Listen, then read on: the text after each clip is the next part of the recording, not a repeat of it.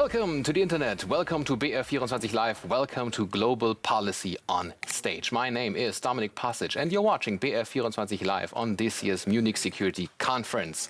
It is the 59th Munich Security Conference and it is taking place at the Hotel Bayerischer Hof in Munich. And once again, the MSC is a high-level platform for debates on the key foreign and security policy challenges of our time.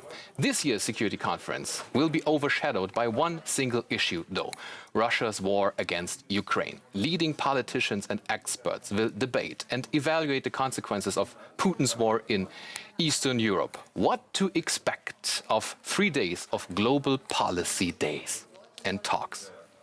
We'll see. Stay with BR24 Live and you will be provided with the main speeches, discussions and spotlights of this year's Munich Security Conference. And we will dive right into it with the opening and welcome remarks by the new conference chairman, Christoph Heusgen, which will start momentarily, so just stay with. Please open up the way. Open the gap. Thank you. Ladies and gentlemen, please welcome the chairman of the Munich Security Conference, Ambassador Christoph Heusgen.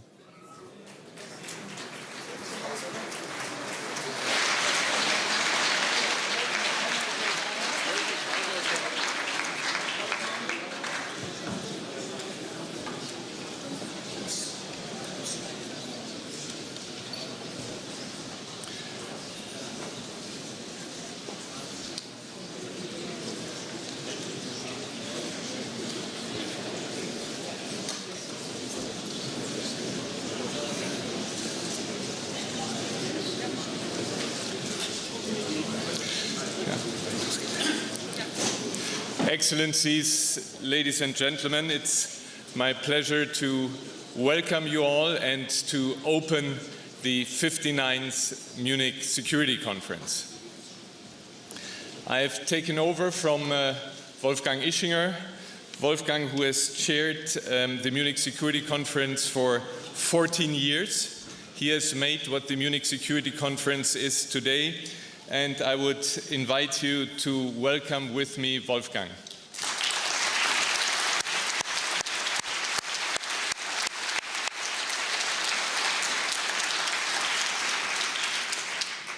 On the 20th of February 2022, the Munich Security Conference last year closed.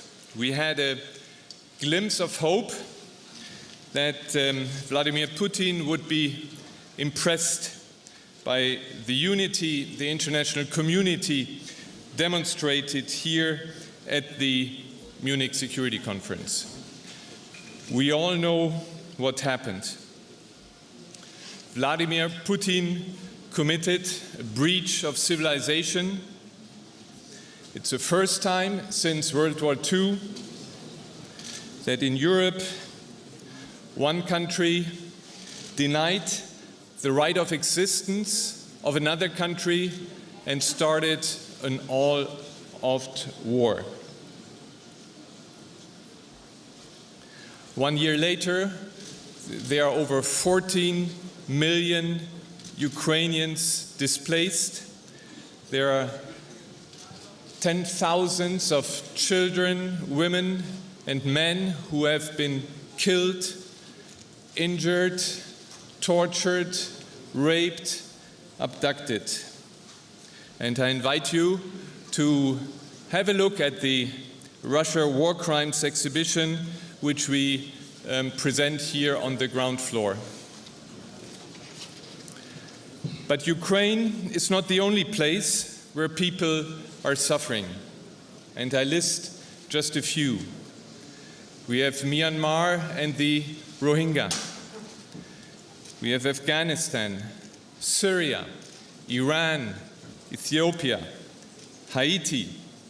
And let me remind you of the alarming report the High Commissioner for Human Rights, the former Chilean President Michelle Bachelet, presented about the fate of the Uyghurs in Xinjiang. In light of the war crimes the crimes against humanity, the crimes of aggression that have been committed. We will dedicate this afternoon, after the opening session, the first panel later this afternoon on the theme of accountability. How do we prevent impunity? How do we strengthen the International Criminal Court? How do we create a special tribunal on the crime of aggression? Ladies and gentlemen, the many conflicts that are mentioned demonstrate that the UN Charter is under attack, that the Universal Declaration of Human Rights is under attack, that the rules-based international order is under attack. We witness in Ukraine not a battle between East and West, but not a battle between NATO and Russia or European Union and Russia, but we witness a battle which is between the rule of law and the law of the strongest. This is a battle which concerns the whole world. To defend this global order, we, of course, need the transatlantic community. But we also need the global South. This is why the Munich Security Conference this year puts a spotlight on the global South. On the first panel tomorrow morning, we will dedicating the discussion on the global South to listen also to their concerns. We have a record number of representatives from the global South, from Mongolia to the Dominican Republic, from Namibia to Colombia, from Ghana to Brazil. I would like to welcome all representatives here from Latin America, from Africa, and from Asia.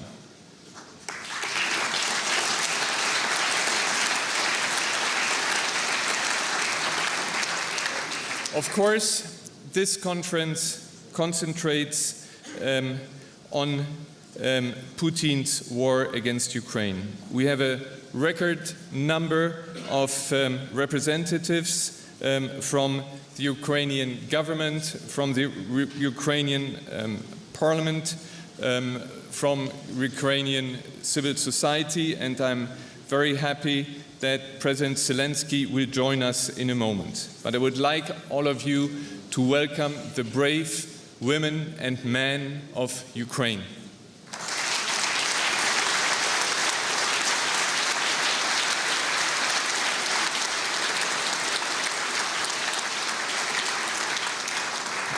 The international community will hopefully use the Munich Security Conference to coordinate the support for the independence, for freedom, for democracy, and for the dignity of Ukraine. And when we support the Ukrainians and their fight for freedom, we know that they are fighting for our freedom in Europe, for our freedom globally.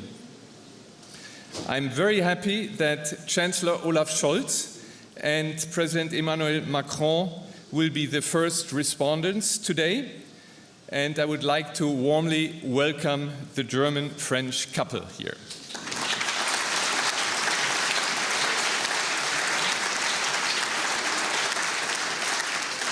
We will, of course, discuss the European security architecture, and I'm very happy that we have so many representatives from all over Europe. Very thankful that you all have made it from all corners of Europe. I also would like to welcome the representatives from international organizations, from the UN family, from the Secretary General of the OSCE and the Chairman in Office of the OSCE, one of the last organizations where Russia is still participating. We will highlight in this conference again, or we will take a holistic approach to security. We will look at climate and security, and the biggest sin that Vladimir Putin commits is that he is right now in a situation, we are in a situation, we have to find billions of dollars to support Ukraine, to buy weapons, to defend democracy, the rule of law, money that would be much better spent on the fund for loss and damage, for helping all partners to work to fight the effects of climate change. This is the most important threat that we face, and I would like to all of you to look at the speech that George Soros gave yesterday in front of 1,600 young Munich students at the Munich University. We will highlight at this conference the role of women. We are happy, I'm happy to announce that we are in the podiums, as I promised last year, that we'll have 50% women sitting on our podiums during this conference.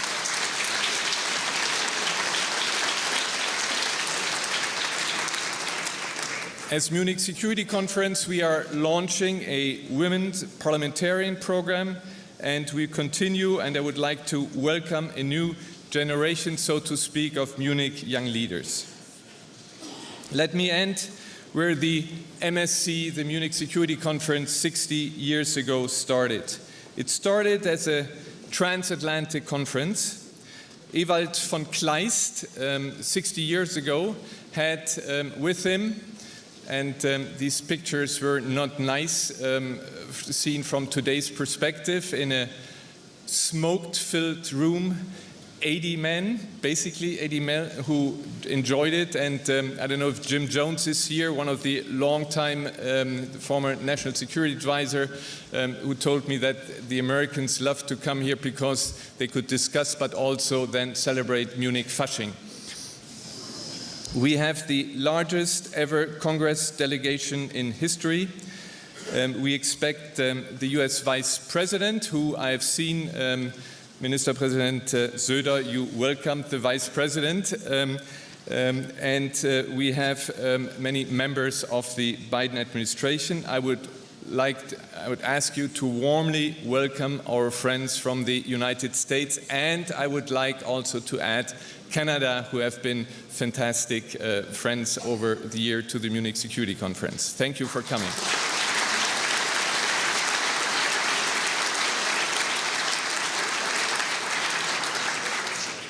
We Europeans know how much we owe you.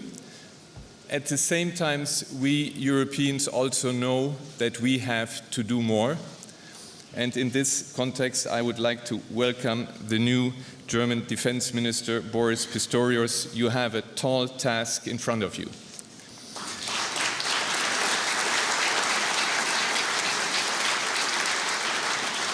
Finally, I would like, and he will be surprised, I would like to honor one particular person, my former boss, Javier Solana. Javier Solana is a Spanish socialist, Minister of Culture and Foreign Affairs of his country, Spain, NATO Secretary General, first EU High Representative for whom I had the pleasure to work. At 80 years, Javier, you can proudly look back on your life, a life dedicated to democracy, freedom, and the defense of humanity. Javier.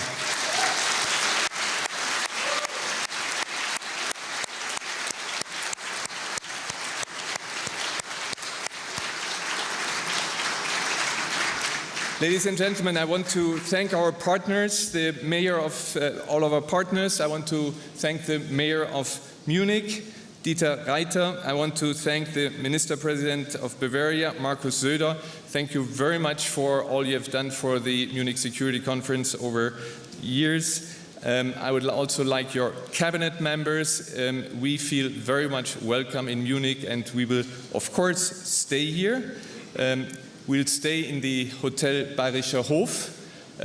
I must admit we were not successful to have it grow in size, So I lost a few friends over time who we were not able to accommodate. I would like also to thank the Bayerischer Rundfunk as host broadcaster. And last but not least, I would like to thank the people of Munich and thank them for their support and their tolerance. Ladies and gentlemen, I would now ask for your attention. Please listen to Samson Tsoy, a British pianist of Russian and Korean origin. He will play for us Schubert's Impromptu No. 2. His music is played to honor and to remember the victims of violence and natural catastrophes. Samson.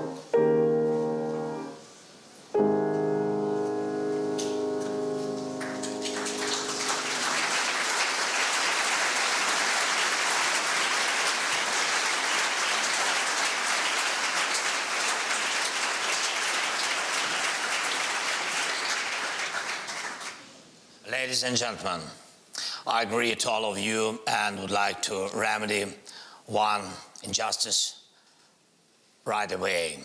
This panel discussion is called David on the Dnipro. I consider it as a rightful respect to Ukraine and to everything our people are doing. But this year, determination was shown on different banks, and not only of the Dnipro, Spree, and Seine, Thames, and Potomac, Vistula, and Tiber. David is now all of us. He is a whole free world. David is everyone who left that there is no alternative but to defeat Goliath, who came to destroy our life. Being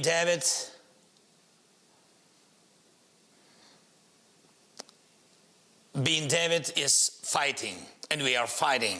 Being David is having a sling to win. We do not have yet the David's sling from Israel, but I believe it is just temporarily.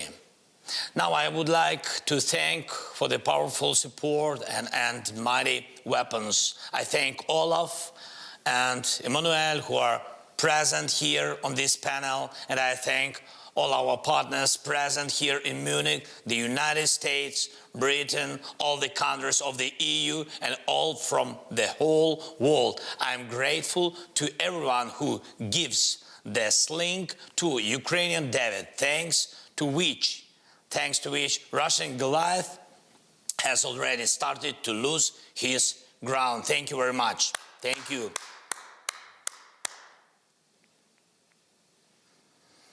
Thank you very much.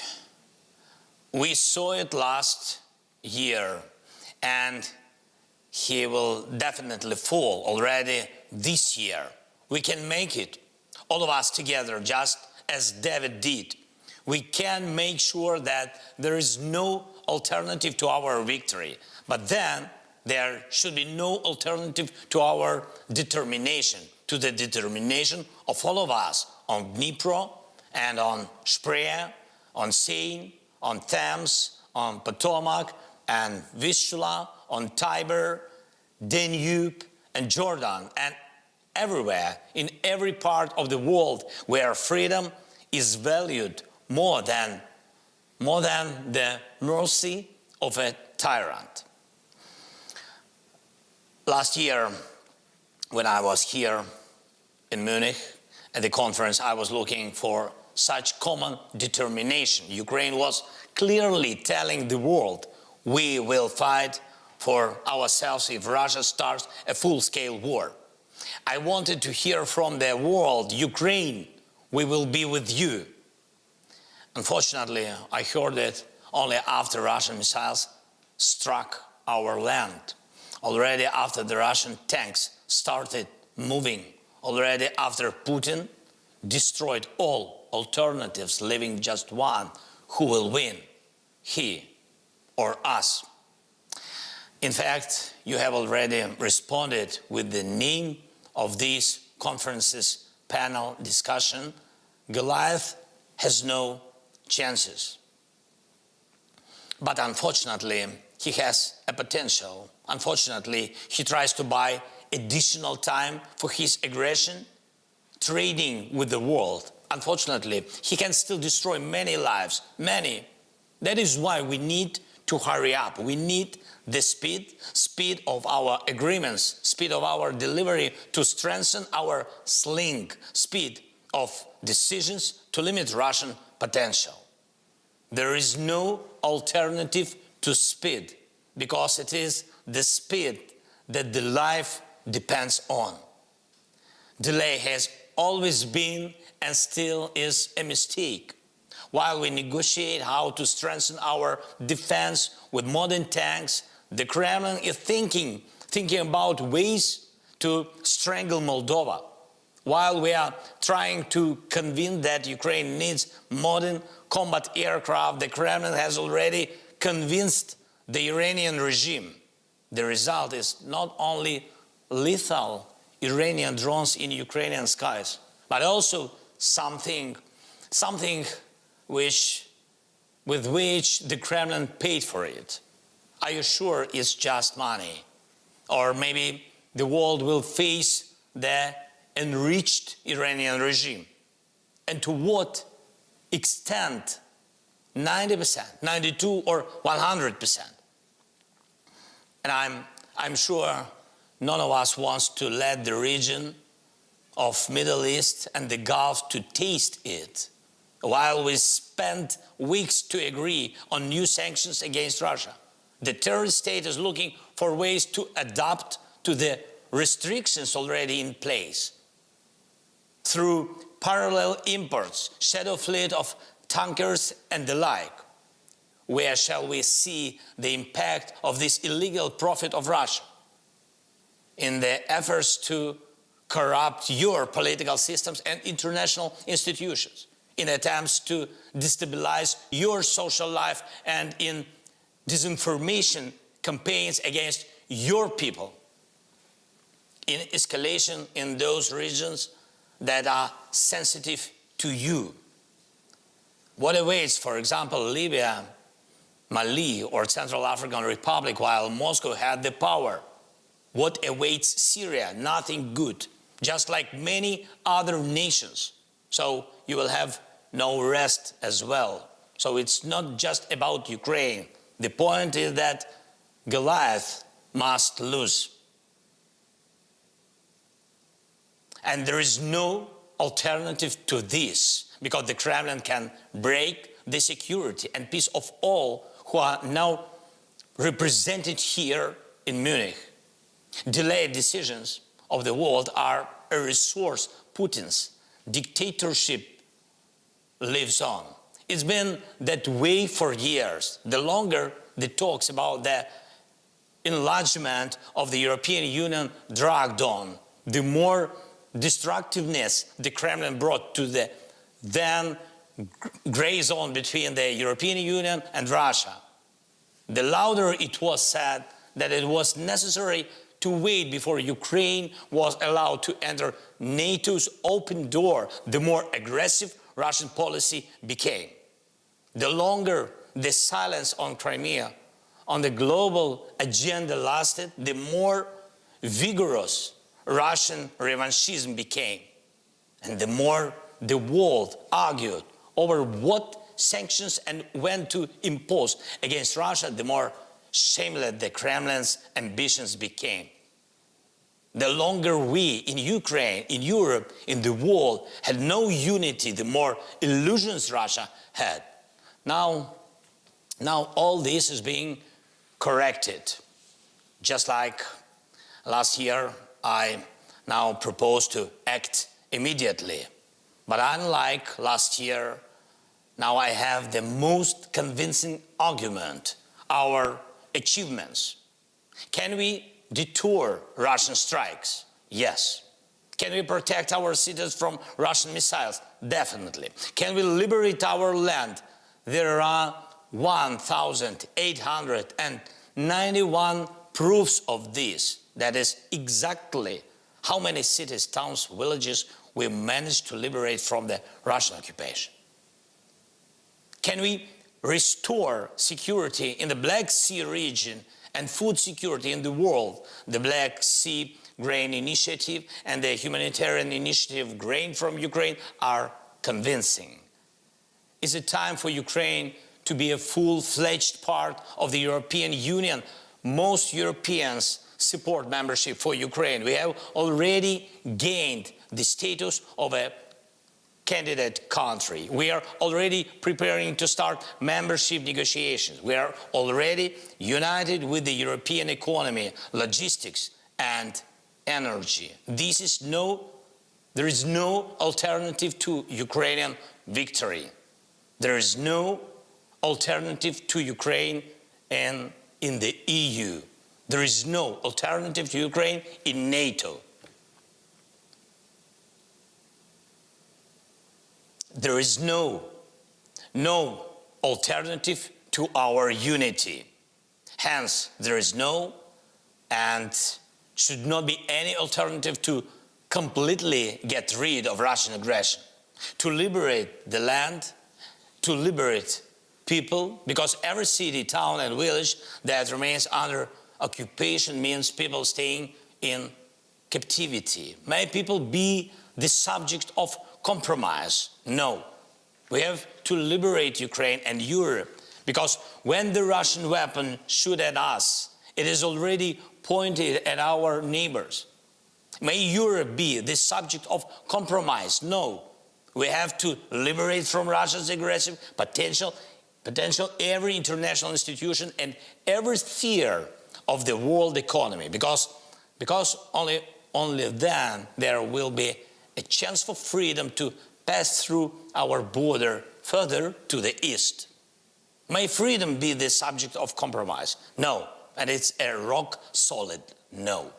I'm confident that we can gain victory not only over Putin, but also over Putins. Not only over Putins in Russia, but all around the world.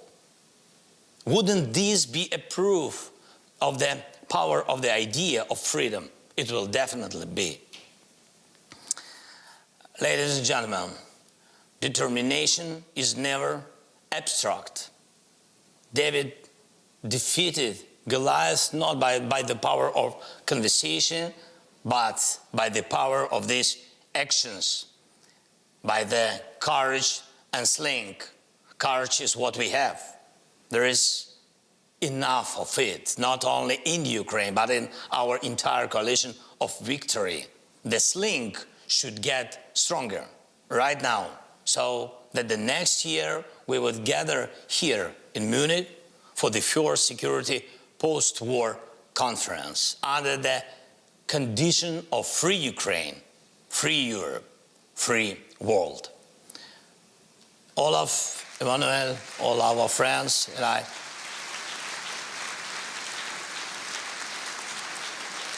Olaf, Emmanuel, yeah, all our friends, I think you've got me right. I thank you very much for your attention.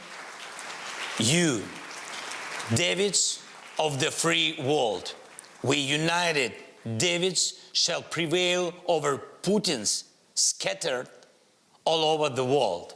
Glory to everyone who is now on the battlefield. Slava Ukraini!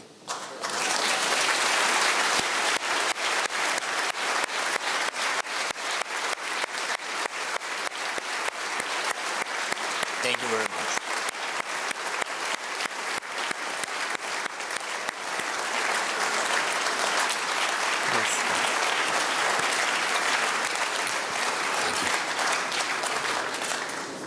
Mr.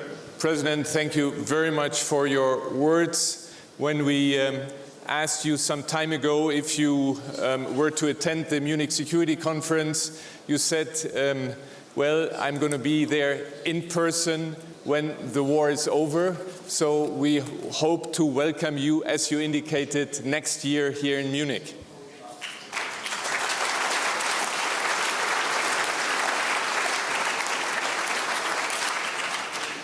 But on the same question, if I may, Mr. President, President Putin clearly counts on the fatigue of the international community and the fatigue of your country, of decrease in resilience. He believes that Russia has more staying power than Ukraine. Do you share his view?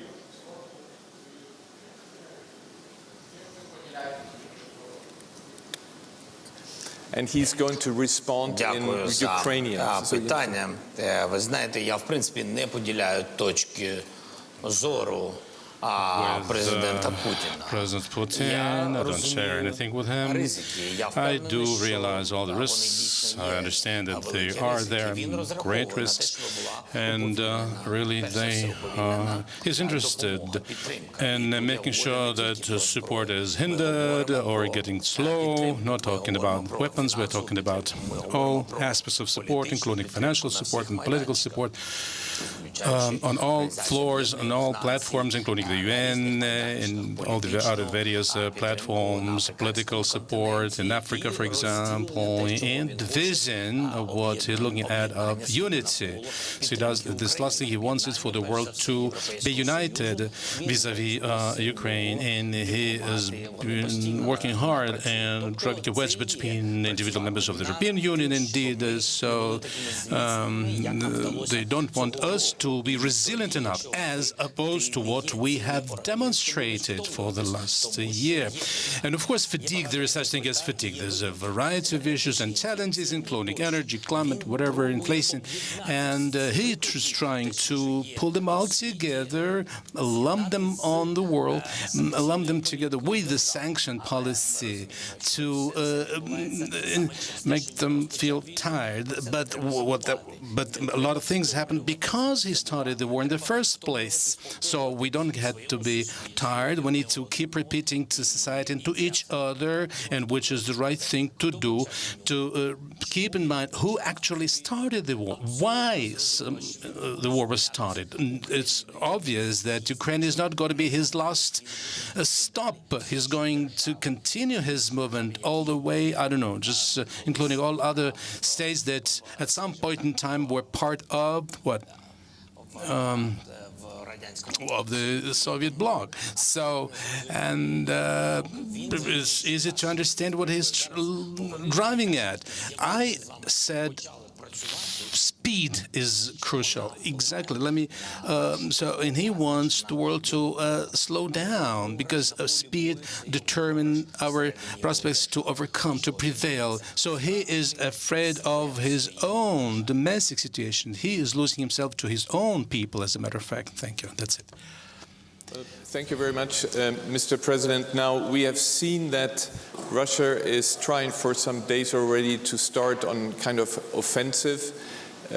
My question, how do you think this will continue, and are you concerned that maybe Belarus will join in and Lukashenko will join Putin in attacking your country?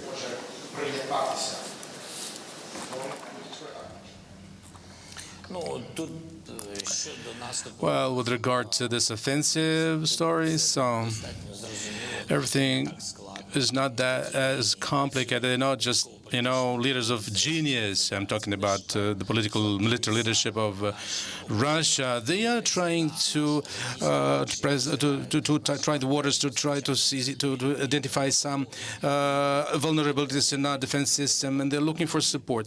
So therefore, they target civilian facilities, energy networks, and those strikes are not accidental. They are trying to provoke chaos, and they have been working on this, and they've been looking for any vulnerabilities on our side. So they're looking at the southern part of our country, and non-stop. They have been actually operating non-stop all the way through across, along the whole year. And they amassed basically in the eastern, southern parts, but let me remind you, about 40,000 Russian soldiers fled. They were just running away from the Kherson area all the way out to the other side of the river to, because they lost Kherson, but still they want to keep concentrated force somewhere in the east, because this is their number one area, and they are striking civilian facilities, like I said, housing areas for a reason. They want to oust residents for them to be able to occupy, to put the foot on the ground. Speaking of the Donbass, unfortunately, the infrastructure has been completely destroyed, and as Hitler used to operate during the Second World War, right, relying on aviation, shelling and bombing, right?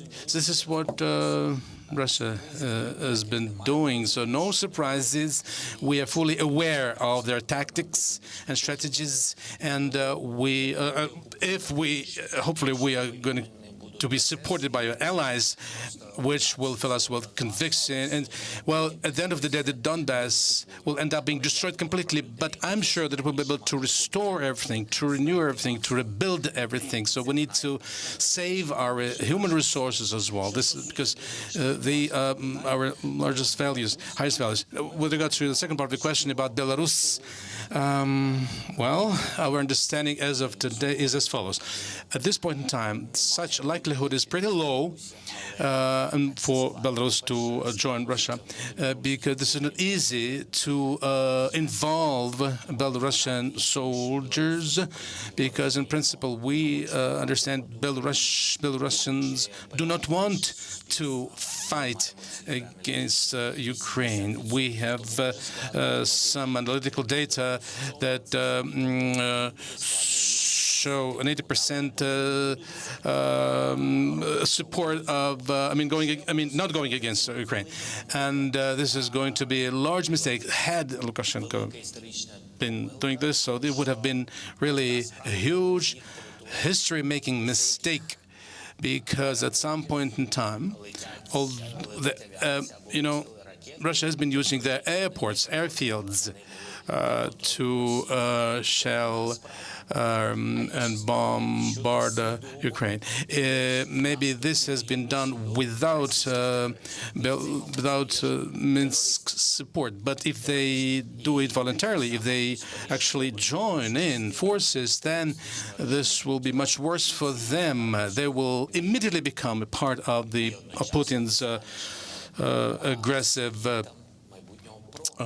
equation, right? And they will be subject to future tribunals. They will have to face the need to fund restoration activities in Ukraine. So this is going to be a major mistake, and hopefully Belarus will fall short of doing that, and they do not have enough forces for that, not resources. And if they do attack us, so chances are that their soldiers will fall and will remain in our soil without being able to return. So we are defending ourselves, and they're thinking of attacking us. Thank you very much, Mr. President. My last question is about the future of your own country. You have demonstrated within Ukrainian society a lot of internal solidarity. My question is, will this unity, which I think is very, very important, will this continue after the war, and also on if I may say this, on the endemic corruption that we witnessed in your country before? Do you think that this endemic corruption will be pulled out by its roots for good?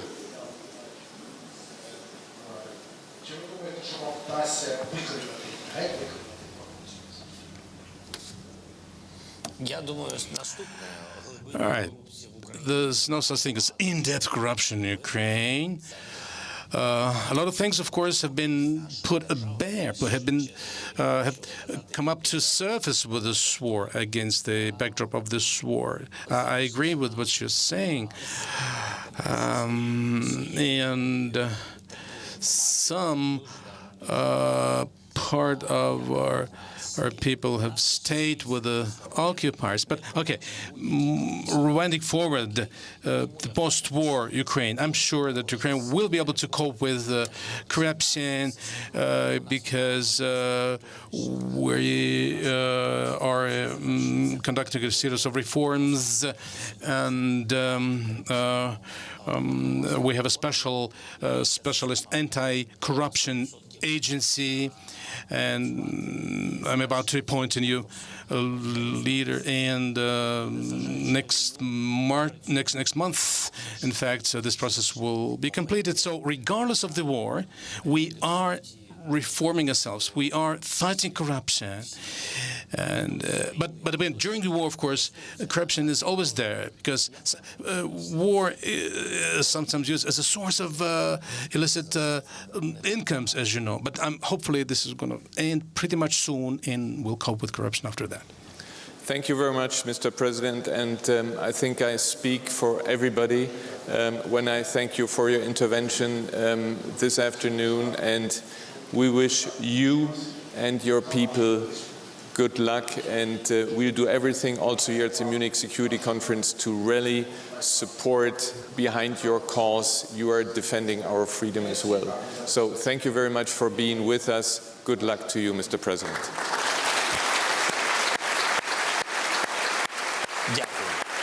Thank you so much. Thank you, everybody.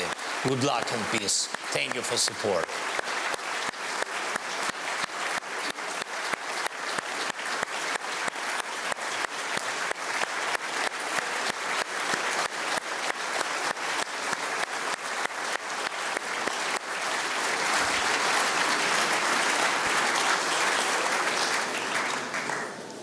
Yes, ladies and gentlemen, I ask you to keep on your headphones, because now it's a great pleasure and honor to welcome for the second time in a row to the Munich Security Conference Chancellor Olaf Scholz.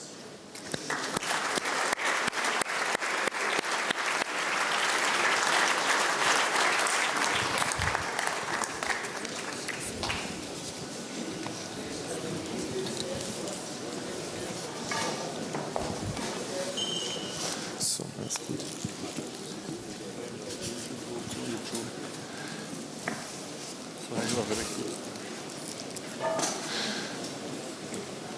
Super.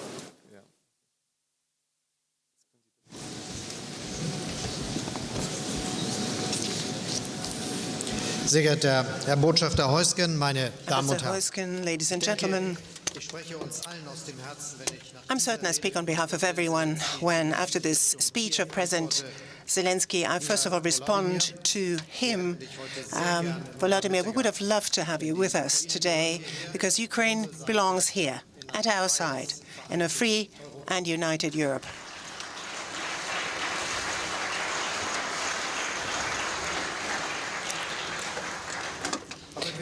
However, we understand where your place has to be at this time, has to be, in Kiev, working tirelessly for your country.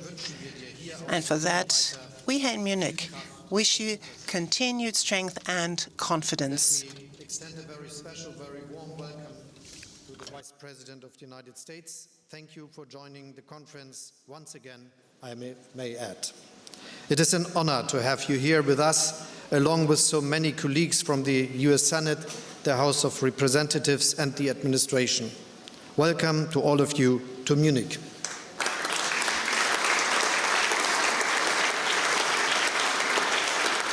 Ihnen, lieber Herr Ischinger, war es immer ein Anliegen, dass Mr. Ischinger, it was always important to you to ensure that this conference was not just about giving speeches, but that the participants entered into a dialogue with each other. And Mr. Heusgen, I know that you set great store by that too. So I'd therefore like to confine myself to a few points to, as it were, kick off our discussion. First of all, Putin's revisionism will not prevail. On the contrary, Ukraine is more united than ever.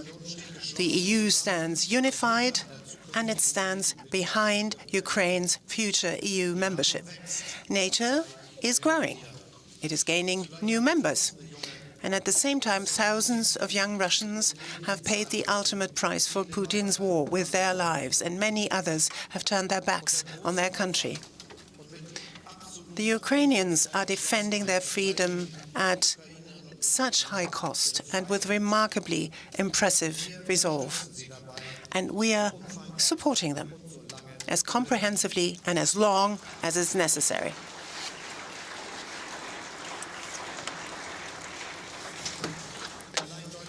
Germany alone provided more than 12 billion euro to assist Ukraine last year. We've taken in more than 1 million Ukrainian refugees, granting them full access to our labor market, to our schools, to our universities. We're supplying state-of-the-art weaponry, ammunition, and other military goods, more than any other country in continental Europe. That not only meets the, and it has to be said, justified expectations of our partners and allies, we're also assuming the responsibility which a country of Germany's size, location, and economic clout has to shoulder in times such as these. In so doing, we have broken with decades-long principles of German policy. For example, the maxim that we don't supply weapons in a war such as this and in an area such as this. I understand if some people here in Germany are concerned and question our decisions, and I want to say to them that it's not our arms supplies which are prolonging the war. The opposite is true. And that brings me to my second point. The sooner President Putin realizes that he cannot achieve his imperialist objective, the greater the chance that the war will end soon with the withdrawal of Russia's occupying forces.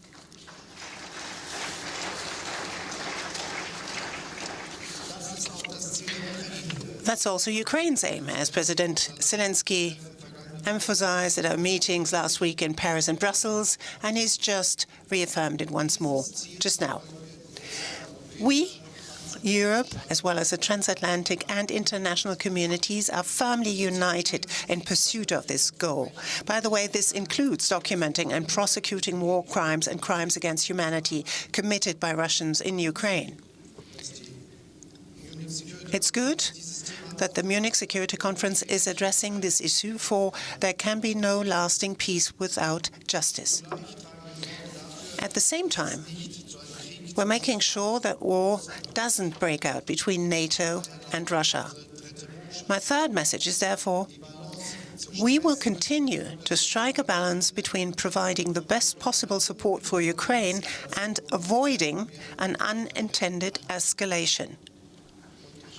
And I'm pleased and grateful that President Biden and many other allies share this view. After all, the path we've embarked upon together runs through uncharted territory. For the first time in our history, a nuclear power is waging an imperialist war of aggression here on European soil, and there's no blueprint for that, for what we need to do in such a situation. I believe we would do well to carefully weigh up all the consequences of our actions and closely coordinate all key steps among the allies. For this is a war in our neighborhood, in Europe, a dangerous war.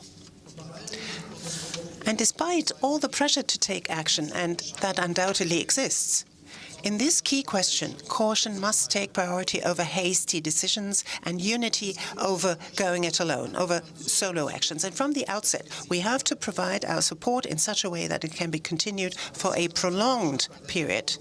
To date, any decision we've made on supplying new weapon systems has been taken on that premise, in the case of howitzers and multiple launch rocket systems, in the case of air defense weapons, armored infantry fighting vehicles, Patriot missile batteries, and most recently, Western battle tanks. And we will continue to decide on that basis in future.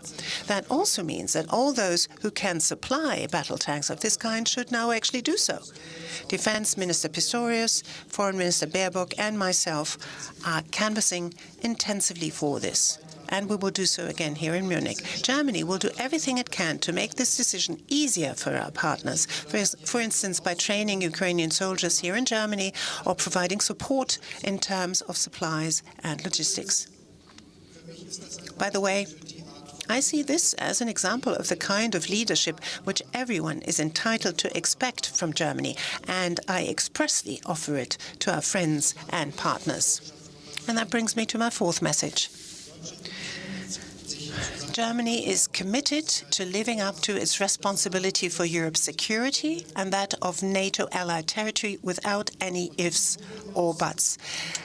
In previous years, it has often been said from this platform that Germany has to live up to its responsibility in the security policy sphere. And I share this view.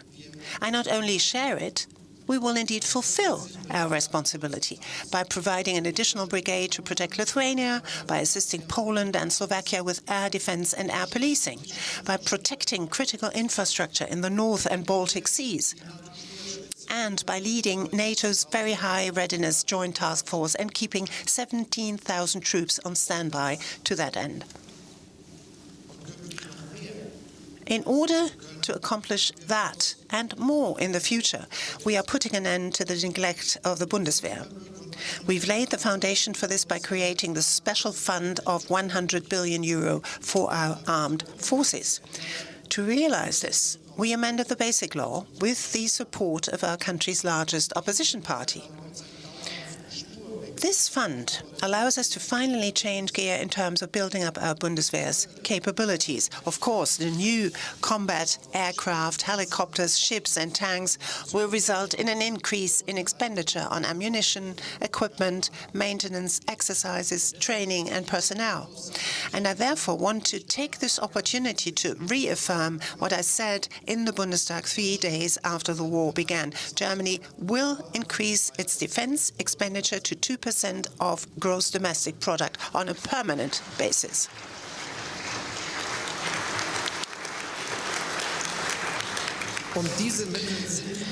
In order to invest this funding in a meaningful and sustainable manner, we need a high-performing, competitive arms industry in Germany and in Europe as a whole. Therefore, my fifth point is the European Union must pull together strategically when it comes to arms policy. We must all work in the same direction. We're developing the future combat air system together with France and Spain, and the main ground combat system with France. And we're also making progress in the joint development of European capabilities.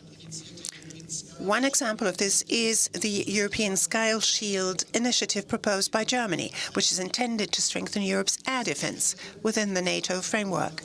These are steps towards a Europe of defense and armament, as I outlined last year at Charles University in Prague.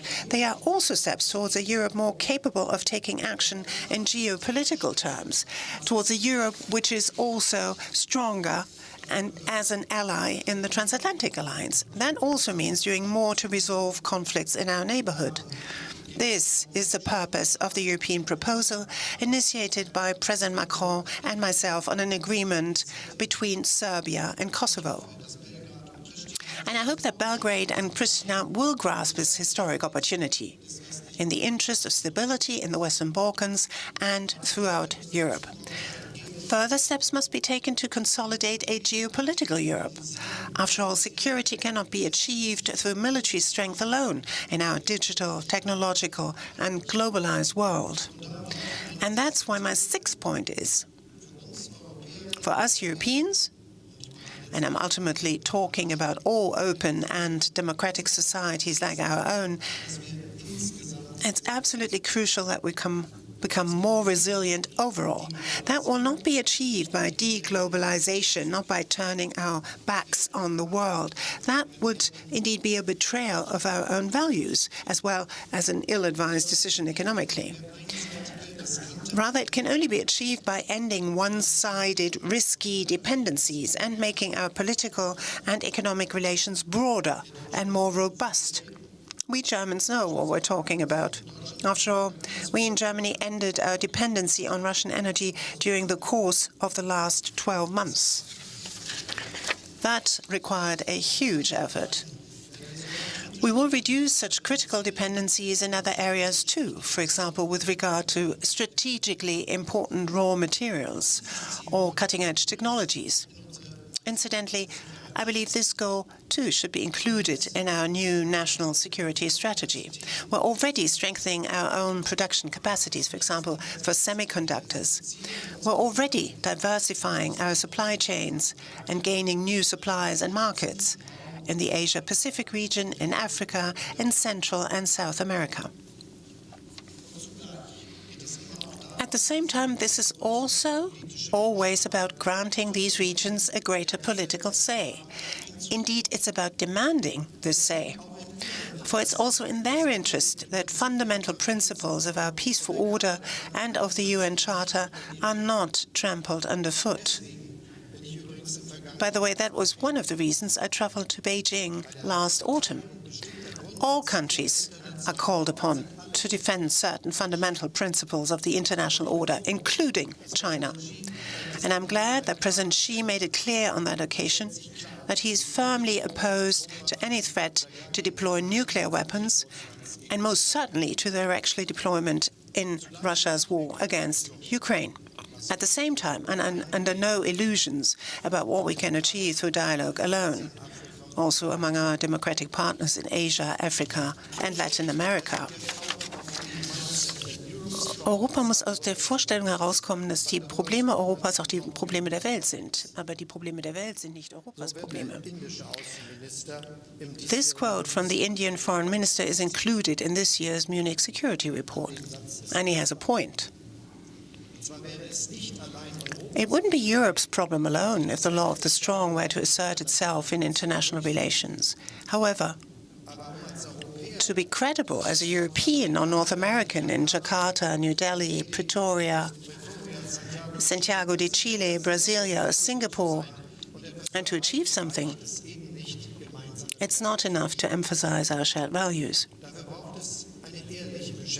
We have to generally address the interests and concerns of these countries as a basic prerequisite for joint action. And that's why it was so important to me to not merely have representatives of Asia, Africa, and Latin America at the negotiating table during the G7 summit last June. I really wanted to work with these regions to find solutions to the main challenges they face: growing poverty and hunger, partly as a consequence of Russia's war, as well as the impact of climate change or the COVID-19 pandemic. And that brings me to my seventh and final point. If the multipolar world of the 21st century is to have an order which is based on justice and penalizes injustices, then we need new forms of international solidarity and new ways of enabling countries to have their say. The Munich Security Conference has also recognized this, Mr. Heusken. It seeks an exchange of ideas with all countries which share our interest in a world where power is bound by rules, which is not revisionist. That's what I'm calling for, and it's what I'm working to achieve. And I'm glad that many of you are at my side. And now, I'm looking forward to our discussion.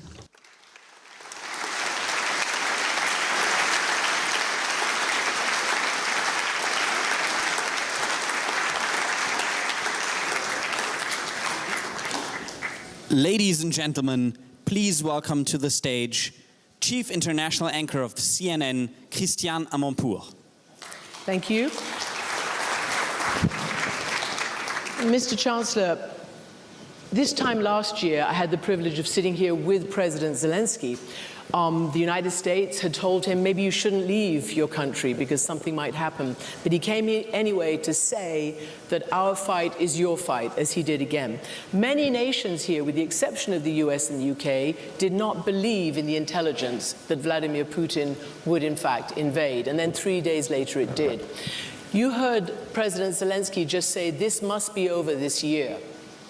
Do you share that belief that it can and must be? I think this is really a very brutal war. It is the imperialistic approach of Russia to conquer the whole Ukraine still, or big parts of it. And he is doing this with very much furor, with a lot of brutal impact on the soil of the Ukraine.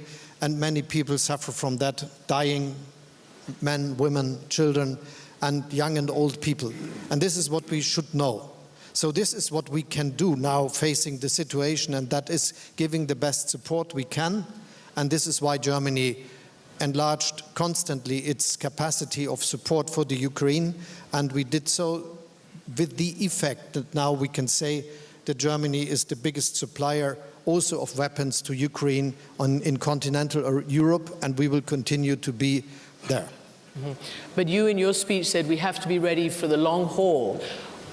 I mean, you must strategize, you must think amongst yourselves how long this could last. Do you have a target date? I think it is wise to be prepared for a long war, and it is wise to give Putin the message that we are ready to stay all the time together with Ukraine and that we will constantly support the country. So it is not really a very good idea that in this conference or at this podium the two of us discuss the question when exactly in which months this war will end. The really important decision we should take all together is saying that we are willing to do it as long as necessary and that we will do our best. Do you believe that NATO your allies will stay united? And do you believe that your people will stay behind you and behind this effort? Yes. First, I'm absolutely sure that Putin never expected that there would be a that united Europe and that there would be a that united world. He never thought that the transatlantic partnership would work that good. But also he never thought that there would be so much support for Ukraine from many other countries all over the globe. And he never expected that there would be a majority of people voting in the General Assembly saying that this is a war of aggression that could not be accepted. And he never expected that even in the G20 meeting we had a very strict sentence about this war and the Russian aggression, and an absolutely clear sentence that nuclear weapons should not be used in this war. So the unity is someone he never expected, and it is our task but also our chance that we stick to it. I'm absolutely sure that we will. And looking at the situation in my country, I see that there is a broad support for the strategy and activities of the government. Yes, there are some, and we are a democratic country, that are not that sure whether it is really a good idea to do all these sanctions and to deploy all these many weapons to Ukraine. But even the big majority of those is in the end accepting that the government has to take a responsible decision and trust us in doing what we do. And even those who possibly sometimes think we should do something more really understand that it is very good that we stick together, that we never go alone, and that we just do it together with our friends and partners, and especially with the United States. And this is why I'm also sure that we will have the support of our people for the things we are having to do. Obviously, one can't put a date on the end. However, it does depend, I suppose, on the amount of help that you send and the speed with which you send it. So no point in going over the length of time it took to get the Leopard tanks, and for you to say that, the sort of choreography between the UK, US, and Germany. But now you seem to be in the position of having to persuade all those other countries that were trying to get you to send the Leopards, or let their Leopards, to actually send them. Why? Tja. There is a question I have to ask to others, especially those who were so much urging me to act in a special way. And I will just repeat, the only strategy for being united is never doing something just for your own, and to discuss with your friends and partners, and this is what we did. And I'm really appreciating very much the strong alliance with the United States in this case. It is very good that we did a lot, and not just the last step, together. And I'm sure we will continue to be together in this very difficult case. When will they get there? When will the tanks get there, yours and the others? So we are working, the Minister of Defense is here, he's working very hard to make it happen, and the industry is doing the same, so that we are able to deploy the first Leopard tanks very soon, and also with trained soldiers. This is what we already started. And we are doing so also in giving training and support for all the maintenance which is necessary, and ammunition to other parties that will join. And as I learned, many are not able to deliver the most modern tanks, which we do. I hope some more will join also in this case. But in the ones they are delivering, we will give this support as well. And as you know, there is also a big number of older tanks which we will deliver. And so this is all together what we can do. It's part of our joint activity, and I'm sure that in the end it has a concrete military effect. But the most important effect in this case is that Putin learns that it is a miscalculation if he thinks he can just stick to this course as long as necessary, and then we will stop our support. This will not happen. Chancellor, There's also some worrying information or reality about your own and generally NATO's ammunition stockpiles. Secretary General said this week that what used to take 12 or so months to order and produce is now taking 28 months. Is that a worry? I mean, they are using a huge amount of shells, obviously, but how can you continue to prosecute this war if you're running out of ammunition and the production has not yet ramped up? First, I discuss very often with Jens and also with Boris, the defense minister in Germany, and my foreign minister, Annalena, that we have to change the way of dealing with the industry. So in the last years, more and more, we thought that the relation between the public defense department and the industry is something very similar to a company that is buying a car. So there is always a stock of cars, there's a permanent production, there is always what you need for maintenance. The way we did it in the past, in the last 20 years or so, is that we once ordered and we agreed that the production is stopping because we have already bought what we need. So we have to understand that for our security, we have to change the way of dealing this fact. We need a permanent production of the most important weapons we are using, and this is also due to maintenance questions, and this is also due to the question of munition. And so this is what we are learning, but learning it means that we are now taking action in case of our own defense capabilities, but also doing it in supporting Ukraine. So you already may have heard that though this is a weapon that has not been used and produced for, I think, 20 or 30 years, we are now producing again the munition for the Gepard flak tank, which is very essential in defending Ukraine from missiles and other things. And it is something which we are starting so that there is a constant supply. We also discuss what we can do for achieving the chance that the munition that works with the tanks that are in use in Ukraine, mostly of Eastern and Russian origin, could also be continued. And there are a lot, and I see them, of our Eastern partners who could be very good partners in creating the production in this case. Okay. So we are willing to do our best that a permanent supply is feasible. Part of this conference is also, as it was announced, to include the Global South and actually to try to change public opinion and opinion amongst the leadership. You were just in Brazil talking to President Lula. You asked for ammunition for the Gepard tank. I also interviewed him in Washington when he visited President Biden. And he said, no, not doing it. Don't believe in it. Don't believe in what you're doing.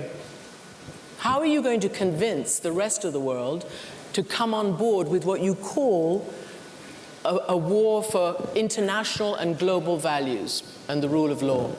So first, I think that this is the last moment for what Putin always is calling the global West, to have a very good and much better relationship to many countries in Asia, Africa, and the South of America. I'm completely convinced that if we look from the world from the perspective of 2050, it will be a different world with many powerful nations in Asia, in Africa, and the South of America. And this is obviously Indonesia and India, if you look to Asia, but also our good friends we already have in Japan and in Korea, but look at Vietnam, look at Malaysia, look at the Philippines, look at Thailand. There are many countries that could be good partners for us if we are dealing with them, and this is what we should do. And this is the same with Africa. I just want to repeat that it's very good that we have a good relation with South African Republic, that we have a good discussion with Senegal as the leading country of the African Union today. But I would just remember you that Nigeria will have, as some people are telling us, 500 million inhabitants in the midst or near the midst of this century. And if we go to the south of America, with Brazil, with Mexico, with many other countries there, they will be strong. And they will not accept that a country, even a country coming up now, will give them advice. This will be definitely a multipolar world. And the task we have today is to make very sure that this multipolar world is not a world which is not accepting the rule of law in the relation between countries, that revisionism is never accepted, which is what Putin is doing, and that we have, though we do not all agree on the way of governing our countries, agree that the habeas corpus, the integrity of a person, is something that is also accepted by those countries who are not democracies, like, for instance, Germany or France or UK or the United States. And this is the one thing we have to do. And this is why I invited many of them to this Elmau meeting in G7 in Germany. And this is why I think that we should not underestimate the situation. It was Brazil, it was South Africa, it was Argentina, it was Indonesia, it was India, and many others that made it feasible that we had that strong decision in G20 saying that this is an aggression and saying that nuclear bombs should not be used in this war. And we have them as partners, those who already decided on the General Assembly together with us, but also those who did not haven't done this, but who are absolutely clear about the aggression. And just, you mentioned Brazil, Lula was and is absolutely clear, saying this is an imperialistic aggression by Russia and nothing else. Yeah, but he also gives a little, he also says it takes two to tango, and he puts some of that blame on Zelensky. In any event, let's move on, because we're going to get some questions in a moment. But first, the tanks were like, no, no, no, no, no, no, yes. Are the planes going to be no, no, no, no, no, yes? And what are you going to talk to President Biden about when you go to Washington to meet him soon? So we have a very good friendship, and it is not that we have public debates, but we have a lot of debates where we work on the questions on the table. And it is something that only works if we do not tell you before what we will do, and afterwards possibly also not all. So we have to do something and have to deal with some questions. And as you know, I think some questions before you asked me, you were deciding to send combat tanks. What? And now you have to convince others. But though you did this, you now ask me about another question which is not on the table, which is not on the agenda, where there's no need for discussing it. I think we will have to do a lot for making feasible that now a broad support for the things we already delivered for the battlefield on the ground, and which will be important, and we will continue to do more of what we already did and to get many countries joining us. Okay. Thank you very much, Chancellor. And apparently we don't have any time for questions. Sorry, but it's moving a little bit faster than I imagined, or slower. And President Macron's coming up next. Thank you.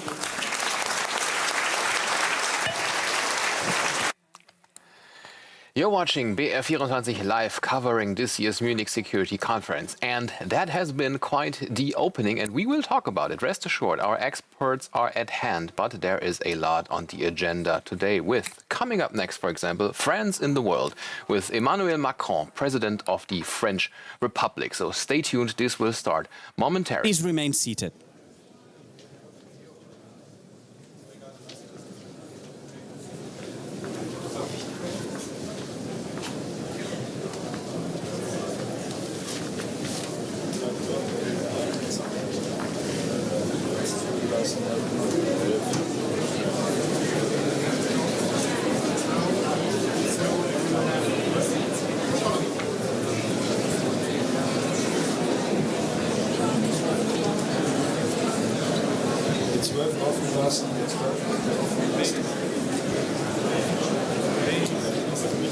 Ladies and gentlemen, the program will continue momentarily.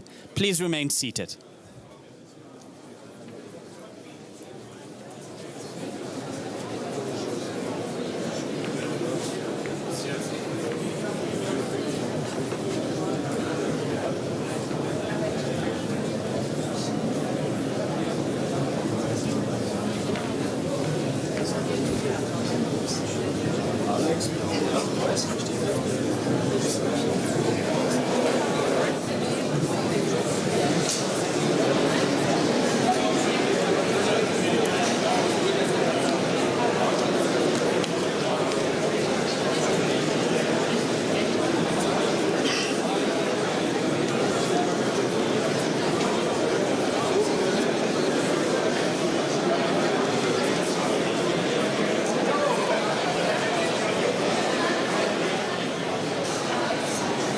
Ladies and gentlemen, the program will continue momentarily. Please remain seated.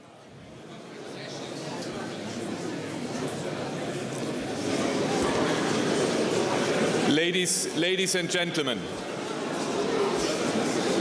please take your seats. Please follow the model of the President of Montenegro, who is sitting.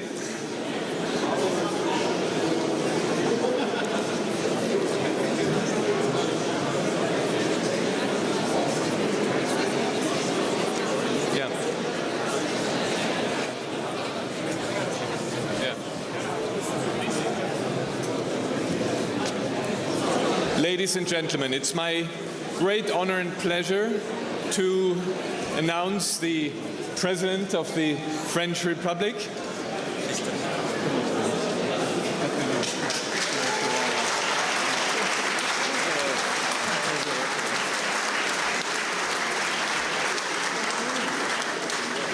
It's wonderful to have him here. The President has been a regular guest of the Munich Security Conference. He was here as advisor to President Hollande. He was here later on as minister. He was here as president. He was here in 2020, and he was here in 2021 virtually. I'm very, very happy that you came to Munich and to tell us about your view of things, and I'm looking forward to our discussion afterwards. Monsieur le Président, c'est à toi.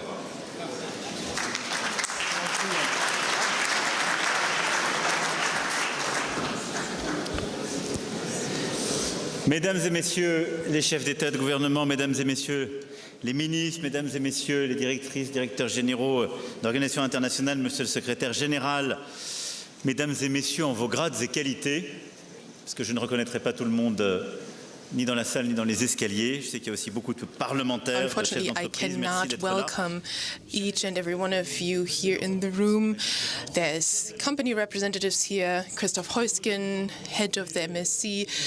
Esteemed friends, I'm very happy that we can get together here today in this spot where for the past 60 years, I believe it is now, discussions have been held that structure our world.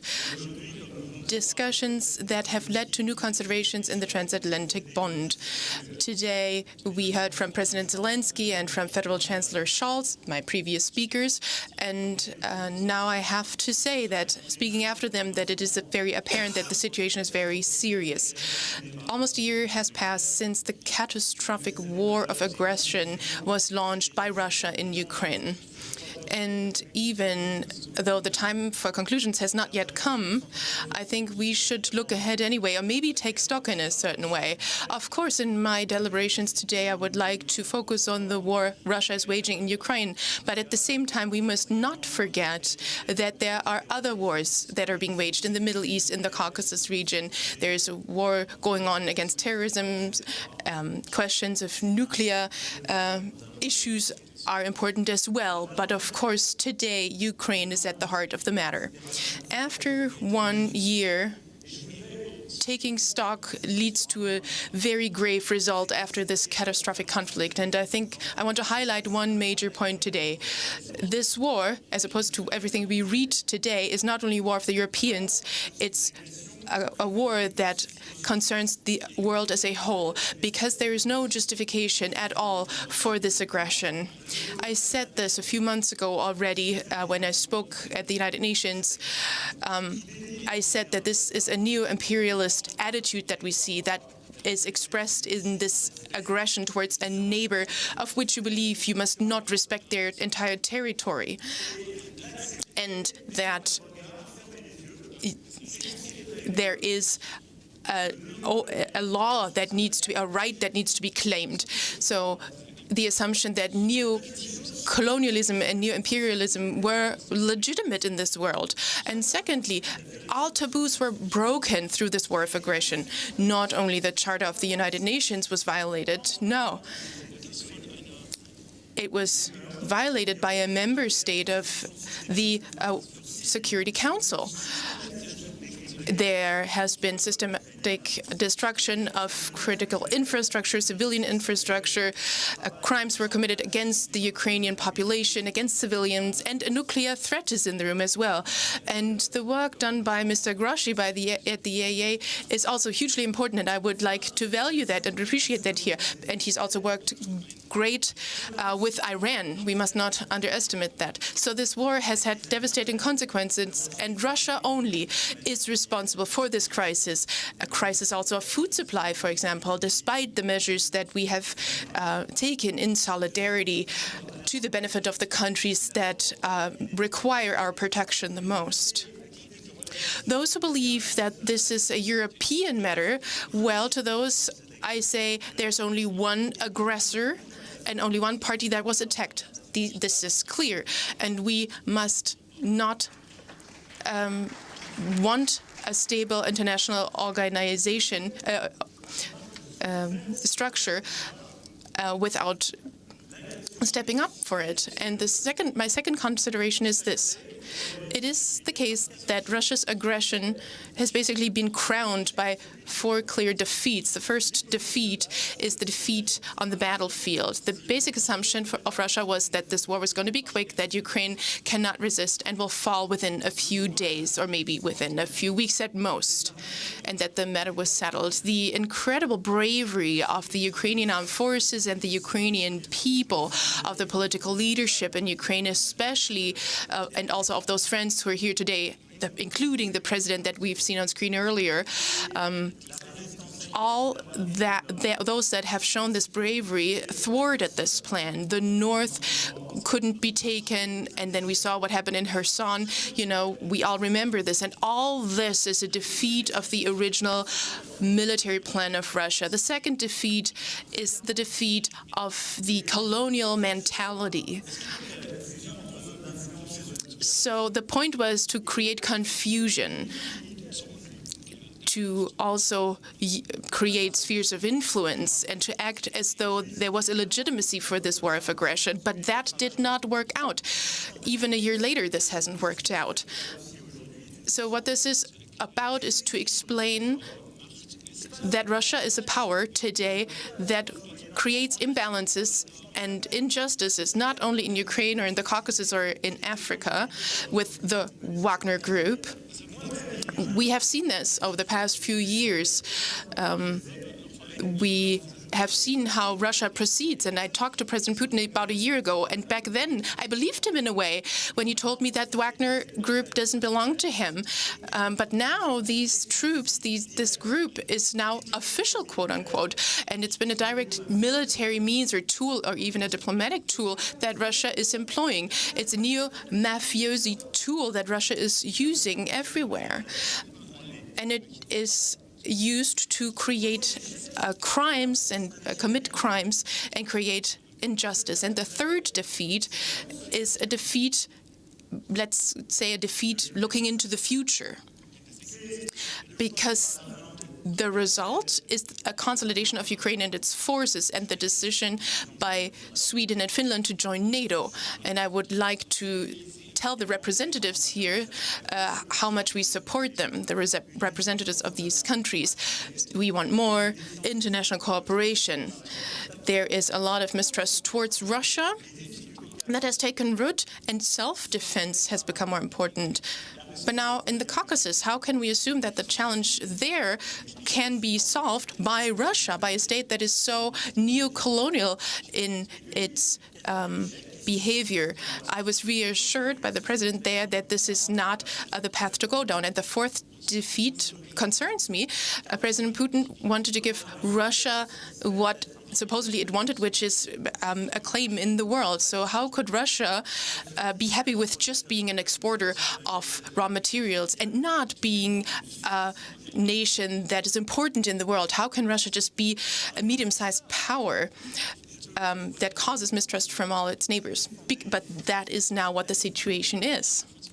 2 years ago, I shared this exact view here. Nobody can change the geography of Russia. Russia will always remain a part of Europe, geographically speaking, and nobody here in this room can solve this dilemma that there is no complete and long-term peace in our continent as long as the Russian matter has not been solved in a reasonable fashion and without complacency.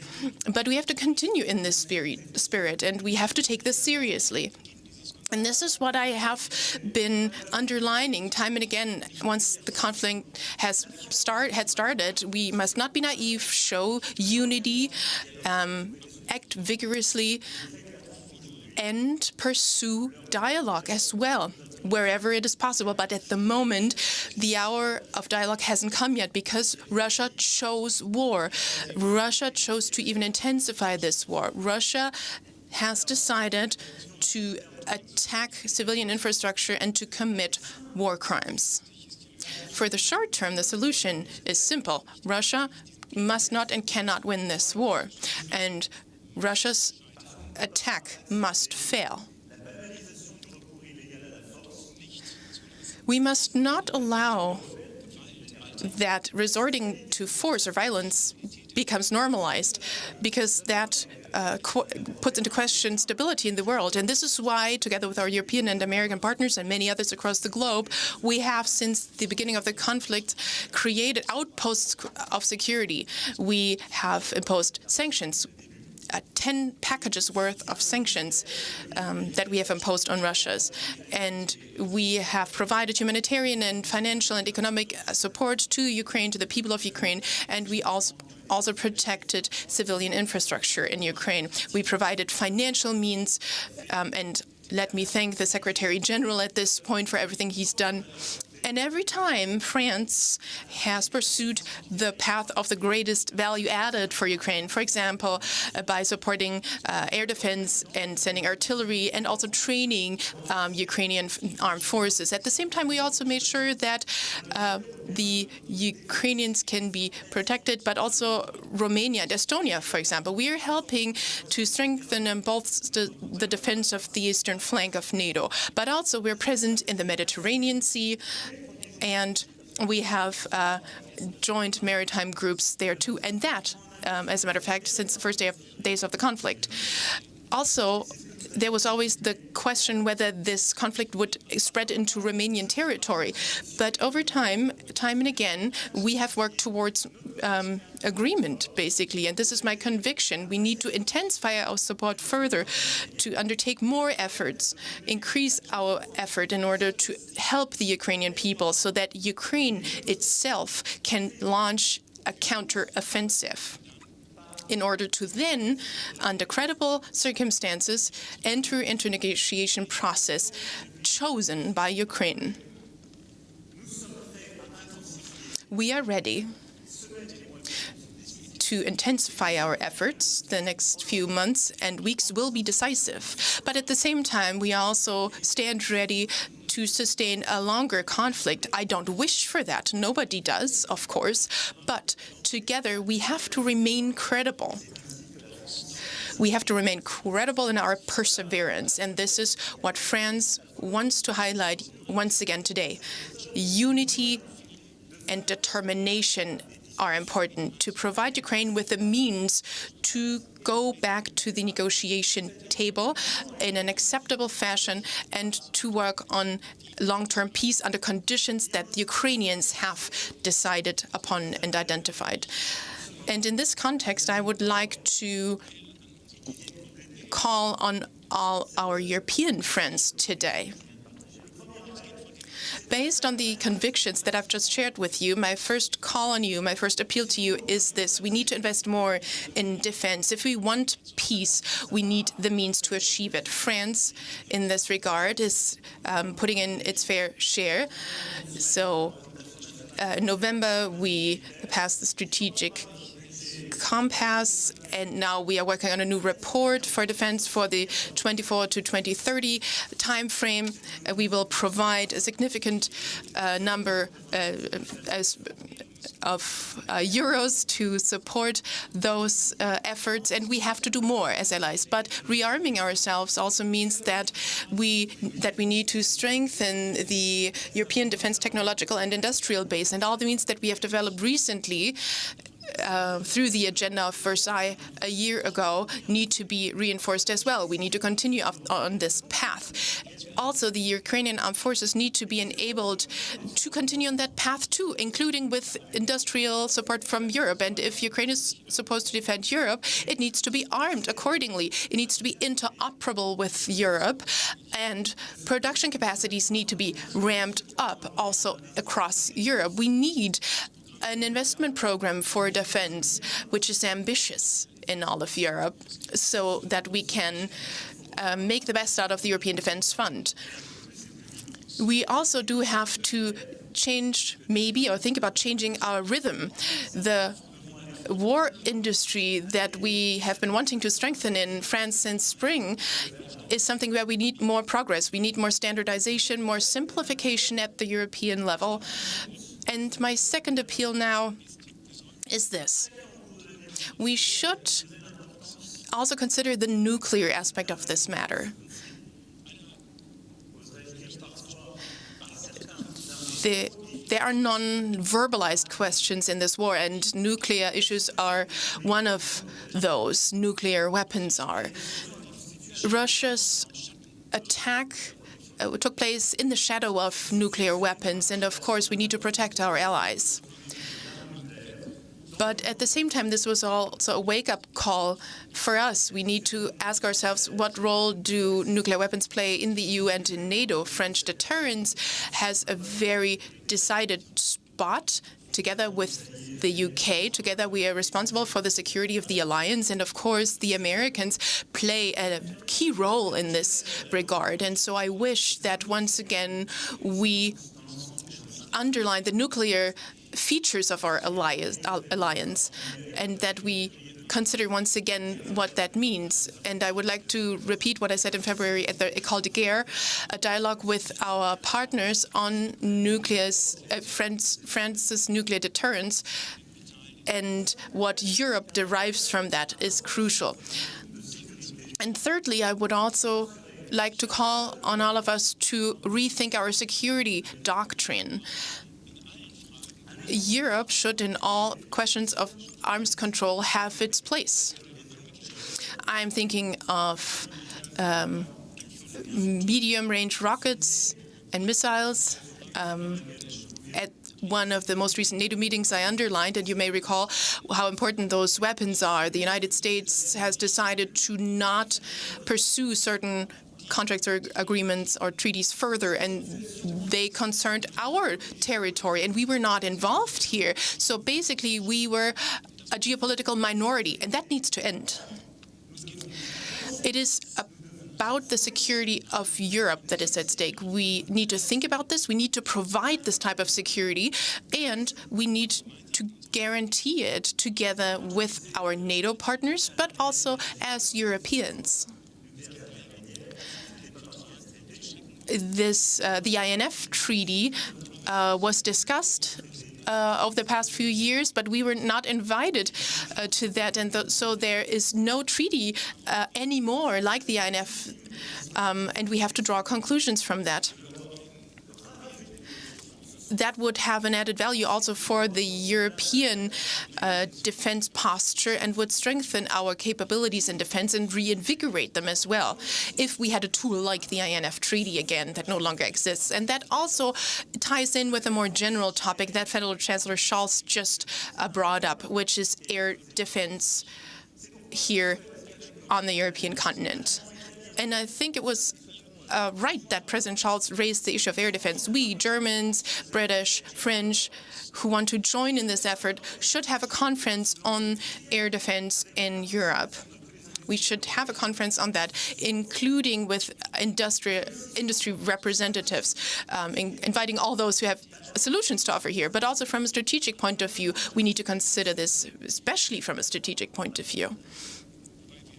But at the same time, deterrence and effects in the depth need to be considered. This is a central question for Europe. Europe needs to have its place in a future security order.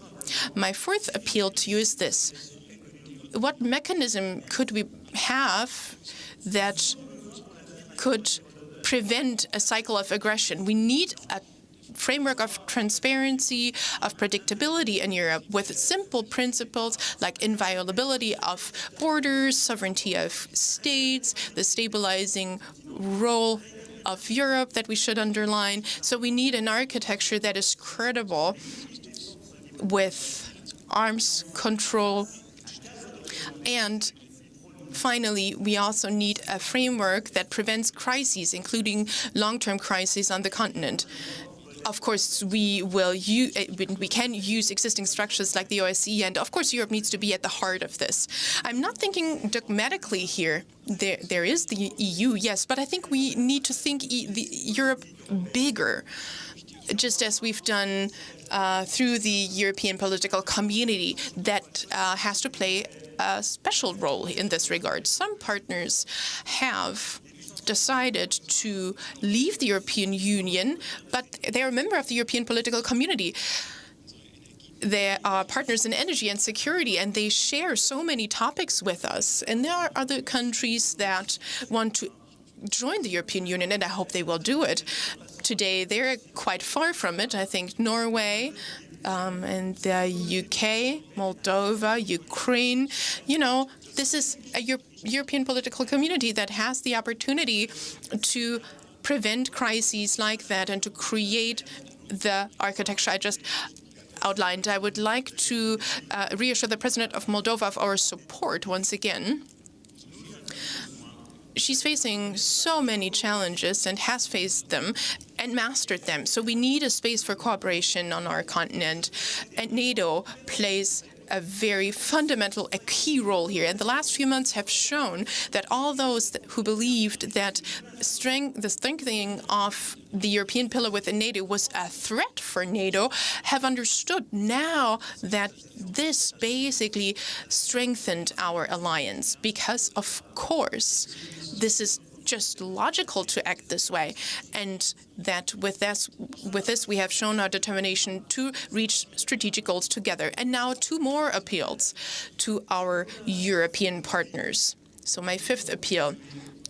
In addition to the current conflict, we need to pull together in the future when it comes to other conflicts that are a threat to us already now. There is a risk that we're all facing. It's the risk of something that could happen in the next weeks or months, which is more geopolitical shifts.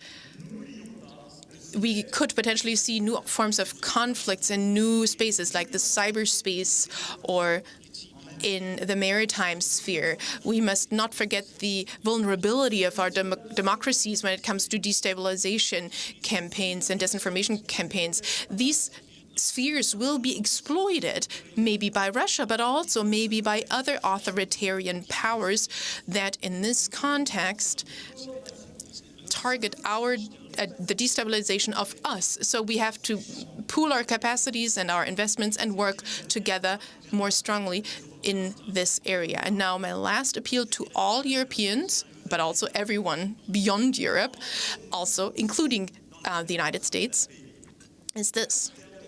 Let's prepare peace. For the short term, we need to be strong and determined, and we need to be willing to persevere. Already now, we need to prepare the conditions for peace. This is our responsibility. But this is not about making bad compromises. No, we need a credible peace because a credible peace will be durable.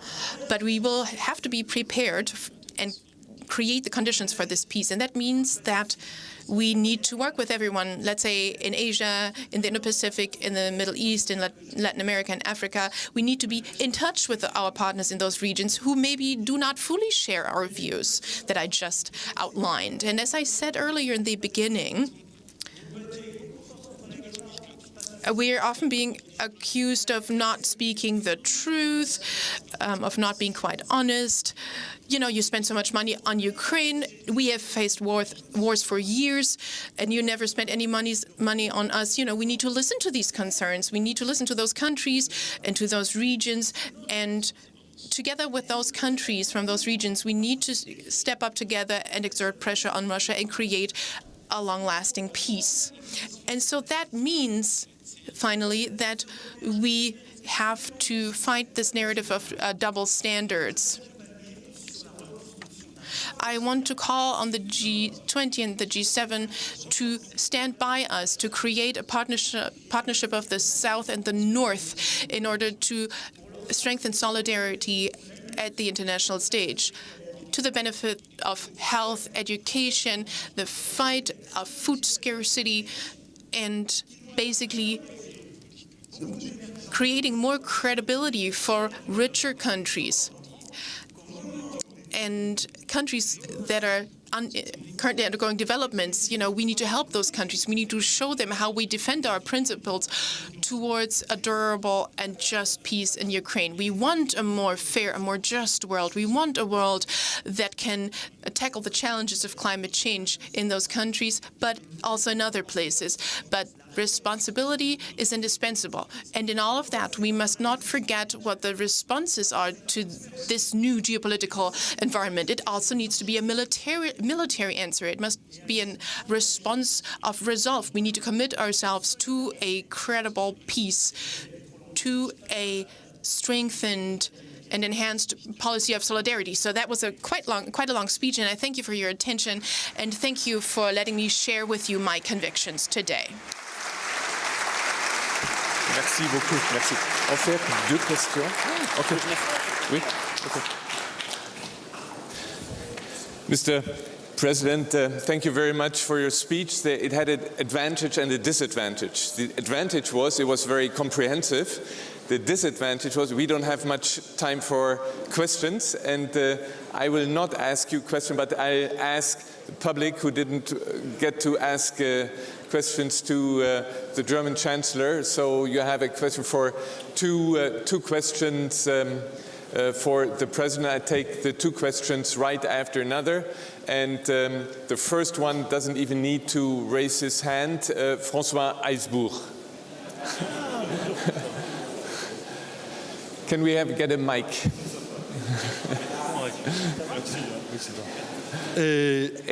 Short. Oh, très court.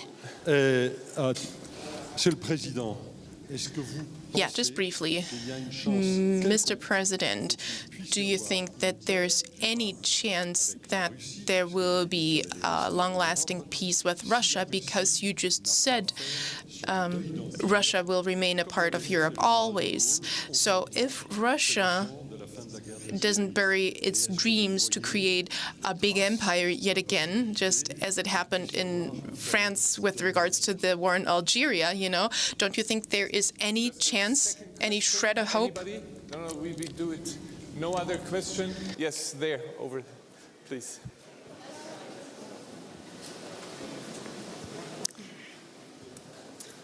Monsieur le Président, I'm going to speak in English, but in your vision of a new global order and a durable peace, does that include reforming the Security Council to actually give political weight and voice to all these other countries? Look, I will start with the second question. Yes, definitely. I think we have to reshape our global order. I think first, and for me this is why this is a huge emergency, we have to rebalance our global order and make it more inclusive. And I think I'm very impressed by how much we are losing the trust of the global South. I will be very clear and tough with ourselves. Why? Because For good reasons, they felt that this world was quite unbalanced. They felt that during the COVID-19 period of time, even if we did a lot, there was a double standard approach. We committed to do more afterwards. We had a wonderful summit. IMF made a tremendous job, WHO as well, for the Global South. But we committed, but we delivered very slowly. Look at the SDRs. We did it. We pushed very much, but so many countries didn't do so, for good reasons at home, but they didn't see the money. And on top of that, now they are impacted by the consequences of this war. So they just say, when the war is on your territory, is your top priority, you are ready to spend money, you have magnitude and speediness, but it's not the same for us. And at the same time, you have an acceleration of their challenges, inequalities, demography, climate change, and direct consequences. So I think for me, the top priority is to restore more solidarity. This is why I do believe this new partnership between South and North is key. And we will organize a conference in June in Paris with all the big international organizations and countries precisely to try to help and accelerate the reform of IMF, World Bank, and so on, but as well reshape the global order and the inclusiveness of the different forums. Part of it, definitely, is the Security Council. Let's be clear. One permanent member just decided to kill the rules of what he was supposed to look for. So we have to reform it and to reshape it. As for this dream of empire and the Russian mindset, I'm convinced that this war, this is not a justification, but an explanation. This war is the consequence of the fact that probably nobody in Europe properly digested the end of the Cold War. Neither the Europeans nor the Russians. We thought ourselves that it was the honeymoon, the end of a wall, and everything could be repaired. Access to the European Union, new democratic standards, and a new global order. You don't change the society and what people experience during decades overnight. And even by the way ourselves as Europeans we approach the consequence of the situation, we probably underestimated the importance of national culture in some countries in Europe, joining the EU. We probably underestimated the in-depth crisis and this time for transition.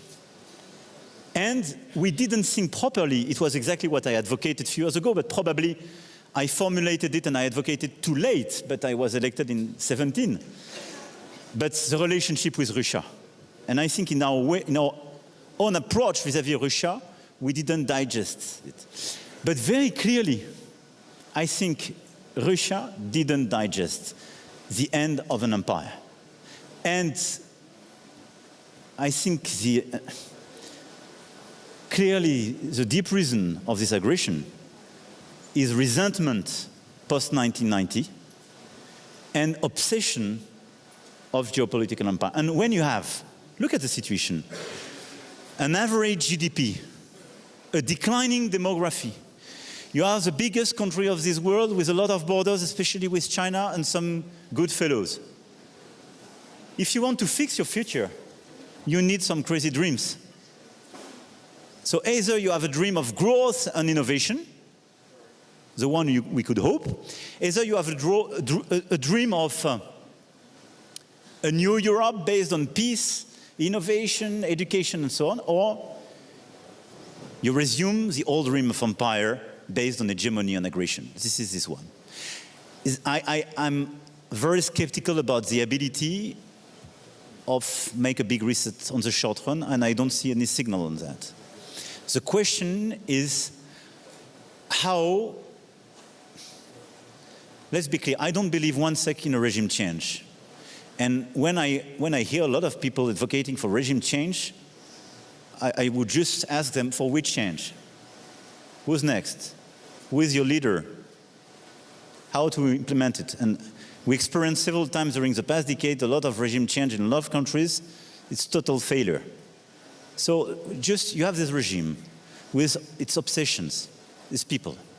We want first to help Ukraine to save its territory, its people in sovereignty. And I think the question is how to twist and create an imperfect balance, allowing them to present something sustainable for Russia itself. At the end of the day, it will be something like that. It's too early to formulate it. Now, the question is how to resist, help the Ukrainians to make on the ground something which will force Russia to come back at the table at the conditions of Ukraine. But at a point of time, given the geography, we will have to negotiate. I think in the back of their mind, this regime, these people will have the same dream. The question is how to make the new normal acceptable for them and sustainable for all of us.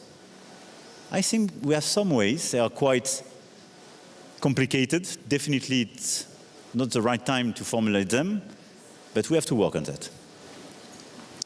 Thank you very much, Mr. President. There are some open questions, so we hope you'll come back next year to respond to these questions. So thank you very much. Thank you. Thank you, Mr. President, and all the best for our Ukrainian friends. You're watching BR24 live on this year's Munich Security Conference, and that has been a lot so far, and now we are trying to put some sense into it, mostly his 2 cents. Clemens Fehrenkotte, long-time correspondent for Southeast Europe and Washington, D.C., joining me now live on the ground at Hotel Bayerischer Hof. Clemens, so happy to have you, and let's dive right in. What did you think of Zelensky's statement? I mean, he was brilliant rhetorically, as he always is, but this time he was able to pronounce all these wishes he has for his country, also in biblical terms. He was saying Ukraine is David, the biblical David, fighting Goliath, and Goliath is Russia. And he was said there is no alternative to the other than to defeat Goliath. Then he went also using the same metaphor, saying the sling, I need slings, already got some. He's saying it hasn't been enough, we need a large sling in order to finish this off. He had been here 1 year ago, and he left, it was February, I think was February the 21st, I think, a couple of days prior to the Russian invasion. And he came here just for 1 day. He said, I'm in breakfast in Kiev and I will be at dinner in Kiev. And he had been here. He was saying, by that time, I was asking all these participants, and some, especially countries close to Europe and partners, help us. And there hadn't been a response. Now he was saying this response is almost done. There's lots of support, and he thanked, especially for this support, profoundly. Christiane Amanpour, with the discussion she had later with Germany's Chancellor Olaf Scholz, she asked one very good question, in my opinion. With the tanks, she said, it has been a no, no, no, no, no, yes. Will it be a no, no, no, no, no, yes, with jets as well? To which Olaf Scholz responded, that's not on the table. But like you said, Zelensky was saying Ukraine is still missing the sling David had to defeat Goliath. So what do you make out of this reaction from the German Chancellor? I mean, the German Chancellor was pretty clear and a bit also critical of his European partners who are pushing him the weeks ahead for Leopard tanks, and give us a go-ahead. Then finally, together with U.S. President Joe Biden, he was doing this. He was getting his go-ahead with Leopard tanks, and then the result from countries like Poland or the Netherlands was, well, at the moment we don't have any. We'll come back to you. Coming back to the question of Christine Amanpour saying where are the tanks, I think he gave a fairly not only diplomatic but also political correct answer, was saying in a few weeks. So he wouldn't be a chancellor, not even of Germany, but a responsible chief of government saying, well, they will be delivered at March 21st. In your article on this year's Munich Security Conference, Clemens, you were saying the European security architecture has been in ruins since the Russian war against Ukraine. Germany and France, or the still maybe cornerstone of Europe, are they reacting accordingly to that? No, we have to admit they don't. and it's you can follow up this since the beginning of the war till nowadays. Also, we just listened to the French President, Emmanuel Macron, prior to the German Chancellor, and there had been differences. I'll give you some example. For example, the German Chancellor was saying, well, we have really to support Ukraine as long as it takes. Putin's imperialism is bound to be defeated. The French president saying basically one sentence I haven't heard since the whole afternoon. He was saying we have to prepare for peace. Then probably everyone was saying what peace, and he was for sure, we all listened in when you have listened to the program, saying yeah, but it's not now the time, but we have to prepare. So he was reaching out. In terms of military, financial support, Germany is way ahead of France. And going basically to tanks, they have the Leopard tanks. There are not any in production any longer in France. So there isn't anything which I can put on the table right now. In terms of differences, in terms of money, in terms of financial, political, and military support, I think it's a disbalance between Berlin and Paris. As I can see in my monitor, we still have a little bit of time left. So, Clemens, let me take you one step back to the beginning of the Munich Security Conference. Chairman Heusgen, he said, let's hope that Putin is impressed by the unity at the Munich Security Conference. First off, do you think Moscow is watching? And second off, do you think Putin will be impressed by what he has seen so far? Well, first of all, the Russians are obviously, in terms of government representatives or even Foreign Secretary Lavrov, who had been a permanent guest here in Munich in the Bayerischer Hof, the Russian officials are not invited here. So that was a clear signal saying we don't want to invite somebody whose regime is killing tens of thousands of innocent people in a row. So that was the thing which was clear. For sure, the Russian, I wouldn't say even government, the PR machine, we could say also the propaganda machine, is looking for ankles, saying, so they're always looking for, where is this unity, where I can just find another crack. And I think it was German Chancellor Scholz, and also I think Macron too, was saying, and Zelensky, the Ukrainian president, saying, Putin is looking for weak spots. And that was Zelensky, now I recall. He was referring to the front line at the Donbass at the moment. But the same goes politically. And so far, for sure, Moscow is watching. Do they have an impact right now? No. And there had been also some talk about, the Russians hadn't been here in former times. There was always a dialogue, even in tense times. Then even opponents, political opponents or system opponents had been invited. Now this is different, and there had been kind of talk, was it correct to not invite Russian officials? And I was saying to myself, I mean, if I would do this and I would ask the Ukrainian president and a huge Ukrainian delegation to come to Munich or address it via video link, and then it was said, by the way, and after you have the Russian foreign secretary who's basically had lost all credit at all, then I would for sure say, no, I'm off. You won't see me in Munich the moment you invite somebody who's killing my people and try to kill me too. So that is obvious. Thank you so much for being with us, Clemens, so far. Coming up next, a panel discussion against lawlessness, ensuring accountability. And you're watching BR24 Live, and we'll be right back after this.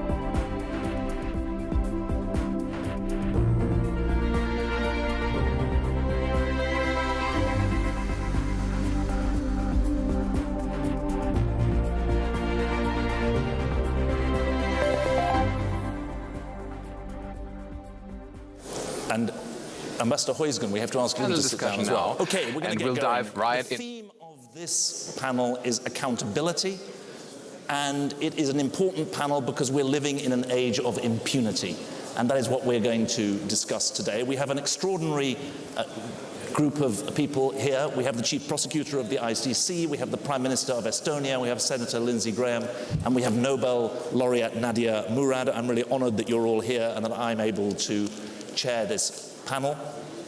I just want to give two statistics to give an indication of what we're dealing with. 84% of the casualties of war today are civilians, not soldiers. And twice as many aid workers were killed in the last decade as in the preceding decade. That's why this is an age of impunity, and the pictures that we saw from Ukraine in the preceding session give testament to that. We're going to talk for about 15 to 20 minutes as a group here, and then engage the audience, many of whom have signaled to me that they're keen to speak, and I will do my best to bring you all in. I'm going to start with the Chief Prosecutor of the ICC, the International Criminal Court. Sir, I'm going to ask you to start by summing up the state of accountability for serious crimes today. If you commit a serious crime, are you going to get away with it, or is someone going to come and get you? Well, firstly, thank you, Ambassador Huysgen, for the invitation. And it's a great question. We're living in a very imperfect world. But one thing I think is clear, that in towns and villages around the world, there is increasingly the expectation that the worst types of crimes, genocide, war crimes, crimes against humanity, terrible breaches of human rights, will not go unpunished, whether that's locally or internationally. So I think there's been massive developments that we've seen since the 1990s with the indictment and prosecution of Milosevic and Karadzic and Mladic, Charles Taylor, Hissan Habre, the list goes on. So I think we've made real progress, but we've got work to do. And when you say we've got work to do, what are the big reforms that you think are necessary? Well, I think partnerships is key. Sometimes decision makers would like to identify, for obvious reasons, a silver bullet that can solve all the maladies of the world, or even the maladies that come before criminal courts. And I think what the lesson shows is there can't be spectators, there can't be bystanders. Local courts, national courts, regional courts, and international courts must work with greater harmony. We must share evidence better. We must make sure that there's no hiding place. And if you look what Germany has done, it's been leading the way in terms of international prosecutions for Daesh crimes. We see what's happening in the Netherlands in terms of human trafficking that my office has also helped with. We have these green, roots, these green sprouts that do give hope that there is going to be less tolerance for impunity and more determination to give rise to greater justice for people that need it desperately. Great, thanks very much. We'll obviously come back to some of that later. Nadia Murad, I mean, you and your community have suffered in ways that few of us can imagine, but you've also shown leadership of an extraordinary kind. And I wonder if I can ask you what you think the lessons are of your experience, not as a survivor, but your lessons of your experience as a campaigner for accountability. You know, the first thing that survivors, thousands of survivors from the Yazidi community who survived ISIS captivity, the first thing they ask, and they're still asking, is accountability. Thousands of survivors are yet waiting their day in court. We have made some progress, but it's very slow. We have seen here in Germany that 2 ISIS have been convicted for genocide and crimes against humanity. This is an important step forward, to hold more and more perpetrators accountable for crimes of genocide and sexual violence. This is what Germany did. They named the crime that it was genocide and sexual violence. Despite the mountain of evidence collected by UNITAD, they have identified more than 2,100 foreign terrorist fighters who have direct tie to crimes committed in Sinjar, in Iraq and Syria. But unfortunately, so far, only Germany has, done the right thing. We need more and more countries to do the same thing. And this, the universal jurisdiction is an important tool to hold perpetrators for the most serious crimes. But how about thousands and thousands of ISIS who are right now in prison in Iraq and Syria without any court, without any deep investigations? Survivors are still waiting. They have given their testimonies over and over again. They have not moved forward. Hundreds of Yazidis, hundreds of thousands of Yazidis are still displaced. They don't feel safe to go back because there has not been any justice. And justice is the key for survivors, for communities after atrocities to move forward. We have working with CREAM, we have working with our lawyer, Amal Clooney, with survivors, with the community. And survivors, these cases like the one in Germany, they need to be survivor-centered. We are seeing that Iraq is doing similar things, but there's no transparency. Survivors are not included. Community is not included. And the way that Iraq do it, it's different from Germany. They only charge them with terrorism, not sexual violence and genocide.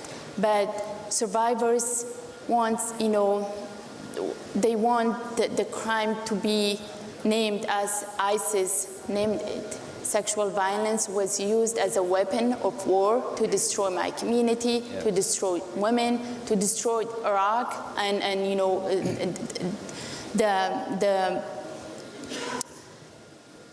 to make sure that these communities will never go back, and to assure them that ISIS that will not succeed, we have to deliver justice and without any further delay. Thank you so much.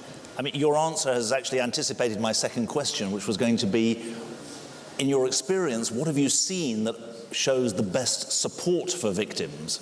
And in a way, you're saying that justice is actually the ultimate support for victims. I lived in a displacement camp with hundreds of survivors, and survivors were ready to give their testimonies, and most of the times they will do it with hope to get some support, to get some justice, and they never knew what happened to their testimonies, to their stories. They were used once again by so many people in the camps. And for many of them, as I said before, the way to move forward is justice. And justice means so many things for survivors, to feel, in a way that they are worth and matter to the international community, that they can go back to their families, to their communities with more respect and feel safe. But we all saw when the international community came together to defeat ISIS, the coalition did not include rescuing and supporting survivors. And that is why almost 9 years later, we still have 2,800 Yazidi women and children who are still missing in ISIS captivity in Iraq, Syria, and some places in Turkey, including my niece, my nephew, and my sister-in-law. Thousands of Yazidis are still waiting for their loved ones to be identified from mass graves so that they feel some closure. And sometimes people, we know that the use of sexual violence is it's happening over and over again, and people have asked me in the past few months that I should talk to survivors in Ukraine, survivors of conflict-related sexual violence, to tell them that this this is not their fault and to not blame them.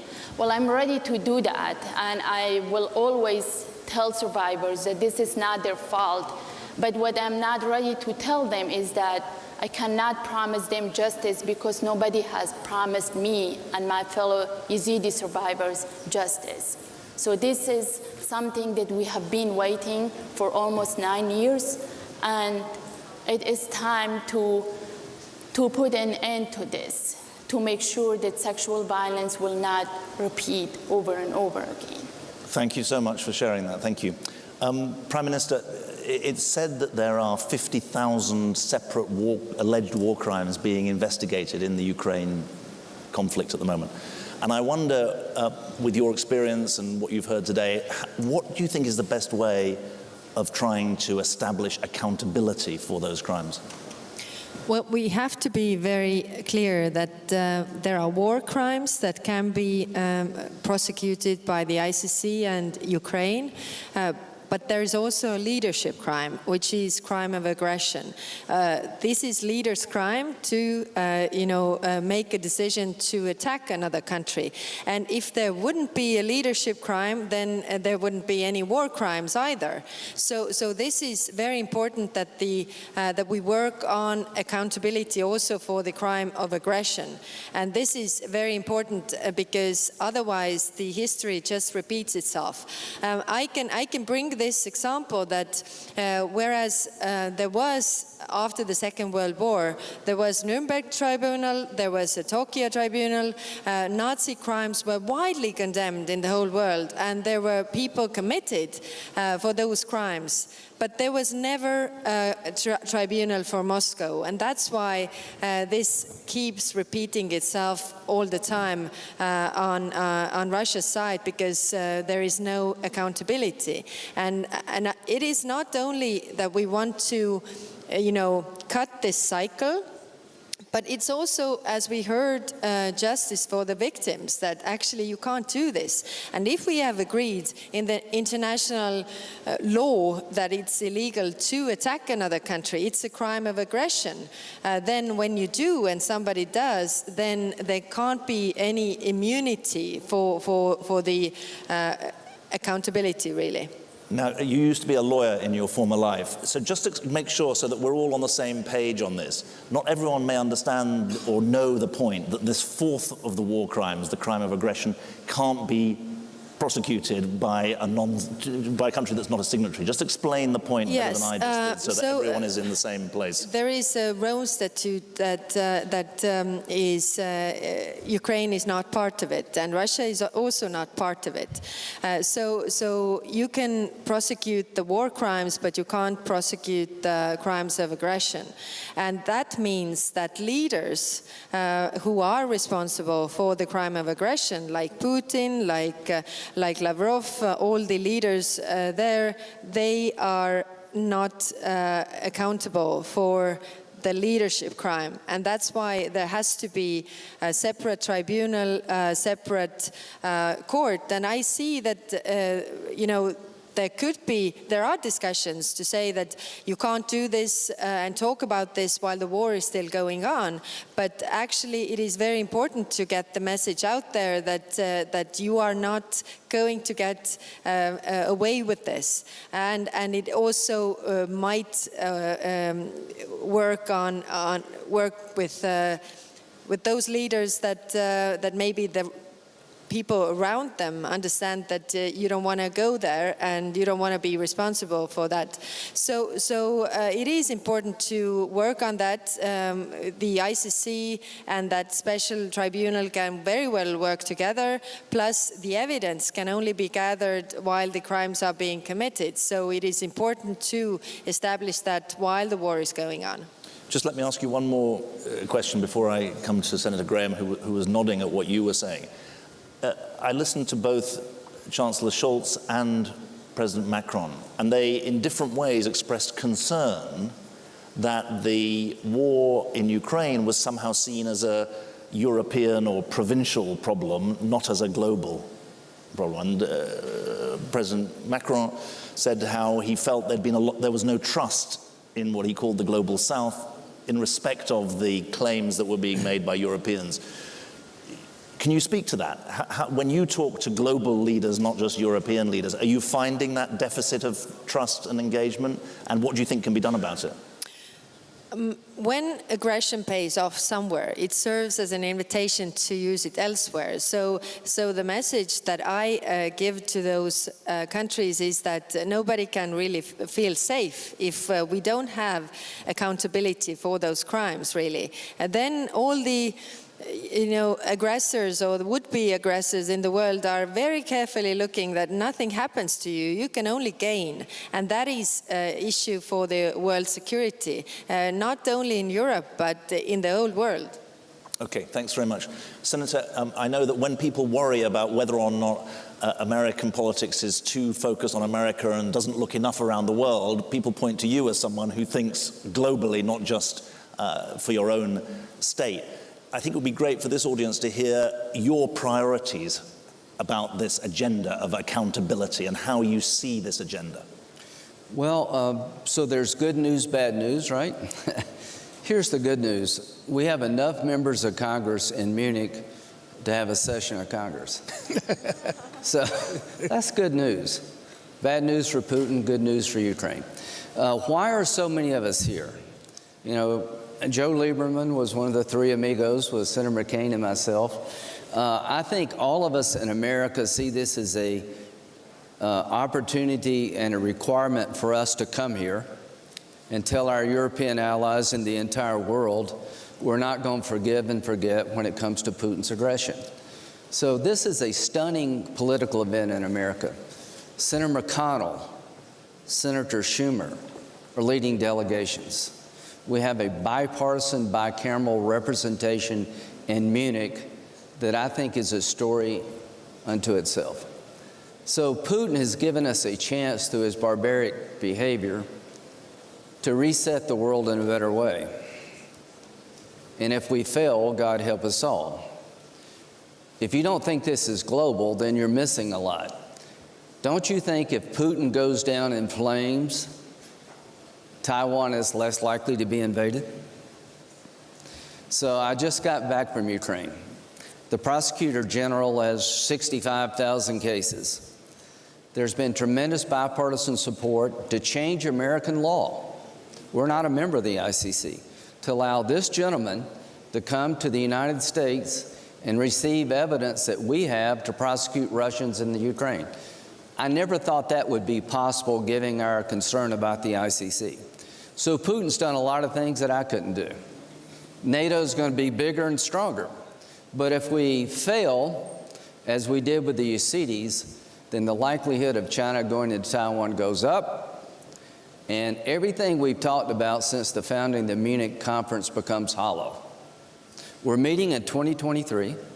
There's a war of aggression that needs to be prosecuted, I think, by an European tribunal. I'm an American, a bit leery of international organizations. I think a European tribunal to deal with crimes of aggression against Russia is a great idea. It doesn't take away from you, it adds. Here's the problem. We don't have the infrastructure we need to deal with the problem we're dealing with. The Yazidis were wiped out as a people, basically. And what is the forum? Syria is ungoverned. Iraq has limited capability. I've been arguing for almost a decade now, after 9/11, we should have come up with some international regime to prosecute transnational terrorists because they're a threat to all of us. We have Yazidi women and children being brutalized with really no effective form to deal with the volume of the problems. So let's rededicate ourselves to the ideas of the Munich Conference. David, accountability is deterrence. Without accountability, there is no deterrence.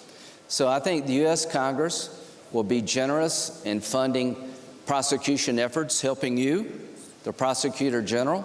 If the Europeans want to create a tribunal to deal with crimes of aggression in Ukraine against Russia, count me in. I'm here to tell you the weapons will continue to flow from the United States.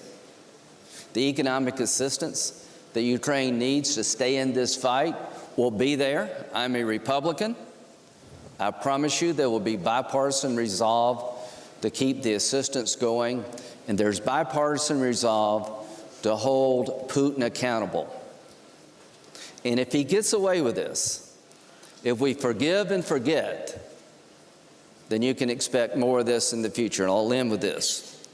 In 1994, after the collapse of the Soviet Union, and how did it collapse? We all stayed together, and we stood up to the Soviet Union as a body, and it eventually fell of its own weight. Ukraine became a sovereign, independent nation. It had the third largest nuclear force on the planet, and they did an agreement called the Budapest Memorandum, where they would turn over their nuclear weapons to Russia with guarantees of sovereignty. This is the map that existed in 1994. In 1994, when they turned over their nuclear weapons, Crimea was considered part of Ukraine. Without accountability for this invasion, who in their right mind would do what Ukraine did in the future? There is so much at stake here. To this brave young woman, we have let you down. The world has not created a forum for justice. We need to. I will work with Mr. Khan to bring prosecutions to bear wherever we can, and to the Germans, thank you. But after what happened to your people, less than 10 people have been prosecuted, we can do better. And I can't resist, since you've been very open you're welcome to applaud, all of you are welcome to applaud. You've been very open in your answer, Senator. Is there ever a world where the United States signs up to the ICC? Not in the short term. The problem is we have cases pending against soldiers. And the ICC is designed to deal with events where there is no rule of law. Whether you like Israel or not, they have a legal system. We have a legal system. We prosecute our people when they violate the Uniform Code of Military Justice. But this moment is for the ICC. You've had 4 prosecutions.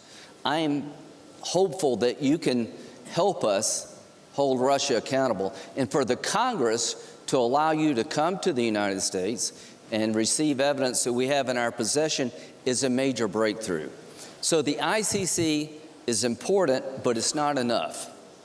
Its jurisdiction doesn't cover crimes of aggression.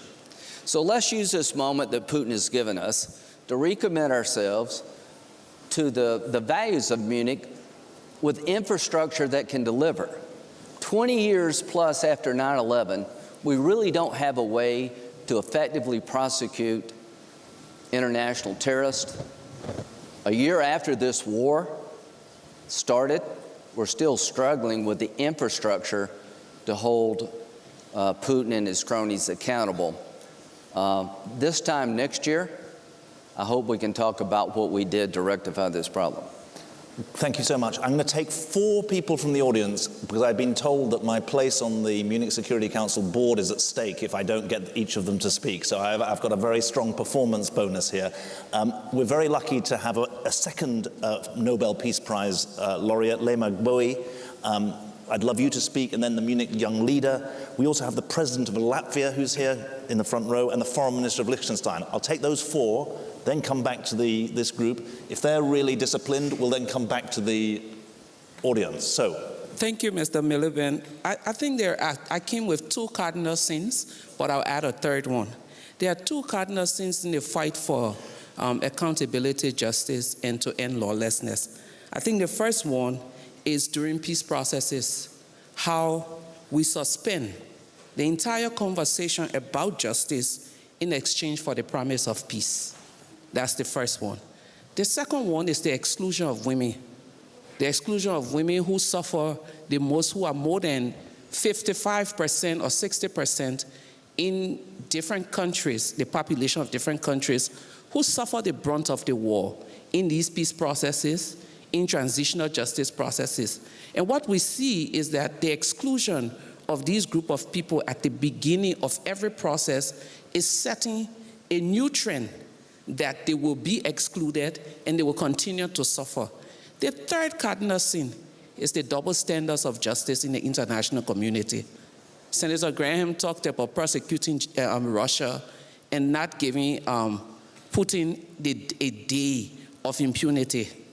But what about the US and ICC and all of the other issues that we need to talk about? So until we can address from local to national and global, we'll continue to see accountability as a problem. Justice will evade us, and our world will continue to suffer in the way that we're seeing in big and small ways. Thank you. Thank you so much, and we'll get a chance for the panel to respond to that. The Munich Young Leader, number 2, sir. Thank you very much. I'm Mikhailo from Ukraine. I'm a lawyer and a think tanker, and I'm here with Munich Young Leaders, so thank you very much for this opportunity. My question is naturally about Russia.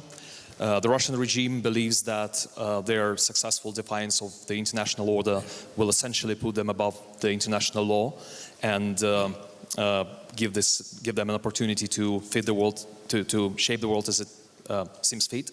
Now, naturally, the way to counter it would be to empower, to reform the organizations that would build to specifically for the reason to solve these kind of issues, such as the OSCE and the UN. Unfortunately, we don't hear a lot of good news from there. So my question is, how do we ensure Russia's accountability if it looks like we cannot find the courage to kick Russia out of the UN Security Council and the OSCE Parliamentary Assembly to enable these organizations to do the job that they were set up for? Thank you. Thanks very much. Mr. President, if we can get the President a mic, that would be great. Yeah, thank you very much, President of Latvia, Levits. So all the lawyers between us know the famous book of Ronald Dworkin, Taking Rights Seriously, this title. And I think this is the best occasion here to take rights seriously, international rights, in the context of international law. In an ideal world, International Criminal Court will deal also with the crime of aggression. The crime of aggression is the gravest international crime possible because the war crimes are following the crime of aggression. So, but there is, unfortunately, not international jurisdiction established till now. The best way would be to give this task to the International Criminal Court, but to be realistic politically, it is not possible maybe in the next 10, 20, 30 years. Because you remember that 8 years it was necessary negotiations in order to complete the Rome Statute with paragraph 8A, crime of aggression. So, second best solution is to establish a special tribunal. It was done already in several cases. Each case has been different, but in each case, international community find a way to establish such a tribunal. And I think now is turn for such a tribunal to try the Russian aggression. It's possible by General Assembly. It's possible by other international organizations like European Union or Council of Europe. It's also possible by international agreement of like-minded states. I want only to remember that the Nuremberg Tribunal, it was absolutely innovation in international law, 1945-6. Innovation, but it was created on the basis of an international agreement of only 4 states. Also, international law is flexible enough to establish such a tribunal. I will say best option would be through General Assembly, but we could not exclude others, so that we can say the rights are taken seriously. Thank you. Thank you so much. And then fourth and finally, the Foreign Minister of Liechtenstein. Is he or she here? Yes. Thank you very much. Let me thank the organizers for placing accountability on the top of the agenda. As many of you know, my country, the Principality of Liechtenstein, has been at the forefront of discussions on international criminal justice for long years. We do strongly support the creation of a special tribunal for the crime of aggression along the lines described by Prime Minister Kallas. And yes, on the other side, we do believe that we have to expand ICC's jurisdiction over the crime of aggression in the future. Aggression is defined as a leadership crime. We also heard that from Prime Minister under international law. And the special tribunal, in our opinion, must therefore be given the power to overcome immunities for such individuals. In order to this happen, we do believe that we need to create an international tribunal negotiated upon the recommendation on the UN General Assembly. This is, in our opinion, the one way to ensure that the real perpetrators are held to account.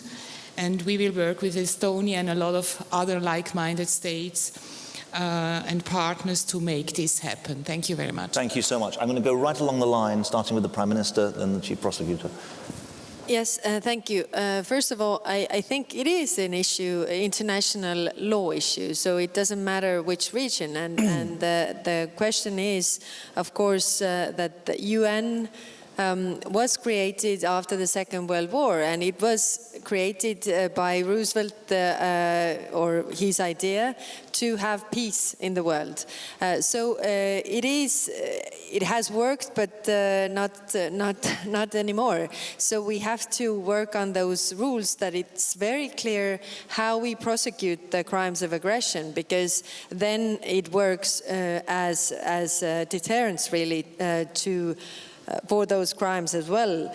So I think we need to rethink or think further with those rules that we already have in place. And it is true that it has to be much faster, all these prosecutions. It has to be, the war crimes have to be prosecuted fast, but also the crimes of aggression. For me, it is very important that no leader in the world can feel that they are immune to the system, because otherwise you have those thoughts. Of course, not a small country like Estonia, but bigger ones anywhere in the world, whichever region. And therefore, it has to be very clear.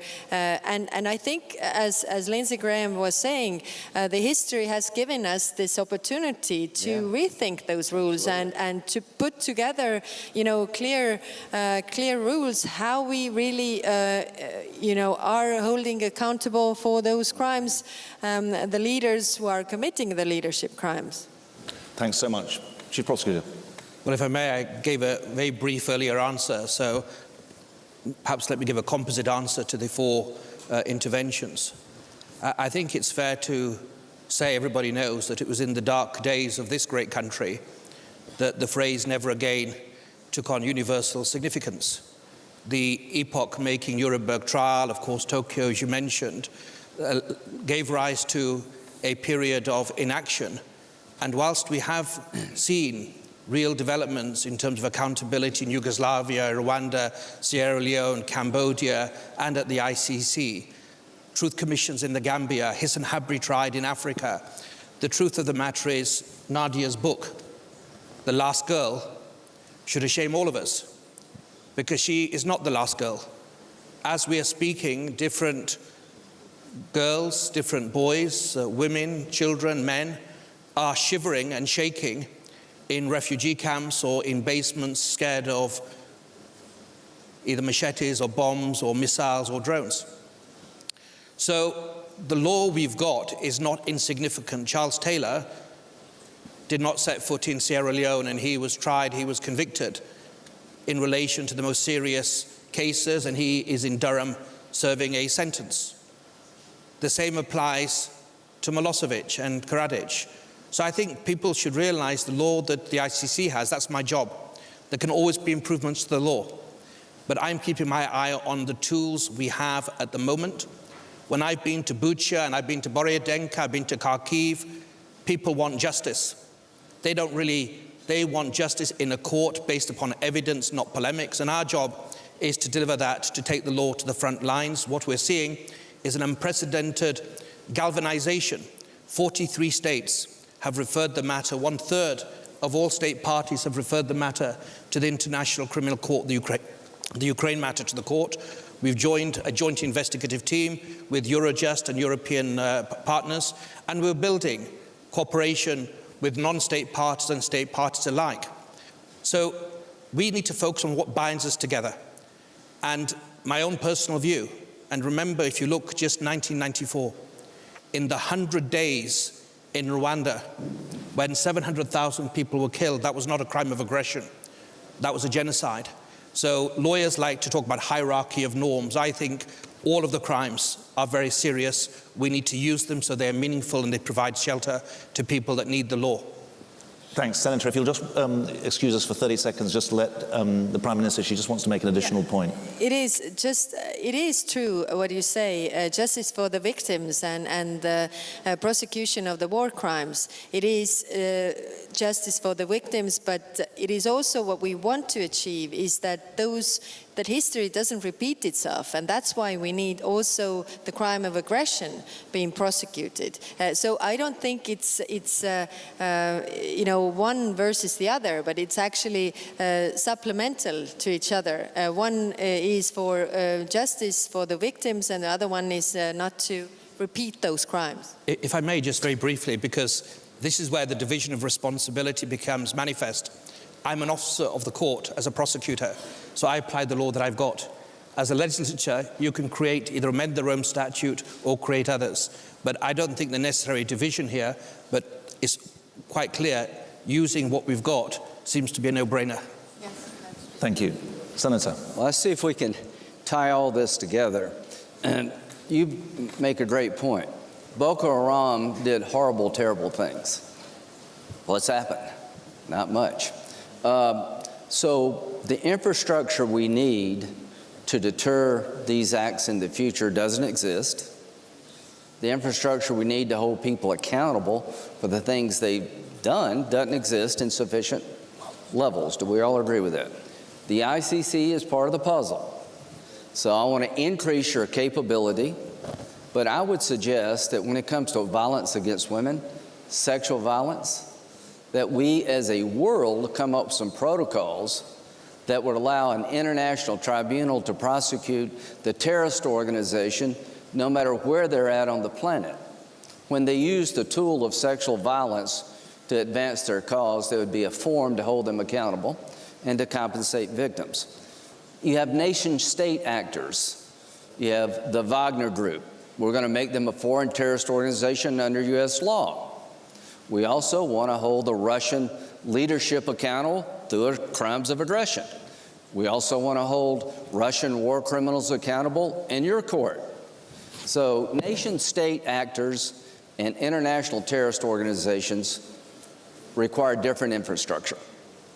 So what I would hope to have happen in the coming days here is that the Congress will continue to support the ICC in a historic fashion, and that the Russians will see there is no forgiving and forgetting like with the Yazidis. That I want to make Russia a state-sponsored terrorism under U.S. law, because that's a form of accountability that can be very devastating. There's many fronts to this war. There's the battlefield itself, there's the economic front, and there's the legal accountability judicial front. The best thing we can all do is not forgive and forget. Let the Russians know you will pay a price. We may not be able to extradite you anytime soon, but you will be held accountable if it's a trial in absentia, and one day maybe the people of Russia will change course and send you our way. But to every group involved in the raping of women and children, there's got to be some system where you're held accountable, because nobody goes to jail. 20 years after 9/11, we're still struggling what to do with ISIS on a global basis. What's going on in Africa has pretty much been unaddressed. So Putin has given us an opportunity here by refocusing on Europe itself. Nobody 2 years ago probably dreamed that we'd have a land invasion changing the map of Europe by force of arms in 2023. So out of this horrible event, let's make something good happen. So here's what I would suggest, and I'll turn it over to you. That we create an international tribunal with the capability to prosecute crimes against women anywhere they occur, and define it in international law. That we increase the capability of the ICC, and we add an additional component for the crimes of aggression to make sure the Russian top tier will have a place that they can be held accountable. I've been coming here with John and Joe since the late 90s. Never have we had an opportunity to reset the world for the better than now. Out of this horrible event that Putin has created, we have a chance to do things we should have done years ago.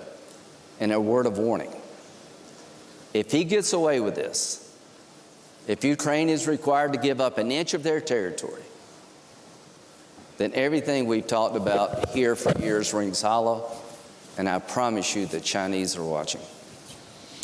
Thanks, Senator. I think, Nadia, it's really appropriate that you get the last word. Yeah, I think the global headlines today demonstrate that an effective international criminal court is more important than ever.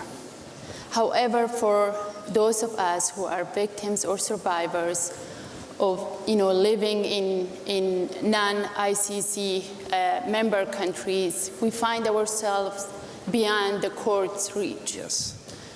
The international community's inability to hold perpetrators account for committing atrocities in Syria, Iraq, South Sudan, Yemen, and Myanmar sends, I think, a very clear message that, to the terrorist organizations and oppressive regimes in these countries, you can act with impunity. And I think most of us and now are worried that this, ISIS is not the last one, Boko Haram was not the last one, what is happening in Russia is not the last one, because we know what we have done wrong in the past. So many people got impunity, and now we're worried about more atrocities, more people going with, impunity, because we simply have failed to prevent this with accountability. Great, thank you very much. Ladies and gents, I'm going from here to the public square to launch at 4:30 a new initiative called the Atlas of Impunity. The Atlas of Impunity is published by the Eurasia Group and the Chicago Council on Foreign Relations. I'm the co-chair of the Advisory Council of the Atlas of Impunity. What the Atlas of Impunity does, it takes 5 aspects of impunity: conflict, human rights, governance, economic exploitation, and environmental degradation, and ranks every country in the world on those 5 indices. It's available at atlasofimpunity.com, which takes you to the website. And what it sets up is that the debate of this decade is about accountability versus impunity. In Western countries, we've got a job to do to defend our democracies, but democracy is one form of accountability, and on its own, democracy isn't going to do all the work. There's a bigger job to do to tackle impunity across those spheres of national and more particularly international life. So I want to invite you to come and join me at the public square. I want you to invite you to go to visit the Atlas of Impunity website, but above all, I want you to thank this really fantastic panel for shedding so much light on such an important issue. Thank you very much indeed. So much for this panel discussion. You're watching BR24 live on the Munich Security Conference. And coming up next, the panel discussion: fallout, challenges for transatlantic defense and the nuclear order. We'll be right back after this.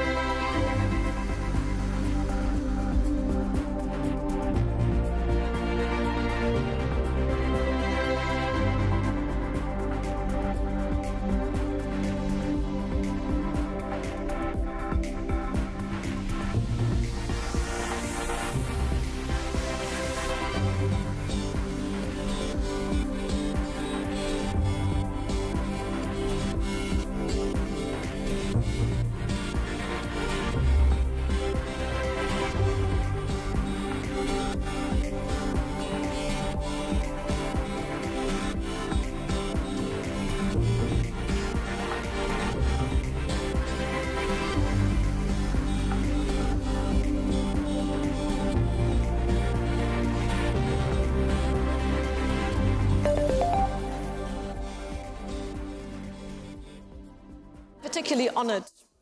3, and we're diving right into the next panel discussion. Fallout, challenges for transatlantic defense and the nuclear order. And I'm particularly happy to have 4 speakers who will help me to find our way in this nuclear disorder, which is in front of us. And I'm happy that they join me on stage now. Ben Wallace, Secretary of State for Defense of the United Kingdom.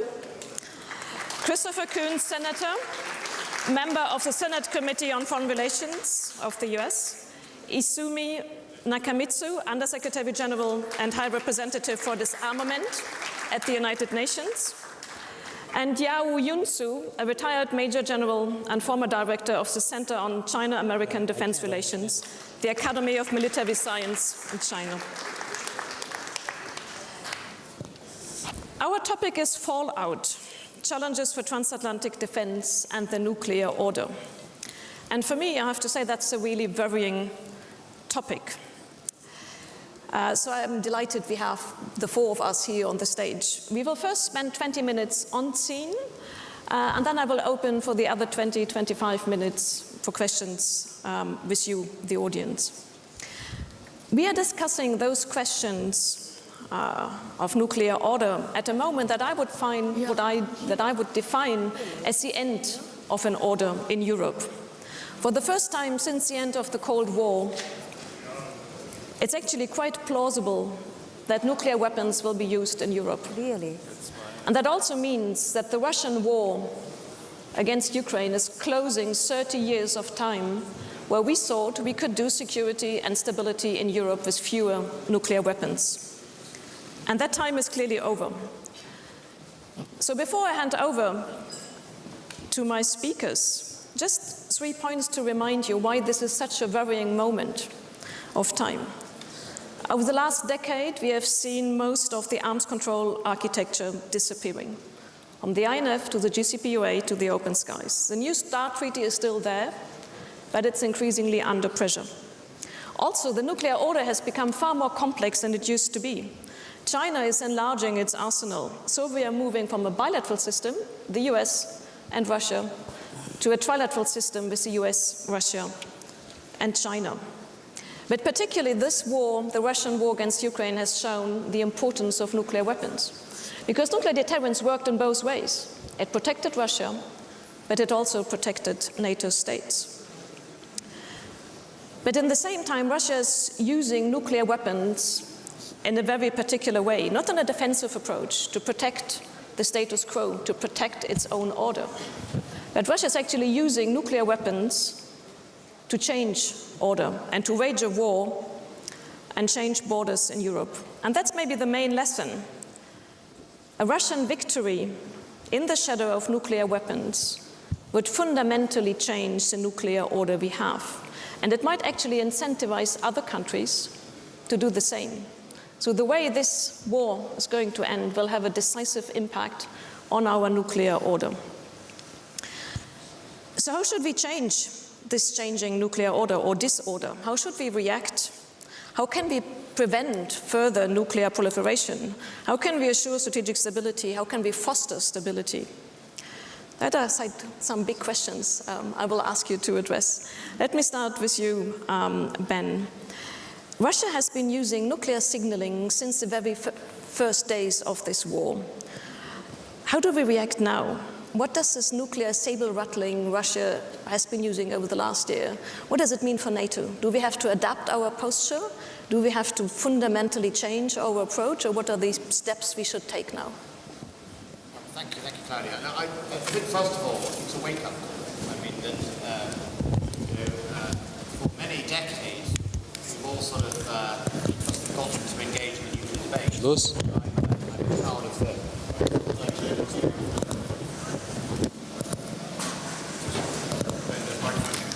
shout. I can give you my mic. Ben, you want to try that? Good. Is that better? Much better. Good. I think, first of all, it's a wake-up call. It's a wake-up call that, there really is an adversary out there who is prepared to evoke nuclear weapons. It's a reminder of why we have, to some extent, a nuclear deterrent in our nations in NATO.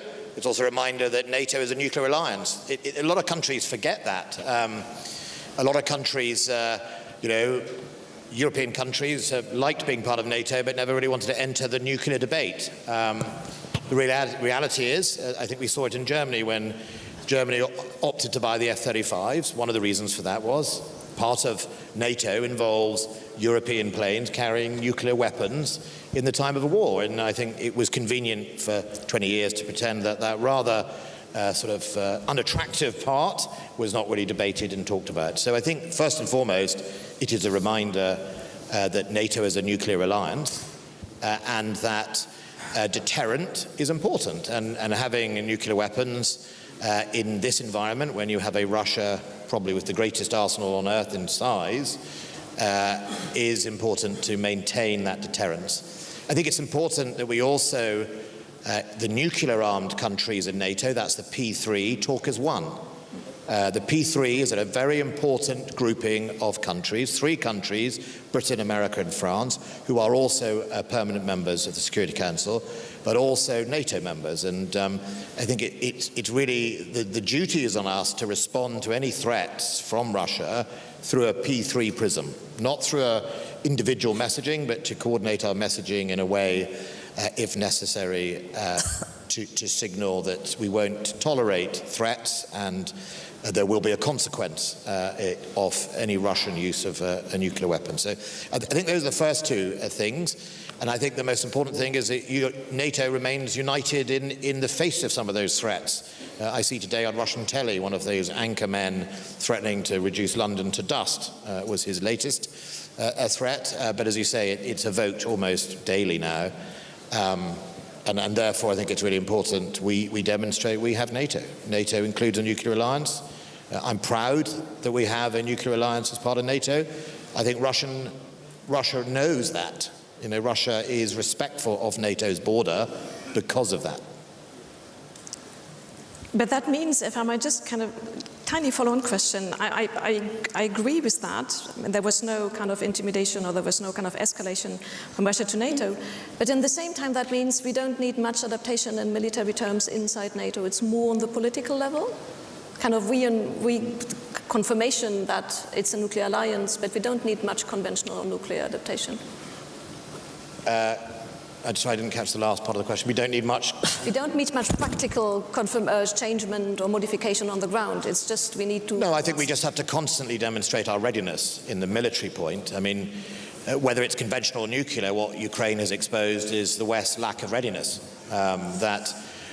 Whether that is our stocks, our condition of our military, our ability to deploy whatever weapon systems has been tested, and we've been pretty much found wanting across the alliance, and that's why most countries in the alliance have increased their defense spending to meet that. And I think you have to demonstrate you have a credible nuclear deterrent to go alongside that. And 2 years ago in the integrated review in the United Kingdom, we declared an increase in our warhead numbers because it was important to make sure that our deterrent constantly remains credible. So I think it's about credibility, it's about readiness, and in the policy-making space, through bodies such as the P3 and NATO, be consistent and predictable. But in the actual capability, we need to be obviously always keeping the adversary guessing about to what extent we are capable in the day-to-day. That was actually a wonderful bridge to the next question. If I take your last 3 keywords, credibility, readiness, capability, that brings me to the US and China, actually. China is expanding its nuclear arsenal, and it actually seems to seek nuclear parity with the United States. How should Washington react? I mean, how should the US deter 2 near-peer countries? Well, first, thank you for the panel and the opportunity to be with you. I agree with Ben that our role in Europe and as a member of NATO needs to continue to be having an effective deterrent nuclear umbrella. To your point, the world is changing rapidly. The PRC is significantly expanding its nuclear capabilities. But if I might, I'm just going to expand our aperture for a moment, because that's also, I think, the answer. The DPRK is also a significant nuclear threat, regionally now and globally. Iran is ramping up its enrichment activities. The larger question I think we have to deal with in the United States and globally is how do we return to a world where arms control is possible and where non-proliferation is on the table? If you think of the problems that can really only be dealt with collectively, climate change, global pandemics, nuclear proliferation, the United States and China must develop some relationship that allows for an arms control framework comparable to what we were able to develop with the Soviet Union decades ago. After the Second World War, there rapidly developed a bipolar world in terms of two countries that had massive nuclear arsenals and then our critical allies, France and Germany. But over time, India obviously was added, Pakistan was added to the nuclear states. South Africa and Ukraine are two countries that gave up their nuclear weapons.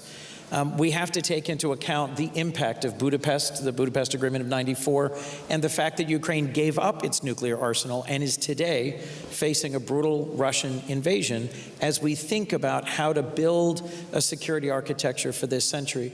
Both Chancellor Scholz and President Macron, in their comments just a few moments ago, said we have to take into account the global south, and deterring nuclear use, whether by China, Russia, or any other state, will also take into account the voices of those many, many countries around the world that do not want to see nuclear weapons ever used. They don't necessarily have a seat at the Security Council. They don't necessarily have a seat in the security architecture of the last 50 years as we imagine a new security architecture for climate, for pandemics, and for the nuclear threat. We have to include all the countries of the world, not just the handful that are currently nuclear armed. Thank you. It was indeed, President Macron insisted very much on the nuclear dimension of the nuclear topic in his speech just this afternoon. That was remarkable. Itsumi, as High Representative for Disarmament, I might say your task has become more crucial and more difficult at the same time.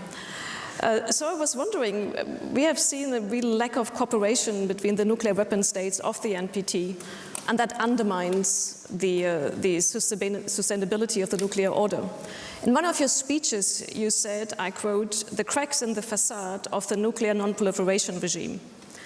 So how can we get nuclear weapon states to reinforce, again, the credibility of the NPT? Give us your three points or 5 points to-do list. Well, thank you very much for this question. You know, I think we all agree that the actual risk of nuclear weapons use at the moment is too high. It's unacceptably high.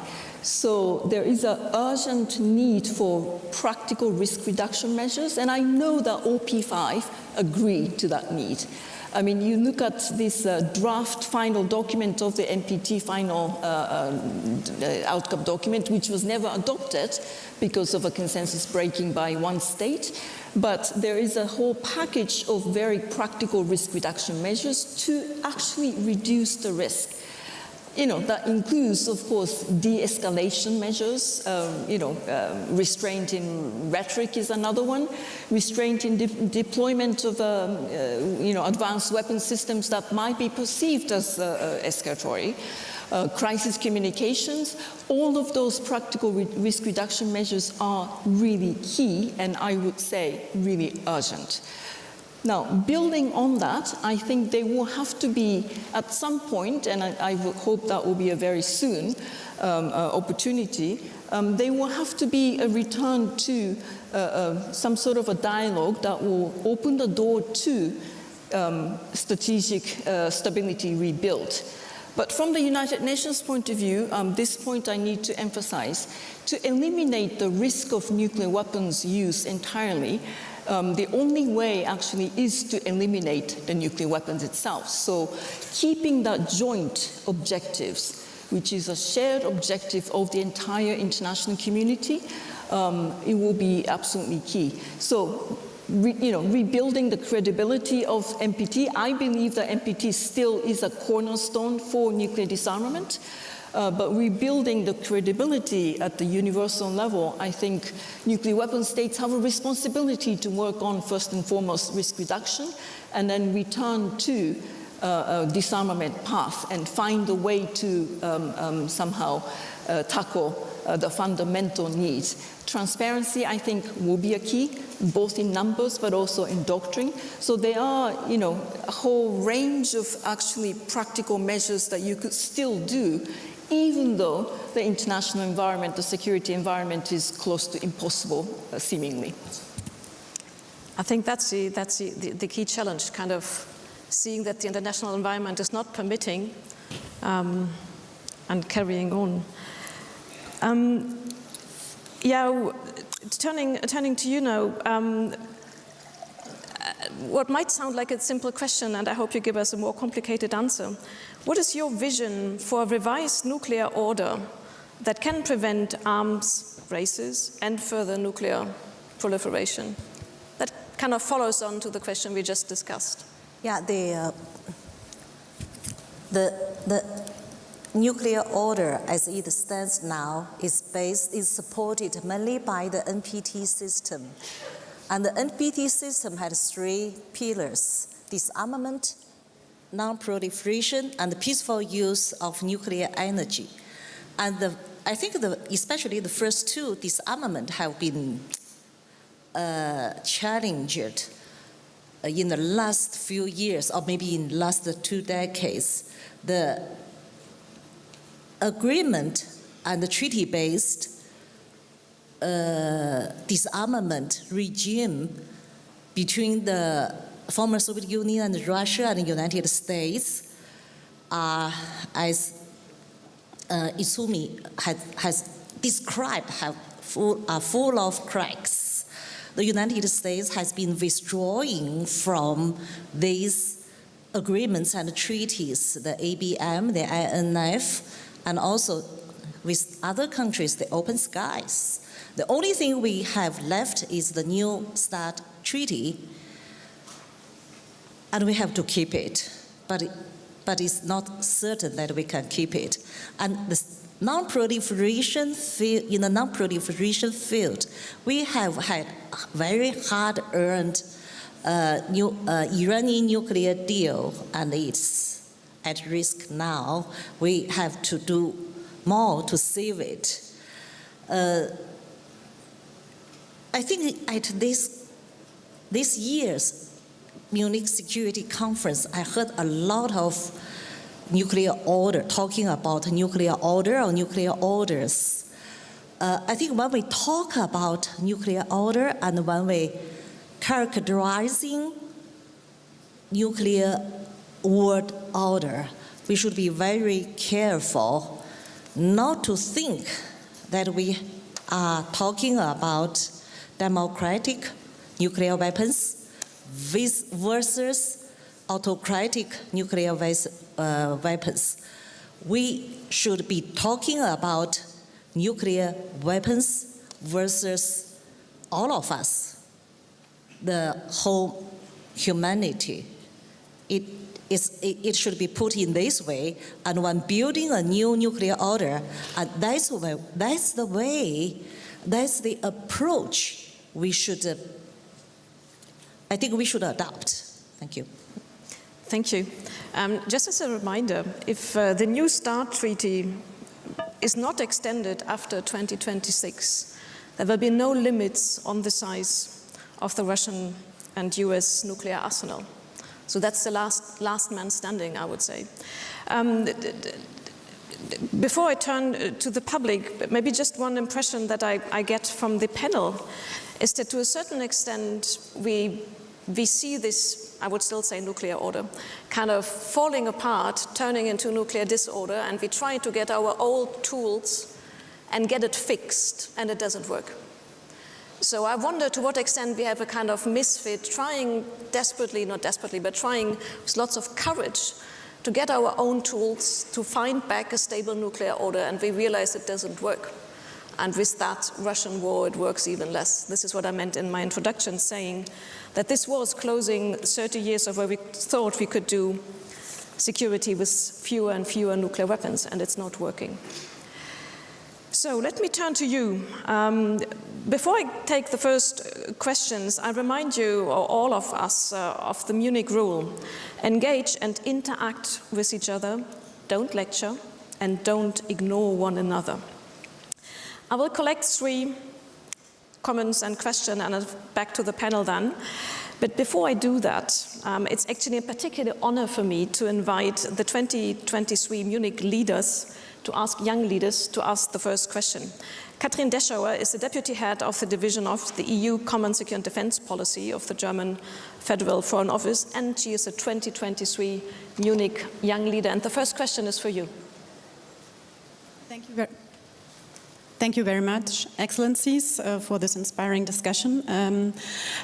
My question is relating to nuclear knowledge. The risk of Russia using a tactical nuclear weapon in Ukraine and the broader threat seems to be evaluated quite differently by citizens in different countries. And in my view, this also has to do with the level of nuclear knowledge or nuclear knowledge in general. What do you do in your respective countries and institutions to raise the so-called nuclear IQ? What would be your advice for countries where this is particularly difficult? Thank you so much. Goes to the whole panel, or you have? Yeah. Yes, please. Okay. And with that, I take 2 other questions before I turn back to you. So, anybody else? Jessica, please. And please identify yourself so people know who is talking. Good afternoon. Oh, is it on? Okay. Good afternoon. Thank you very much. My name is Jessica Cox. I'm the Director of Nuclear Policy at NATO. And I have probably, a question to all the panelists. I think, Minister Wallace, you outlined a little bit of the security environment, the changes that we're facing. But I think the threats actually are even a bit more pronounced than what you stated. We're seeing a Russia that is clearly not at all afraid to use nuclear threats and coercion to achieve their objectives in Ukraine. In addition to their major nuclear weapons buildup that they've been undertaking over the last decade, we see a China that's also increasing its investments in its own nuclear capabilities, increasingly relying on nuclear weapons as part of its own defense strategies. North Korea has this year announced that it is going to become a normal nuclear state, whatever that means, and certainly prospects for Iran are not looking good. And India and Pakistan and the South Asia haven't even been discussed here yet, but there remains concerns there. So my question actually is looking at this landscape and the fact that in the West, our nuclear posture and doctrines and strategies have largely remained static over the last decade. Are we doing enough deterrence in light of all of these challenges? Also with the kind of erosion of the arms control and disarmament regime and the fact that Russia and China clearly don't want to come to the table and talk to us right now about arms control and transparency. Are we doing enough deterrence? Thank you. Thank you. Thank you. Thank you very much, Katarzyna Pisarska. I'm the chair of the Warsaw Security Forum.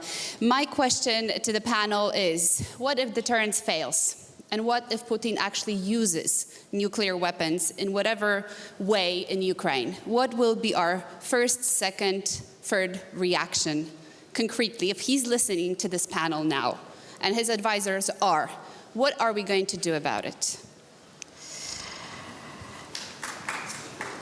So we have some more pessimistic question. What do you do to raise the nuclear IQ?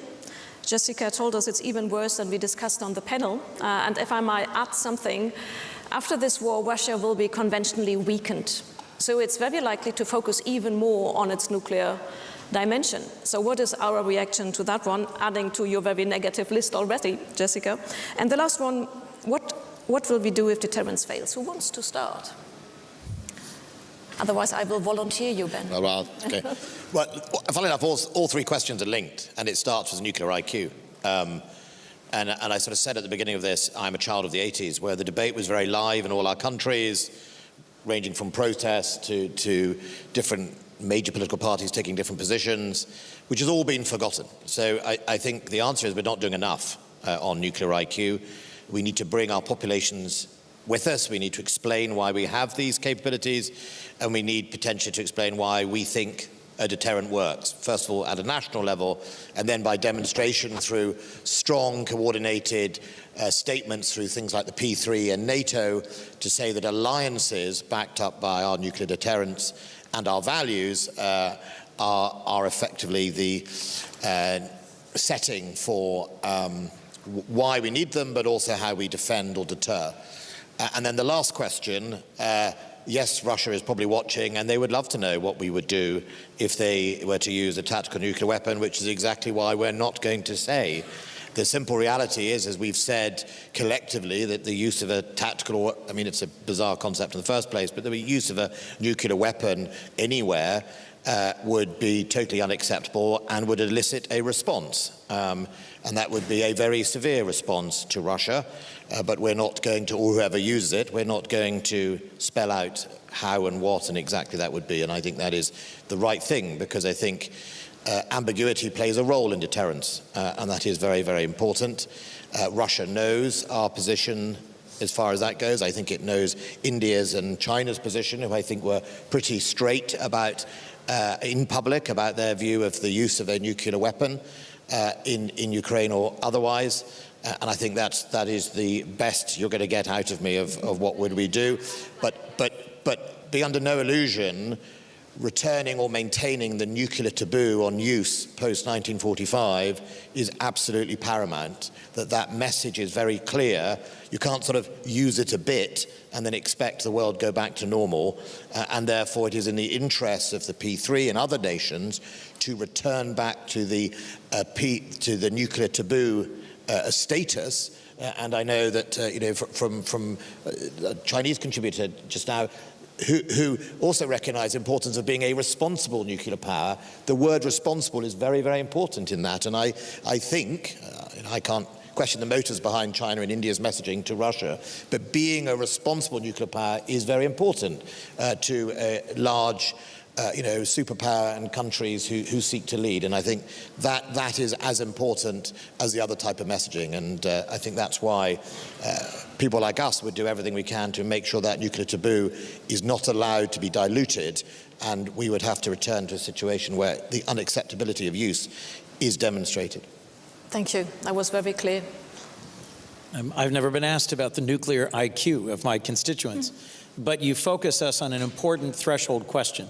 When I was a college student, there were widespread protests in the United States, debates and discussions about intermediate nuclear forces, about a nuclear freeze, about different proposals for different arms control regimes. It was part of common discussion, particularly amongst the politically active. That has largely, as you just heard, I agree, dropped away.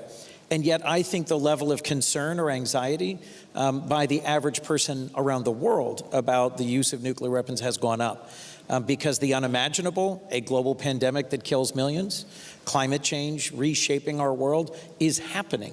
And so we have to put on the menu of things about which all of us should be more aware and more engaged, the very real threat of the misuse or first use of nuclear weapons. Are we doing enough? I would argue no.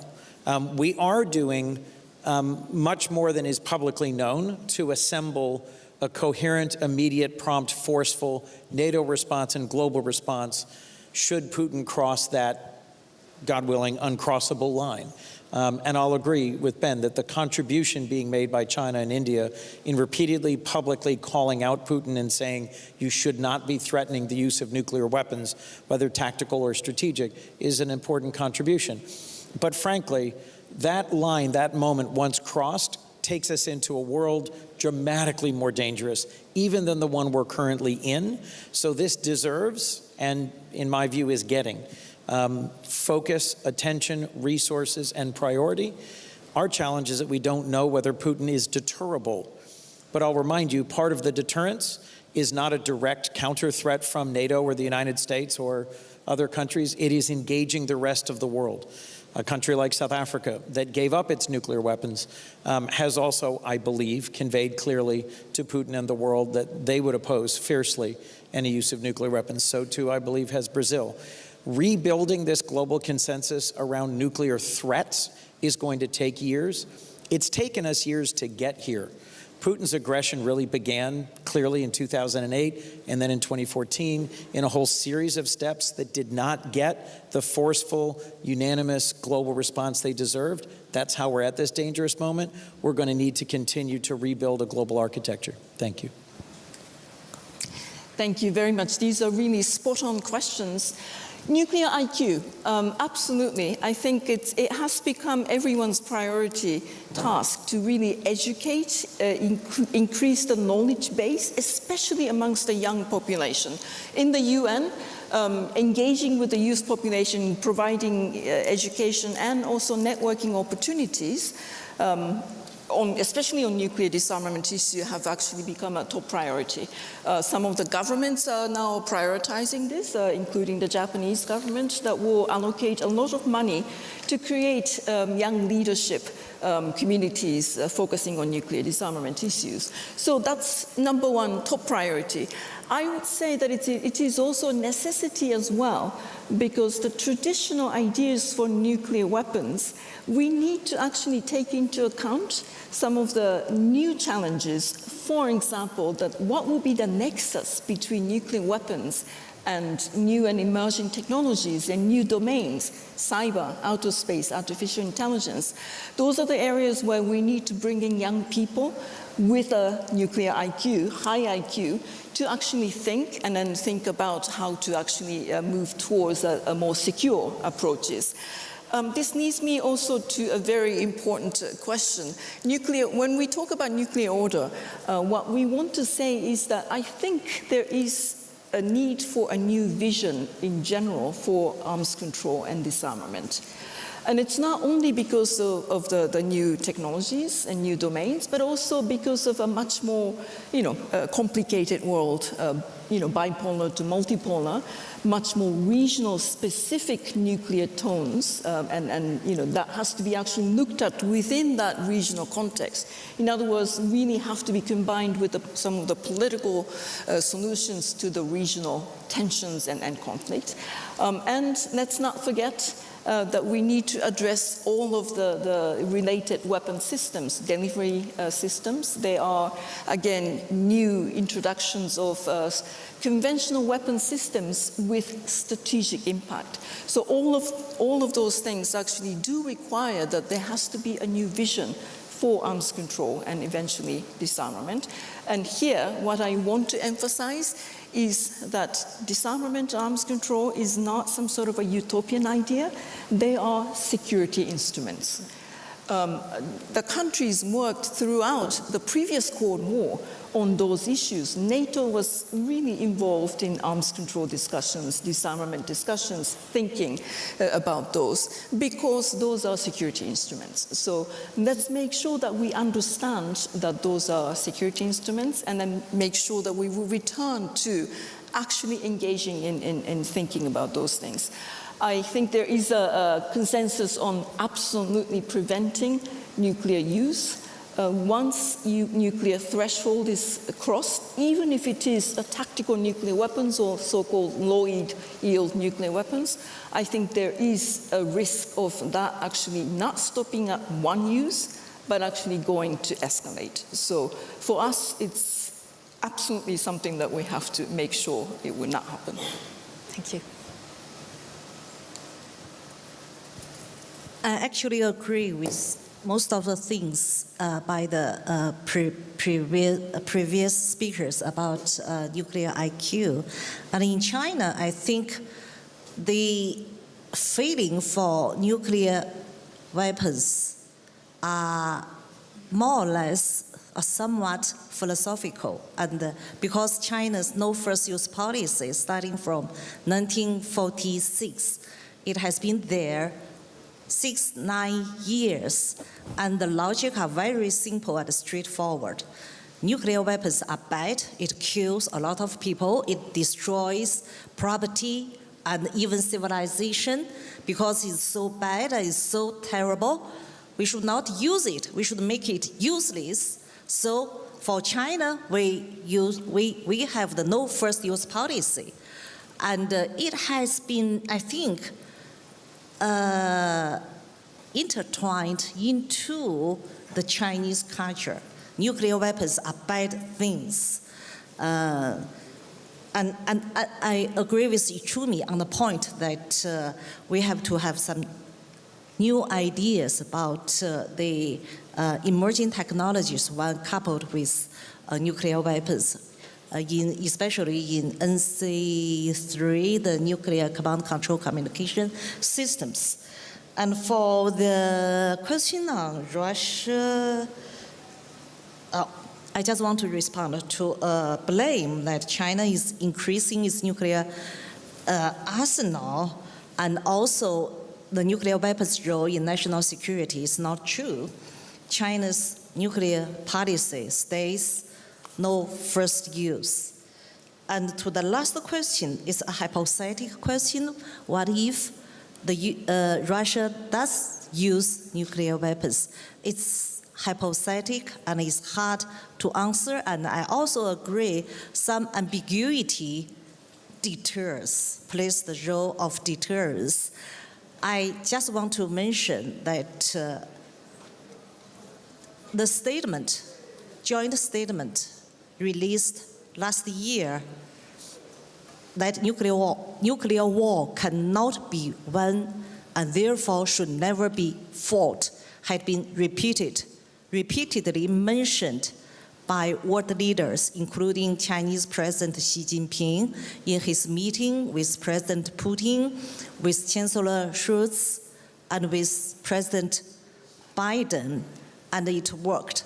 And personally, I don't think that any military benefit on the battlefield of using nuclear weapons can exceed the cost of breaking a 80 years nuclear taboo. Breaking that taboo carries with it enormous cost. Thank you. I'm really grateful for this underlining. You all did it actually, that breaking the nuclear taboo, we would wake up in a totally different world. So that would fundamentally change the world we are living in. And I'm also grateful for Izumi, for you, that you brought up the new technologies. Because when we talk about raising the nuclear IQ, it sometimes, for me, it sounds like we raise a nuclear IQ and then here we are. But that's, for me, it's getting it wrong, because we don't only need to raise the nuclear IQ, we actually need to adapt to the new challenges. New technologies from artificial intelligence to big data, plus a new international setting. So I think raising the nuclear IQ would be nice, but it's not sufficient. I take two last questions, because I was told we really have to stay on time, and I want to do a last round. I have Natalie on my list, and second question behind there. Natalie.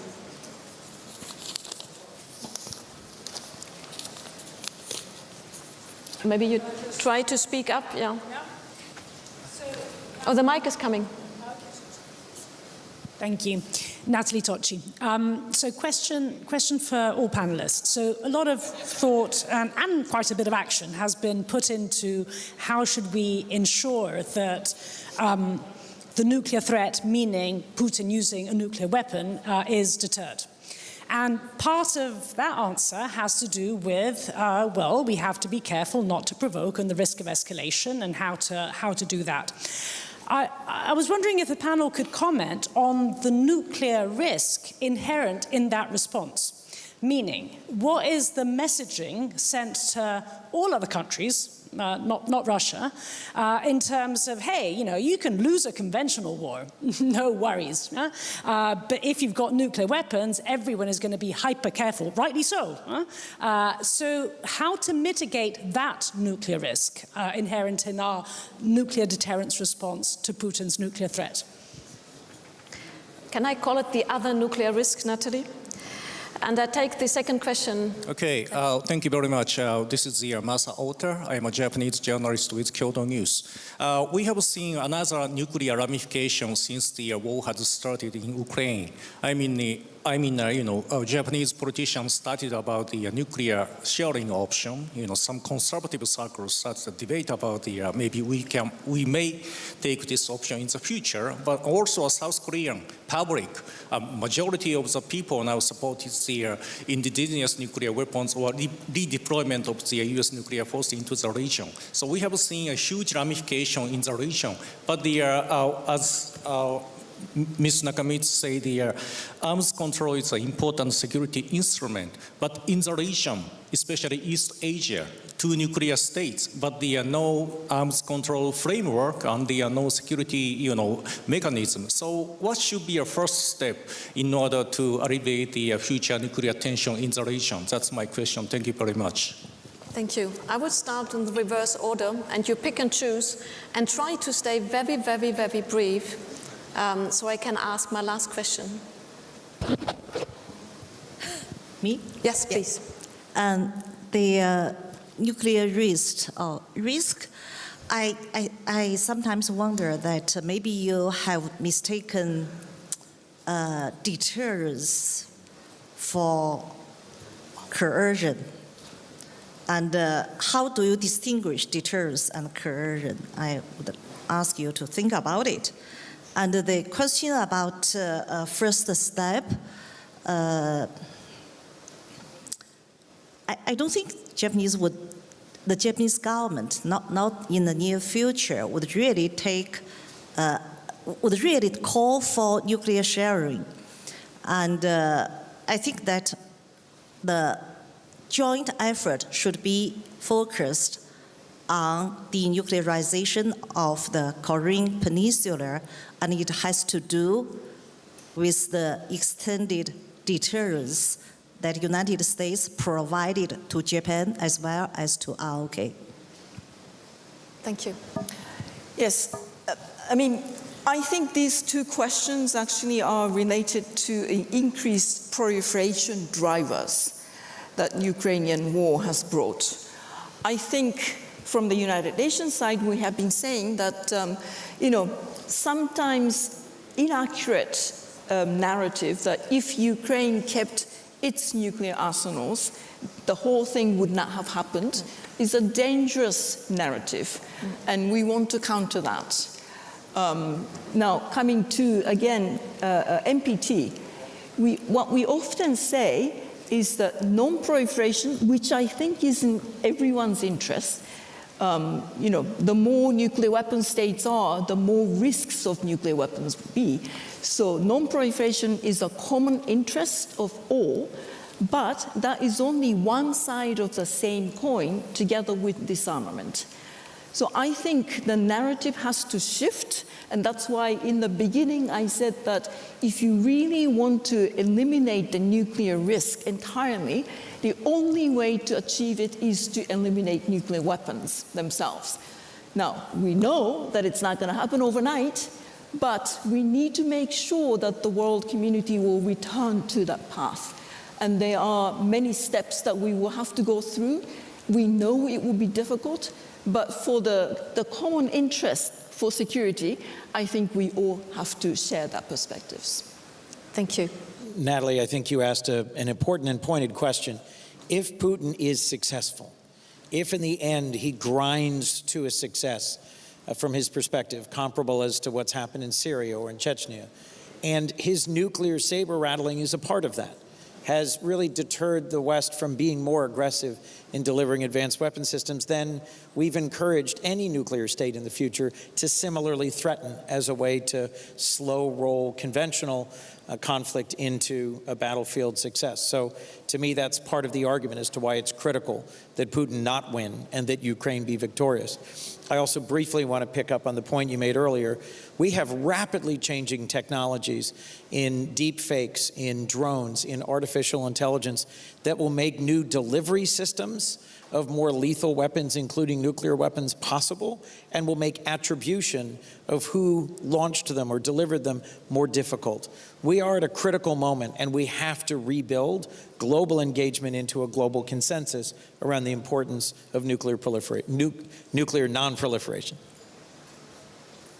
Thank you. I mean, I just take on that. Part of being a responsible nuclear power and indeed creating a sort of layer of activity that works towards a deterrent is predictability. And as you say, I think one of the biggest threats to sort of insecurity or to security is that obfuscation or that some states could think they could deliver a nuclear weapon or they could threaten it without either attribution or indeed without being spotted. In other words, that they could convince themselves there was a way of winning without any, destruction in return. With our nuclear weapons, we always have this sense of mutual assured destruction, in a sense of that is part of the deterrent, and that's why we should never use them or engage them. And I think that is a threat that some nations would seek that. And I also think the point made earlier, and I think President Macron made the point, all we have is rules. That's all we really have to keep us safe. One of the P5 nations has driven a coach and horses through the rules. And that needs to be, reset's the wrong word, but it needs to be asserted that that is not acceptable, because riding roughshod over the rules, and some of the reasons these treaties have fallen away is because they were just not complied with. There was cheating going on. There was attempts to undermine them. And so New START is really important, and any other future treaties of arms control are very, very important to complement the rules, to encourage responsibility and predictability, which I think is important as well, if we are to get to a place where, these weapons are never going to be used, and indeed proliferation is curtailed or deterred.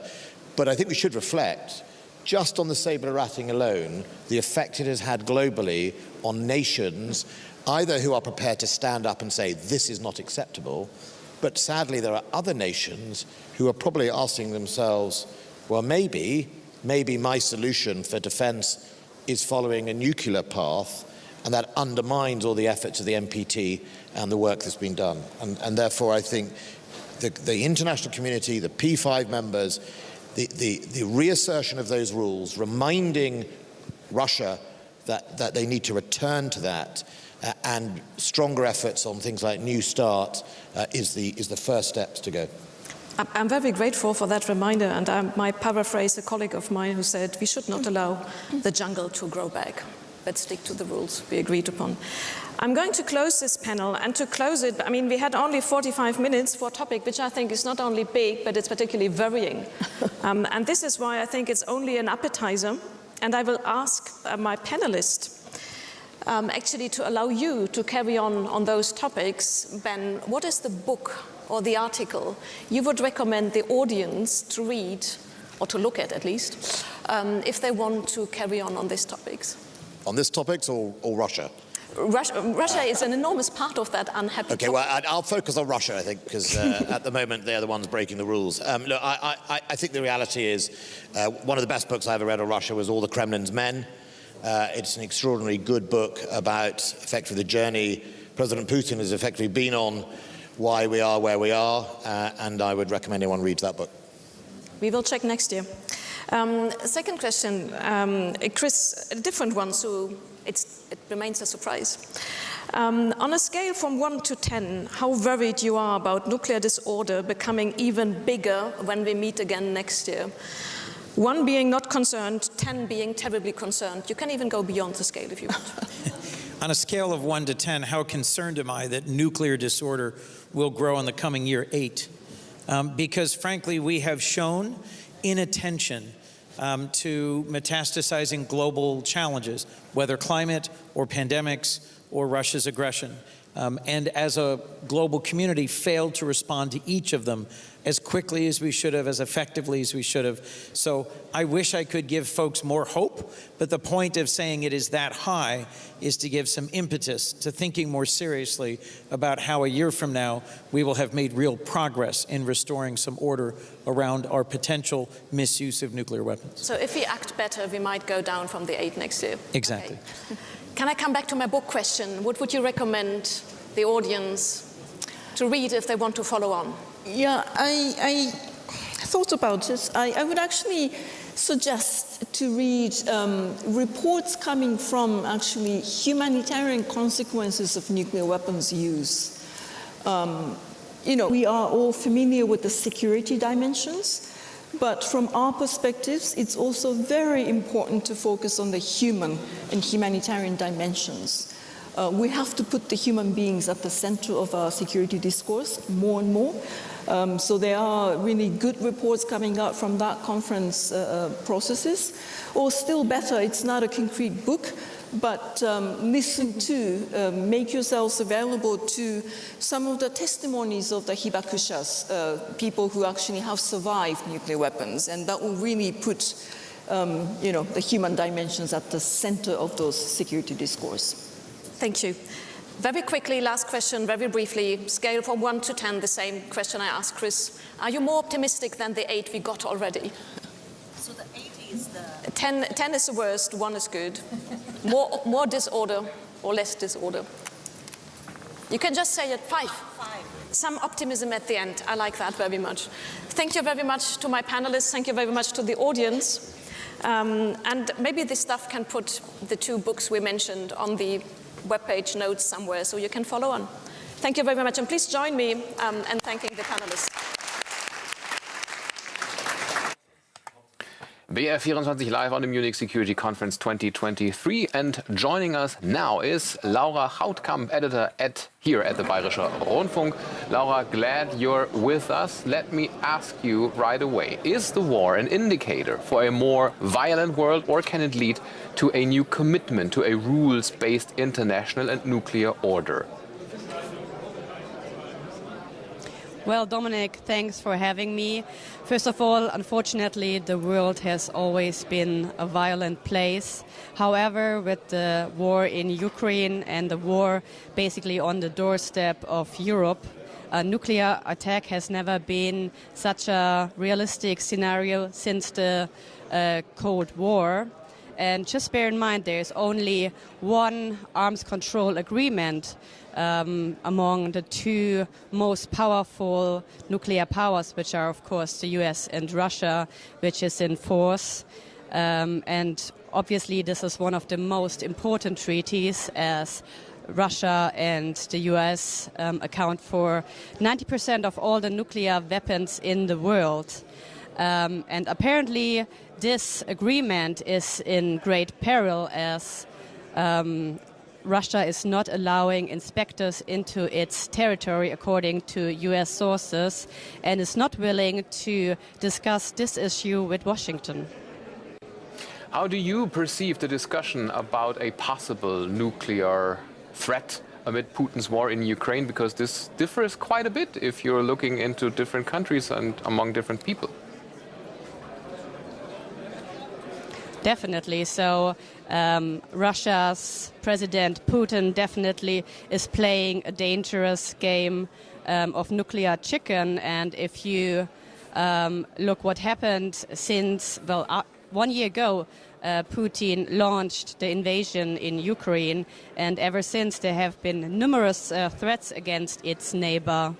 And not only that, there has also been a lot of attacks to nuclear power facilities, such as in Zaporizhzhia. So, of course, we don't know if Putin is ever taking or pulling the nuclear trigger.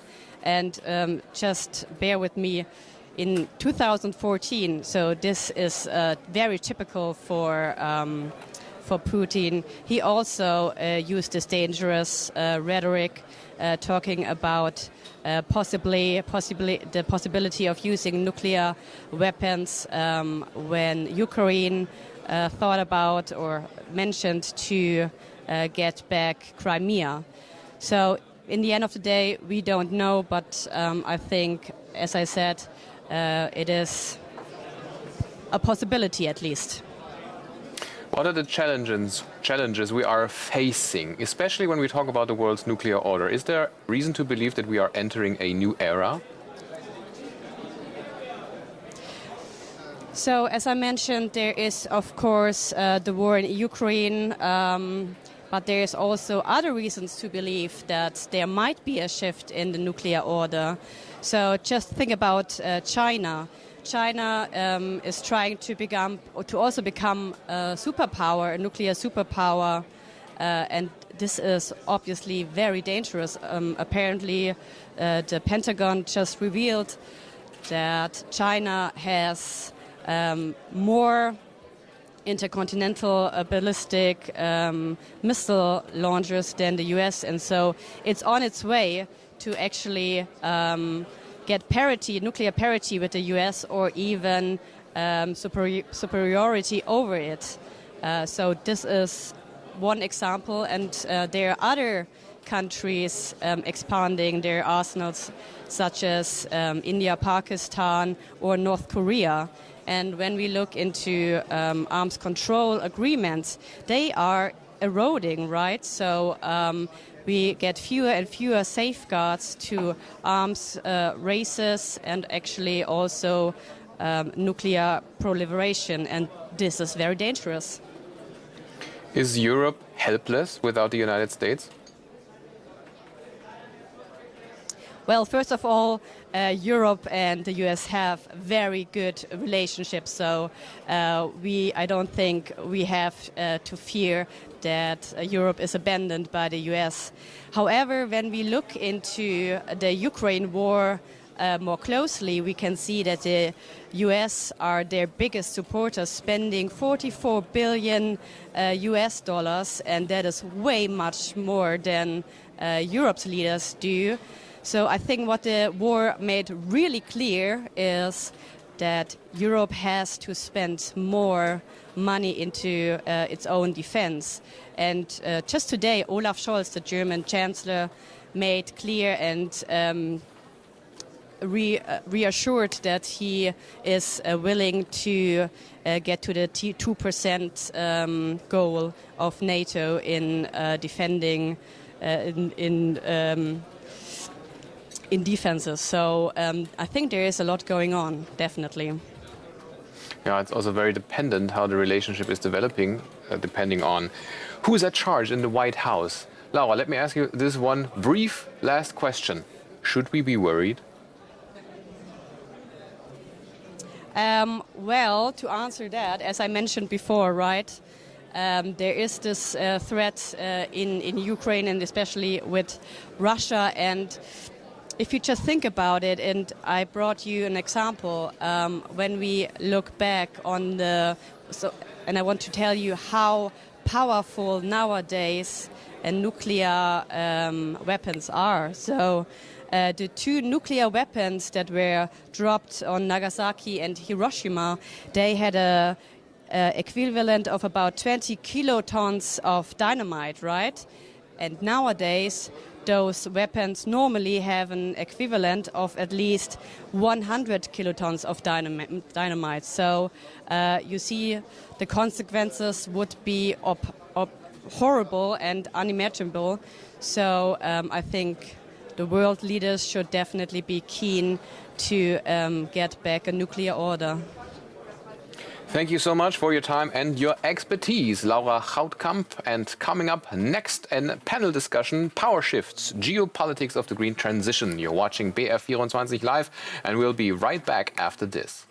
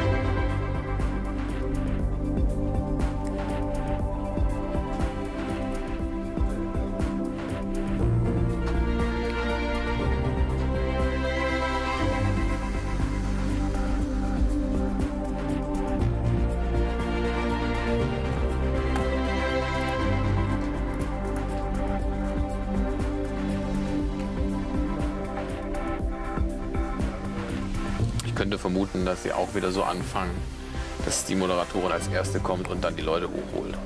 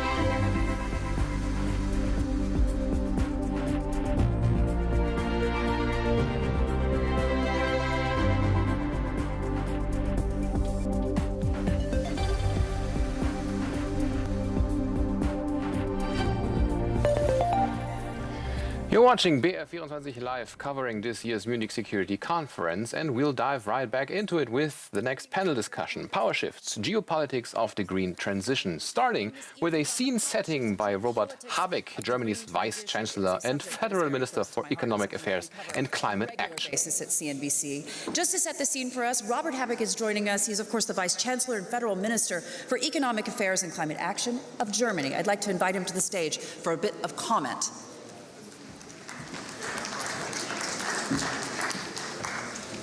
So, hello everyone, that's me. I was asked to give an introduction to the panel discussion that is following in a few moments. And I would like to start with the remarks that for a long time security conferences weren't really the places to talk about climate policy and the green transition, what we are going to do now. But people now have come to understand that climate action is in fact a crucial component of security policy. Firstly, because if global warming gets out of control, it can directly cause huge movements of people, disasters, water and food shortages, and wars. And secondly, and I think this is exactly the moment in time where we are discussing now, and secondly, because changed interests are already today indirectly undermining security and the security regime. So, tensions between countries are a structural consequence if the energy structure is changing.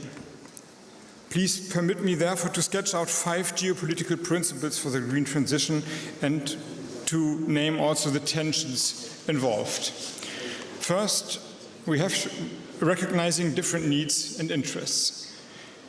If there is to be a green transition at a global level, the first thing we need to accept is that countries have different needs and interests. So you will hear it on the conference many times, the we. We have to do this, we have to do that, but who is we? And this is what I would try to point out. There is no common we, but countries have different needs and interests.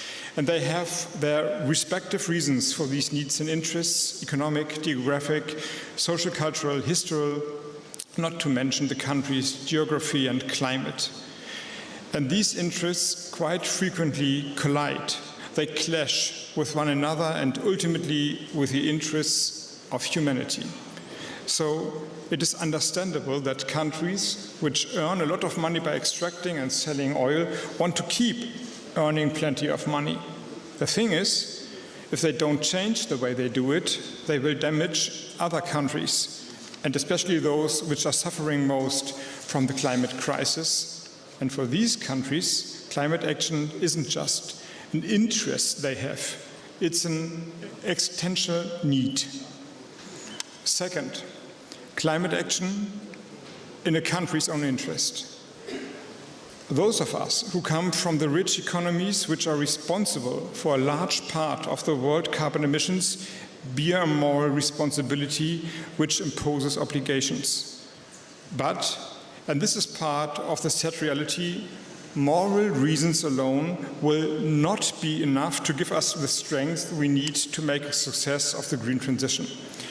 Climate action will only be successful if it is in the interest of the respective country, and I mean the economic interest. Namibia, for example, is working on a hydrogen project. I was able to visit Namibia some months ago. So Namibia, for example, is working on a hydrogen project which is as large as Namibia's GDP. Both, for them, it is an interest and an opportunity. It will change, if this is succeeding, if it will change its position of an off-taker of energy to that of a supplier, both for their own people and for South Africa.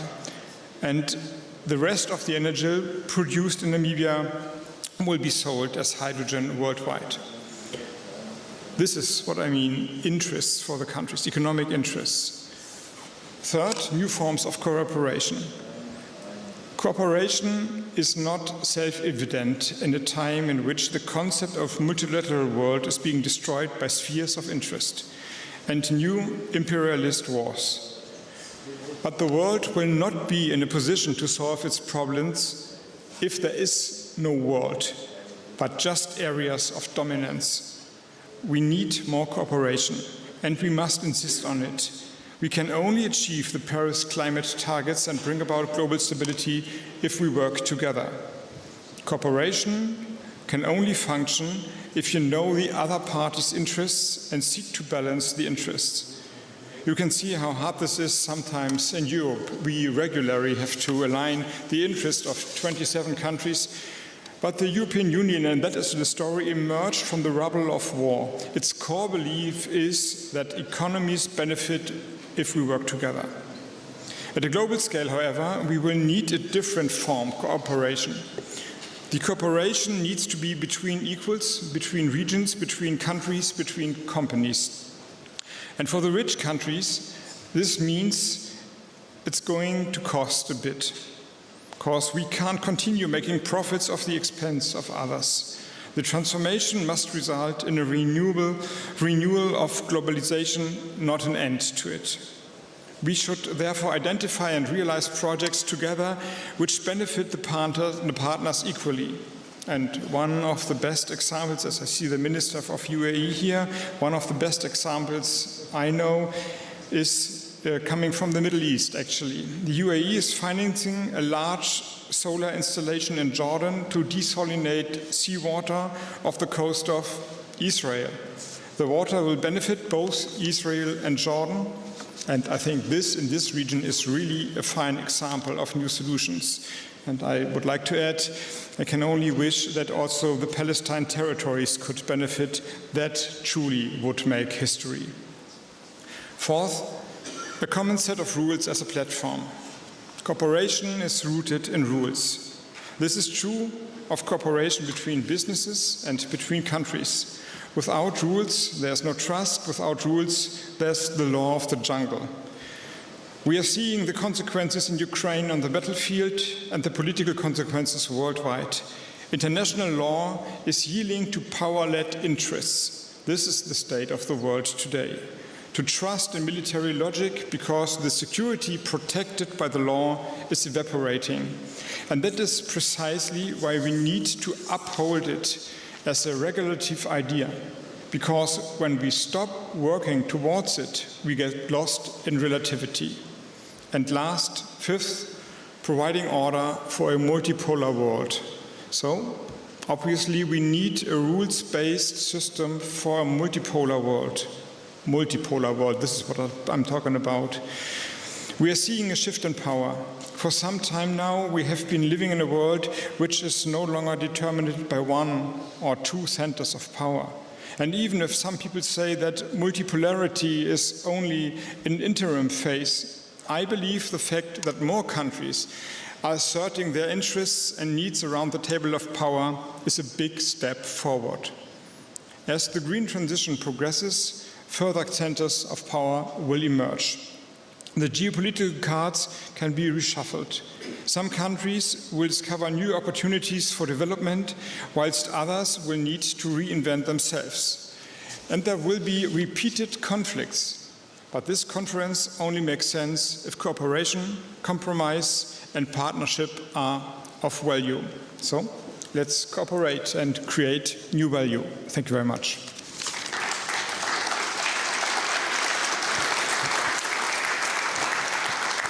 Thank you so much for that, Robert. I'd like to invite the rest of the panelists to join us on stage.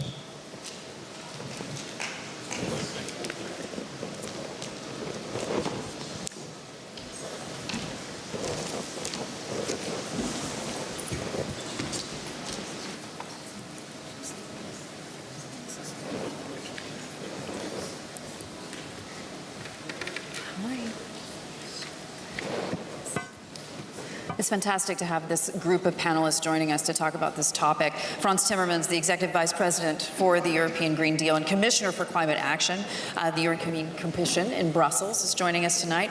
Her Excellency, Miriam Mohamed Saeed Harab Malri, it's fantastic to have you. Your Excellency, the Minister of Climate Change and Environment for the UAE, as well as the Minister of Finance of Indonesia, Sri Mulyani Indrawati.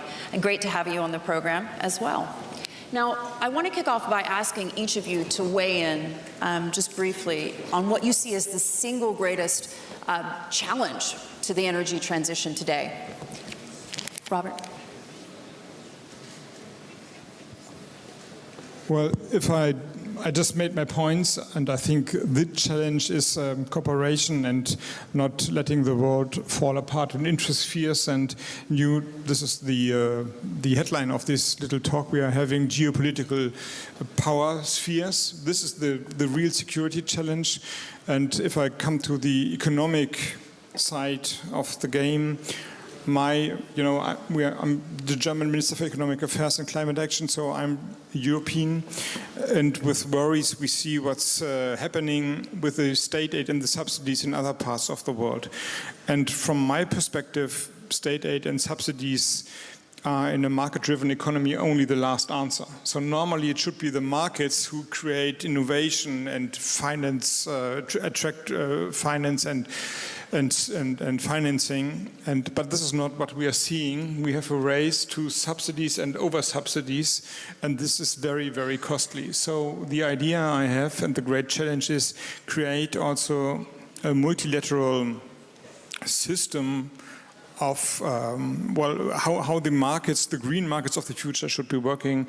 If this is not going to happen, we will end up in a race who's spending the most money. Frans? Use the microphone.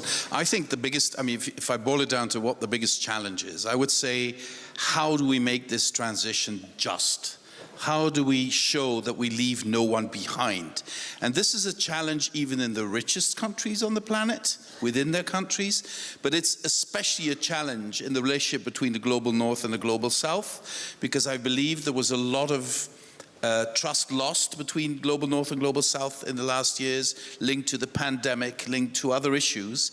And if we want this to be successful, we need to rebuild trust within our societies, which is a big challenge already even for rich European societies, but especially in the international community, where if you look at Africa, for instance, they see energy transition as a rich people's game, and them being told they cannot use their natural resources because of fossil fuels.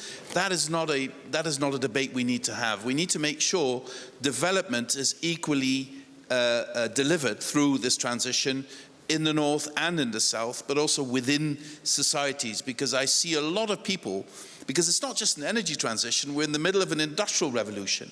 And the history of industrial revolutions tells us that if we don't organize it, if we don't organize redistribution, you have a very small group of huge winners, the steel barons at the past and the railroad barons, and you have a huge group of a new proletariat that would not be able to profit from these huge developments. So we have this opportunity in a modern society to organize a just transition, and that is, I think, for humanity the biggest challenge today. Your Excellency. So for the UAE, it is actually a year of opportunity since we're hosting COP28, and I think this is the perfect stage to convene and get the accelerated efforts that we need for this transition. I can talk about my own country. We've been on a journey of transition, and I know how much it takes for a country where we tick off all the boxes. We have political will, we have the resources, we have the right policies, we have the right mindset, we've already upskilled the workforce, we're already investing in innovations and R&D. This has been ongoing already for the past 20, 30 years. So we're a country that already ticked off all the boxes, and it is a transition in itself. It is a journey with challenges. And now, as Robert said in his speech, every country has its own interests and its own capabilities and its own limitations as well. So making sure that we're lending a hand to those that need the support, and making sure we also focus on our own targets and finding the right balance and looking at security and a just transition. This is where I feel that COP28 will really provide a great opportunity for countries to come together and really think of how we can also leverage and help the Global South in this transition. Finance Minister. Well, I think the biggest challenge to have the energy transition mechanism is how we are going to establish a rule base which is just and affordable. On the just part is actually what kind of transition mechanism at the country level, and this maybe has been started with the nationally determined contribution that many countries committed to reduce the CO2, and especially coming from the energy, which is usually very expensive. Indonesia case, in this case, 62% of our energy is from coal, and more than 90% is actually fossil fuel. We want to increase the renewable to 23%. We have geothermal, which have potential of 73 giga. We also have hydro, 800 rivers that can be actually also have a potential. But then the question of transition from the fossil-based energy into renewable, you need to have a finance and technology. If this need to be acquired, how much it will cost and who should pay? What kind of incentive to pay that? If it is going to be subsidized, whether the government have the affordability to subsidizing this transition. In the case of my country, again, electricity company is monopolized by the state-owned enterprise. Whether this transition will make as a corporate, they are going to continue viable in terms of financial. So there are so many, what you call it, translating the principle of just and affordability is a very real one. But that needs to be started. When you can compute and calculate how much it costs, where this financing coming from, whether this is public, multilateral institution, bilateral, or private sector, how much it will cost for each source of financing, especially with the current situation in which interest rate becoming so high, then the cost of fund is going to be even more expensive. And I think the last one is also related whether this transition is going to also provide a smooth transition, or this is going to be a very abrupt, disruptive, which will, even in this case, create another crisis, which is not only energy crisis, can be political crisis, social crisis. So these are all the areas that we really need to translate the idea of transition of the energy toward more renewable into principle-based, rule-based, but then need to be calculated explicitly so that each country can calculate. Then the question, if you are going to aggregate it into a global effort, who should pay and how this financing source can be then mobilized. This is going to be testing the issue or the principle of this affordability and just. I'd like to invite the Foreign Minister of Pakistan for his question. My question? To the panel. Speaking of mic or? Take this one.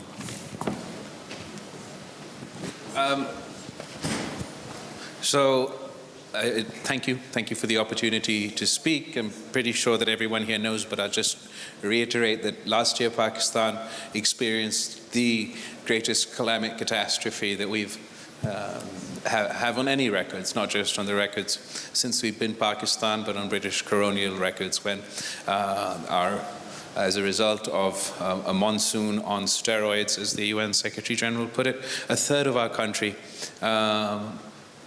was underwater.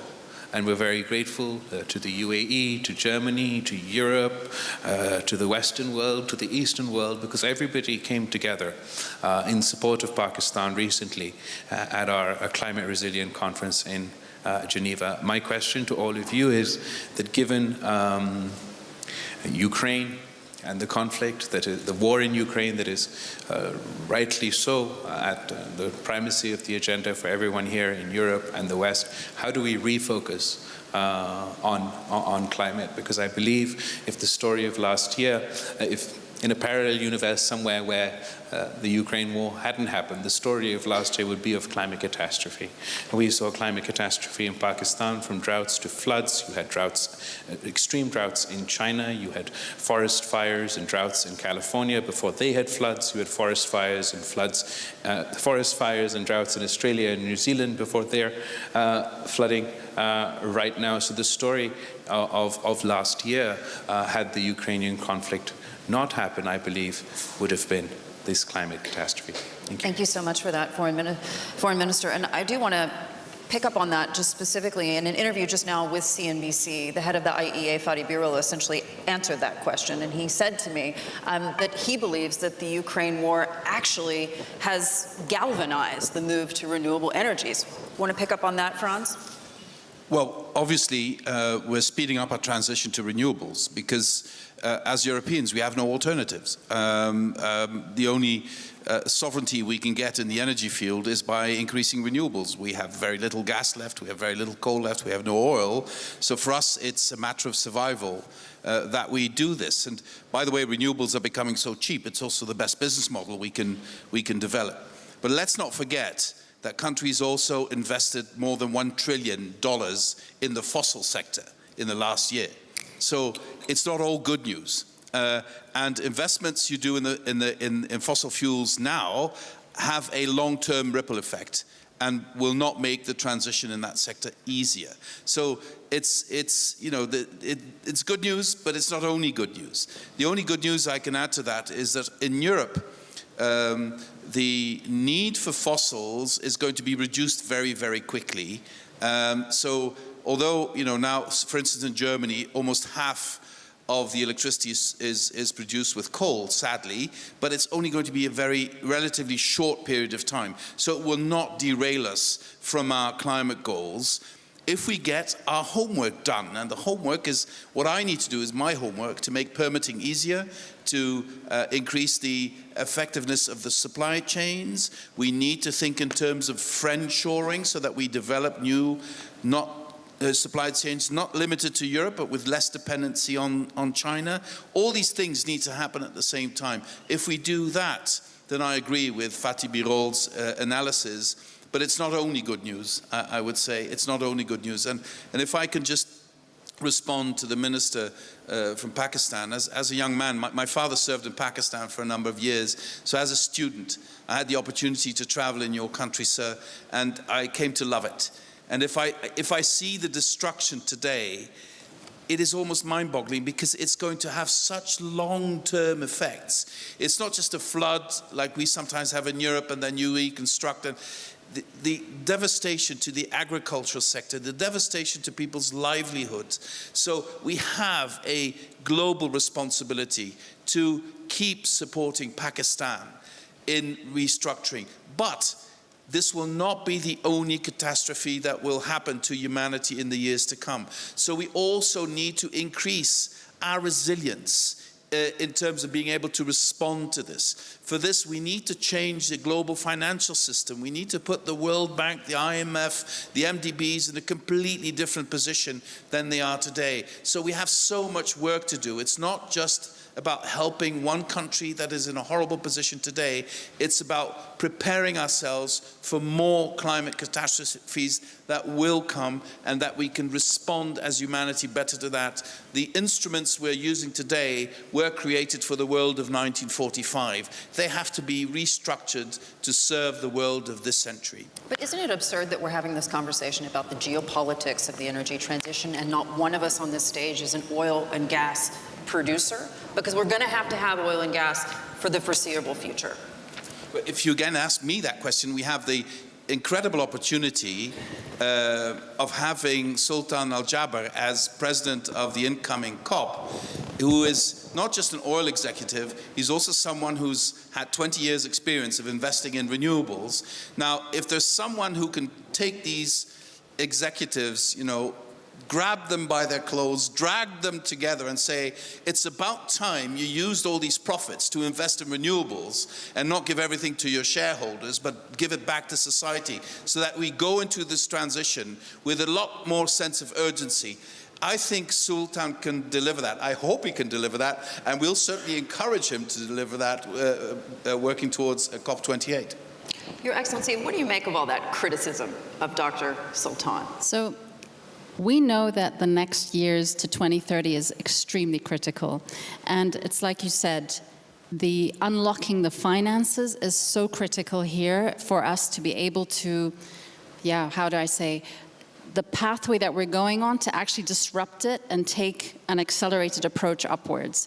And Sultan, he is the CEO founder of Masdar, which is our flagship renewable energy company. And he was placed in ADNOC to change ADNOC so that, because we're always going to be an energy exporter, but the type of energy we're going to export is changing already and will change in the future. I don't know if some of you know this, but I just came from the World Government Summit, and in 2015, our now president, His Highness Sheikh Mohammed bin Zayed, said, if we invest today correctly, we will, in a few years' time, be exporting the last barrel of oil, and we'll be celebrating. This was in 2015. And it really is. We need everyone on board. This COP28 is going to be a COP for everybody, and we need the oil and gas sector to be with us, and we need to shift the way they're doing business. We need to decarbonize what they're doing, and we need to then phase out oil and gas in a just way, because everybody needs to be included in this. Yeah. Finance Minister, just to pick up on the conversation about the Global South, and Franz touched on this as well as Robert. When you think about this a bit more broadly, and we talk about the difficulties in financing, we talk about the balance sheet, if you will, how important is it that the Global South get this right when it comes to the next generation of technology, the next generation of energy? Because if they get it wrong, we could be talking a catastrophe, no? Well, it is very important because from many COP meetings, usually the discussion is about this affordability and just, and the polluter pay principle on who should pay, and then what is the access of the technology could be arranged in a way that will provide certainty for this transition. I think it's going to be very important. So for many Global South, the discussion regarding this transition that provides them a roadmap which is doable from their fiscal, from their political situation, as well as from the affordability at the end of the day. So this is going to be very important, because if you look at the map of the world, the Global South now is maybe the most growing countries. They are becoming emerging country, which is their size of the economy is going to be growing bigger. Many of them can actually afford to have the energy renewable from the very beginning, rather than getting into a fossil fuel which is dirty first and then clean up later. But again, renewable energy require a different set of investment.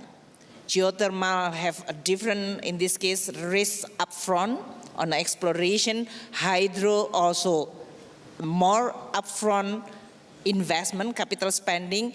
And many global souths have no access of this capital in order for them to jumpstart with this renewable. Solar may be different in this case. But this is exactly that the constraint of the capital and technology is going to provide them with a different choice which is not ideal. Climate change is a global public goods problem or global public bad. And that's why it cannot be solved by individual countries. We are talking about the same commodity that is CO2, that is the carbon. But now if you look at the world, the price of the carbon is different. Some countries already implemented carbon market with a different price. Some countries even don't have carbon market. And so for the global south regarding, oh, okay, I have to maintain my forest. I have to clean up my ocean because they are absorbing CO2. But who should pay for that? What is the opportunity cost for me not using this forest for my immediate need for the economic and social needs?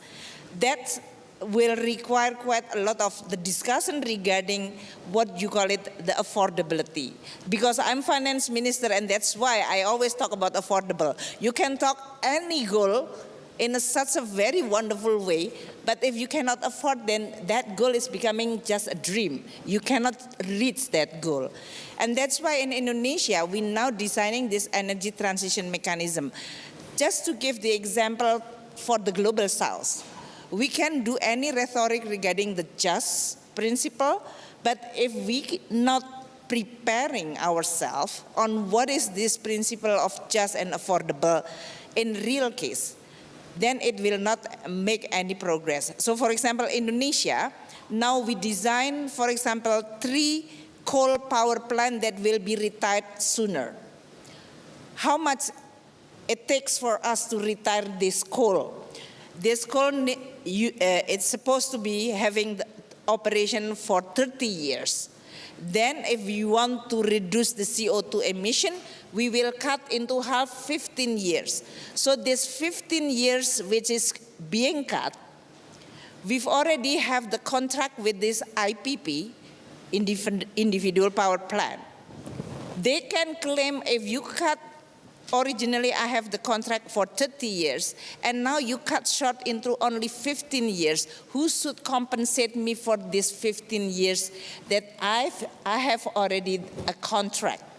Yeah. Sanctity of contract is another issue in this case.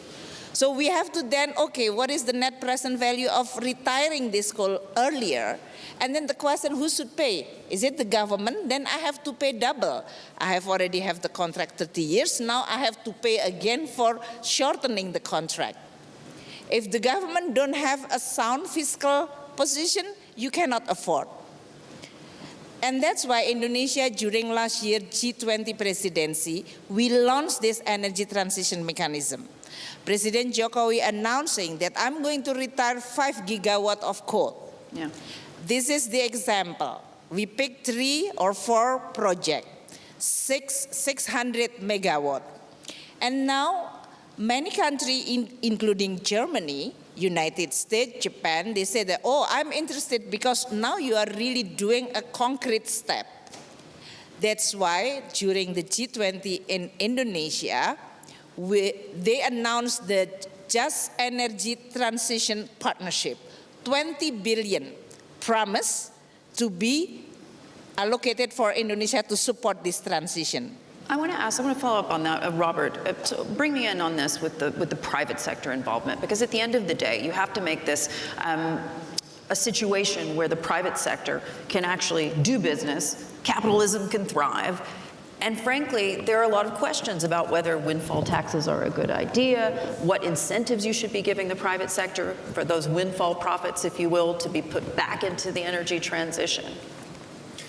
Well, first of all, I would like, if I get your argument right, I would like to give you 2 answers, because you asked us like 10 times, who should pay for that? And I think you have to distinguish between two situations. Coal power plants, mainly coal power plants in Indonesia that are on the market, that are on the grid, that are producing energy. And if we want, I think you want the same, but if the period of production time should be reduced from 20, 30 years down to 15, then someone has to pay for that. And this is not a business case, of course. Then this needs global solidarity. Therefore, the money should be reserved due to the Paris Agreement. So if you reduce the production time of the coal power plants, the companies or the countries, whoever owns the coal power plants, need in a way need an extra money to do that. That's crystal clear. This money should be paid. I mentioned it in my little speech, by the rich countries. That's obvious, I guess. And the second one is that Franz mentioned it before, that ridiculously investments in new coal power plants are still done. And this really is not a problem of who should the money come from, because money is obvious there. Why is it spent in new coal power plants is the question, and not in renewable? And I think this has something to do with the market design, and this leads me to your question. So then CO2 is too cheap. If you have a higher CO2 price or you make it more expensive, then the social question arises, obviously. Then again, we need just transition. This is what Franz was talking about. Someone has to at least ease the burden of the people for these prices. But the investments in renewables could be market-driven if the markets would be function. In a way, you can say that climate crisis is the biggest example of not functioning markets we have seen in latest history.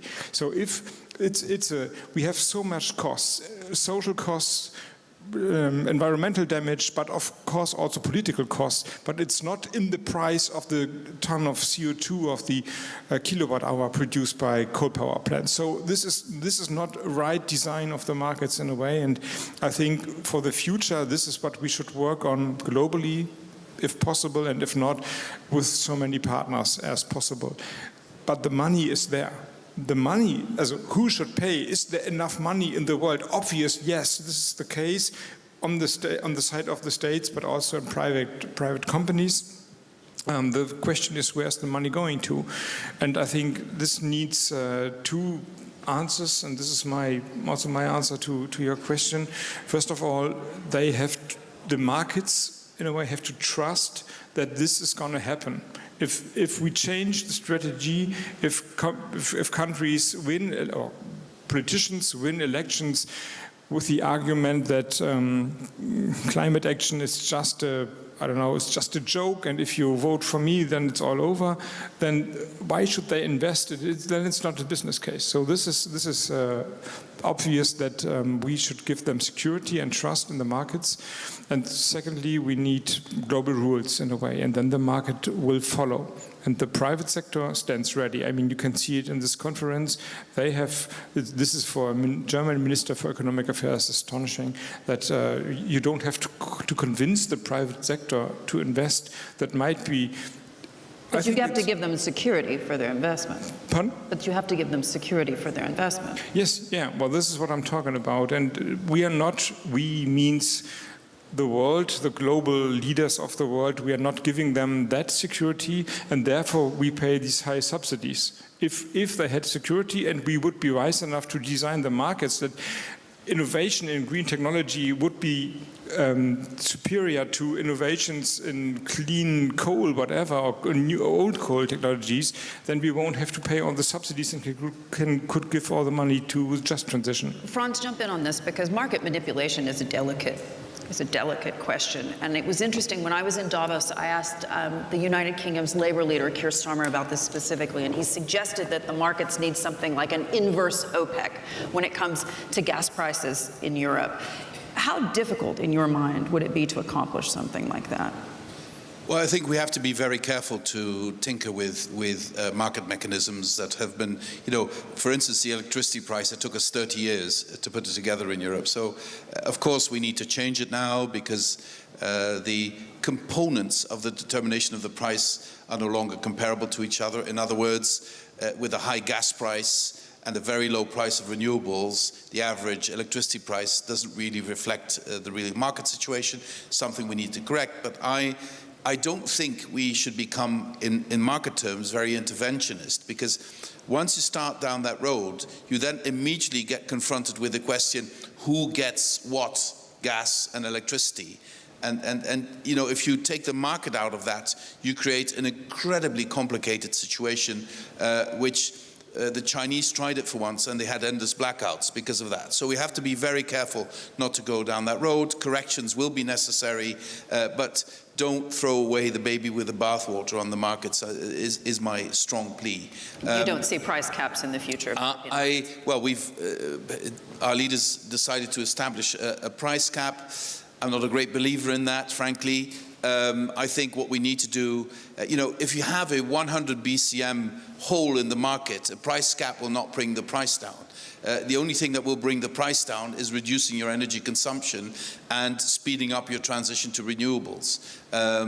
So I think that is the real answer to this. At the same time, what irks me, what I really find worrying, is that we just seem to be just prodding along, everything's going fine, and just look what's happening in the Antarctic. Just look what's happening in the Arctic. What's happening there now will have a huge, huge effect on us within 3, 4, 5, 6 years. And we cannot afford that to happen and to continue to happen. What happened in Pakistan is not going to be a one-off. That's where we are now at 1.2 degrees. Can anybody imagine where we would be if we let it go to 2 degrees? We just, and this is where I sometimes despair, that I don't see this sense of urgency in industry. I don't see this sense of urgency in many governments. Yes, we now have a war on, so we have other urgency. The climate crisis is not going to be sort of halted because there's another priority. And I hope we can, there is a nascent sense of urgency in our society. We need to take that to our wider economy. And I agree so much with Robert. It's not a matter of money. It's a matter of priorities. It's a matter of risk-taking. It's a matter of wanting to invest in this transformation. And, you know, if we don't do this, there is no doubt in my mind that my kids, my grandkids will be fighting wars over water and food. There's no doubt in my mind. So if we are at a security conference, take that angle into the discussion as well. Why aren't we doing that much more than we're doing? Climate is security. It's the same thing. How many millions of refugees are we willing to take because some parts of the planet become uninhabitable? How many hunger epidemics will we tolerate because parts of the world can no longer cultivate agricultural production? Think about that. That should create our sense of urgency, not the cost of the transition. Your Excellency, what can we reasonably expect to be accomplished at COP28? Because unfortunately, COP27 had a lot of talk, but not necessarily that much action. So we're going to be focusing on 5 tracks. The mitigation, which was something we felt at COP27 was not addressed strong enough. We need to reduce global greenhouse gas emissions by 43% by 2030. That's a huge undertaking. I'm leading the domestic efforts in the UAE. I'm leading the net zero pathway, and how many times I need to communicate and talk to the different sectors and get them aligned and make them understand that this net zero pathway is a must, but it's also a vehicle of opportunity. It's a vehicle of gaining new skills, getting new industries on board, for them to see that the investment is worth it. So, I mean, we're looking at the sectors such as the cement sector, waste sector, etc. So these hard-to-abate sectors are really important.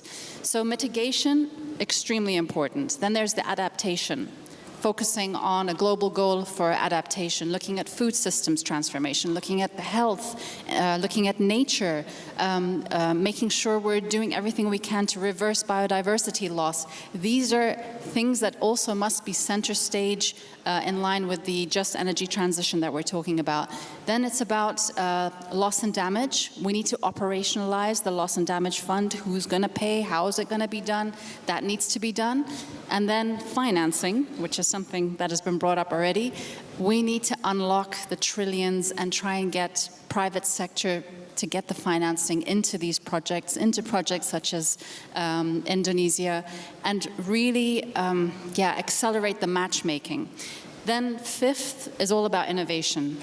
We need to bring hope back into this process, because the global stocktake, the first global stocktake, will not show good results. We know that already from now. We don't have to wait until COP happens.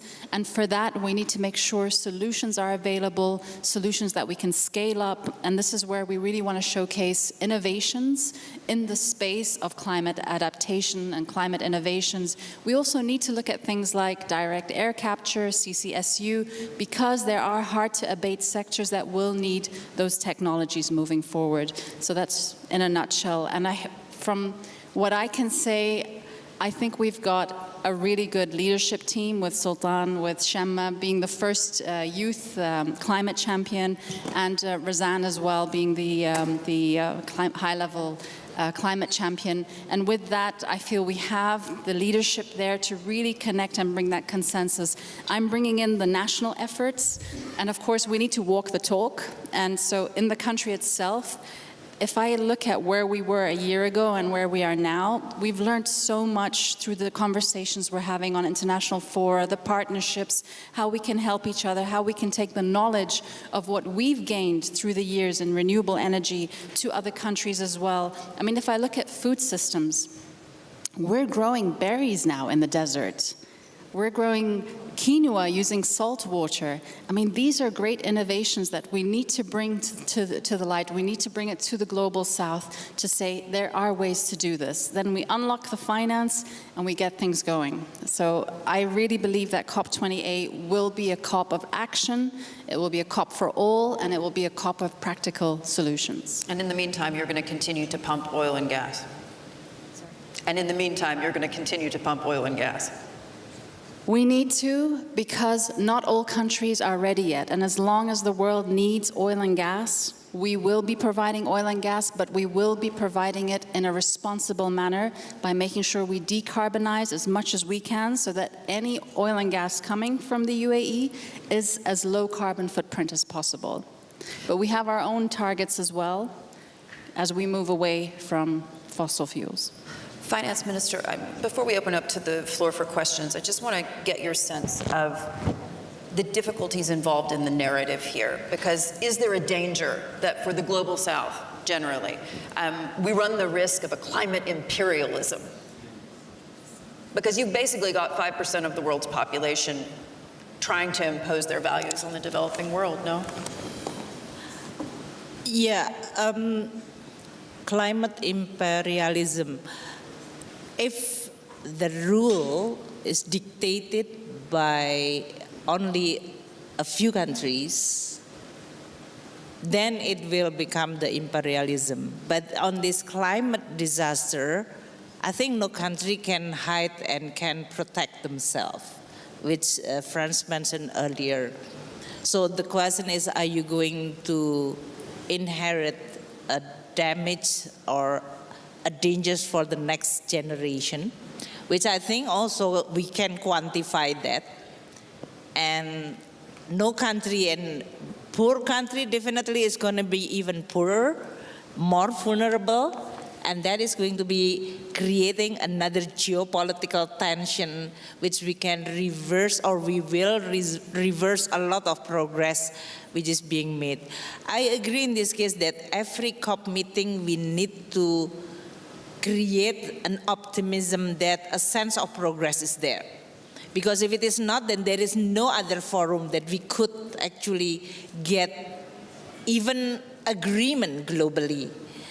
And that's why in each item which is mentioned by Minister Mariam earlier, whether this is on a mitigation, adaptation, you talk about loss and damage, you talk about financing, innovation. I think this is going to be one of the most important in each item. What is going to be the progress in the next COPs? Because without that, then you the dangers of this climate change is you can always present that by 2030, if we cannot avoid 1.5 degree centigrade increase, that, or even getting worse to the 2 degree, then the world is going to be in a much dangerous position. Even with that kind of narrative, you cannot move quite majority of country in the world, because they say that in the long run we are all dead. So today I have much urgent need to solve, whether this is on the food, whether this is on a shelter, this is an energy. So it's always like the long run being seen as less dangerous than what is the immediate present that they need to face. This kind of narrative that need to be changed by providing the right discount factor, in this case if you can call it that way, then you are going to make this decision much more immediate. And I can still believe, I believe that the only place to make this progress is this COP meeting. The G20 or any other forum can, G7, G20, they can reinforce and helping making progress on a COP meeting. Like when Indonesia presiding this G20 last year, we put sustainable finance within the finance minister and central bank governor, and we discussed quite a lot about the private sector participation, carbon market, which is, I think, is going to be very critical to establish and to build. But it's not going to be easy. But then providing this kind of roadmap, group pressure, is going to be good. What we don't want is this pressure being perceived as new imperialism. And that's why a lot of discussion among the policymakers, private sector, and even the civil society. It's going to be very critical. And that will create more trust so that we are going to be able to make a concrete solution. Robert, I think you had a comment. Yes, I would like to comment on this frame, new or climate imperialism. I think there is some truth in it, but not in the way as you were asking the question, and not in the way that you commented it, with all due respect. There is unjust in the global warming, of course. It was the Northwestern Hemisphere, the countries, the European countries, the US, who spoiled the atmosphere by burning CO2 over 250 years, actually. And this is unjust, of course. So in a way, yes, the imperialistic age began with the industrialization of US and Europe, and this is our debt and our burden we have to share. That's true. This is the first one, and the second one, that also the global warming is unjust. I mean, Africa is counting, I think, France, for 3% of the CO2 emissions, but they have already now 1.5 degrees. So the global south will be hit quite more brutal than the global north. I mean, France is from Netherlands. I'm from Germany. They are used to build up high dikes. You're from they will not. Well, they will save us more easily than Indonesia can be saved. So I would oppose the idea that climate action is a new imperialistic approach to this is my understanding of the idea behind it, to stop developing countries like maybe also Indonesia not to invest in their own infrastructure, not to get their own growth and wealth. This is not true, because these countries will be hit most. The truth in this sense is that we have an obligation, we, the richer countries, to invest, to help, and not to count the pennies, but to make a clear political decision. It's a complicated Can I sure. a little bit comment on that? You know, first of all, President Widodo is planting mangroves not to do us a favor. President Widodo is taking coal-fired power station out of production, not to do us a favor, because he sees this in the essential interest of Indonesia. China is enlarging its production of renewable energy at a rate that nobody can imagine, not to do us a favor. India is taking all combustion engines out of the major cities, not to do us a favor. This has nothing to do with us. This is to do with countries all over the world who are seeing the consequences of the climate crisis and want to mitigate those consequences out of their own interests. And so let's not pretend this is somebody in a Western country who's thought out that there is a climate crisis and now is trying to impose their ideology on the rest. This is something leaders across the world are analyzing for themselves, and they're taking the measures they believe are in the interest of their country. The only problem is, if we want this transition to be global, we have to discuss it at the global level and take global measures. That's why I agree COP is the only forum where we really have a global discussion about this. And if we strike the right balance between the different interests, we can move forward. You know, this is not a lost cause, but I do become increasingly angry that there is not enough sense of urgency in addressing the cause. Everywhere, not just in the south, also especially in the north. But let's not create an impression that this is sort of an imposition of rich countries on poor countries. That's not why these countries are doing this. They're doing this because they've made an analysis of their self-interest. And, you know, I have the highest regard for President Widodo because he's made this interest. He's being extremely courageous in the choices he makes. They're very risky for Indonesia, but they're the right pace forward, and that's why we have invested so heavily in what we call JET-P. Yeah, well, that's exactly maybe the explanation about the imperialism in this case. Indonesia doesn't feel that if we are doing this climate change agenda, that we are follow the order or the rule which is made by the advanced country. Because we have the responsibility in this case. But listening to Robert, that rich country, advanced country have all this responsibility, that is really like a song in my ears. I mean, well, that is exactly in the COP, we are always discussing about that. 100 billion until now is not delivered in this case. So at the end of the day, each country can make a decision regarding actually, what is the choice you could do? You can always continue blaming and then stop at that level because there is no enforcement mechanism, right, in this case. So it is going to be something, the consensus that need to be continued built. And that's why I said the COP is important meeting. But country as big as Indonesia and my leaders, President Jokowi, choose to make an action that we believe it's serving also our own needs. Because we also see that if the sea level increase, how much damage is going to cause many of our infrastructure, population. So at the end of the day, Indonesia could participate. That's why Indonesia even enhancing our nationally determined contribution. Initially, with our own effort, 29%, now we increase into 32.9%. If we are going to get international support, we patiently and continuously making the case by building the real action so that we are not going to just come up with the rhetoric, then we are going to increase into 41 to even now increase to 43%.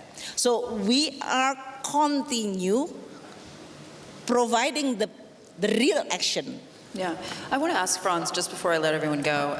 So we talk about this as a real and present danger. Al Gore, the former Vice President of the United States, talked about boiling oceans and rain bombs when he was in Davos just a couple of months ago.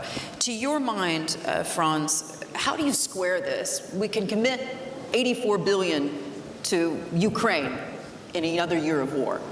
The IMF has told me that she is completely, Kristalina Georgieva, she's completely certain that we will get that money on the table for Ukraine, yet we still can't get that $100 billion globally toward climate change. How do you square that? Well, I can't square that because it's highly unjust. I have to say, in our defense, the EU is doing more than its part in terms of the 100 billion. But that's not an excuse. I'm just, just to set the facts straight. But other rich countries are doing near to nothing. And that has undermined the Global North's credibility in the COP process in a horrible way.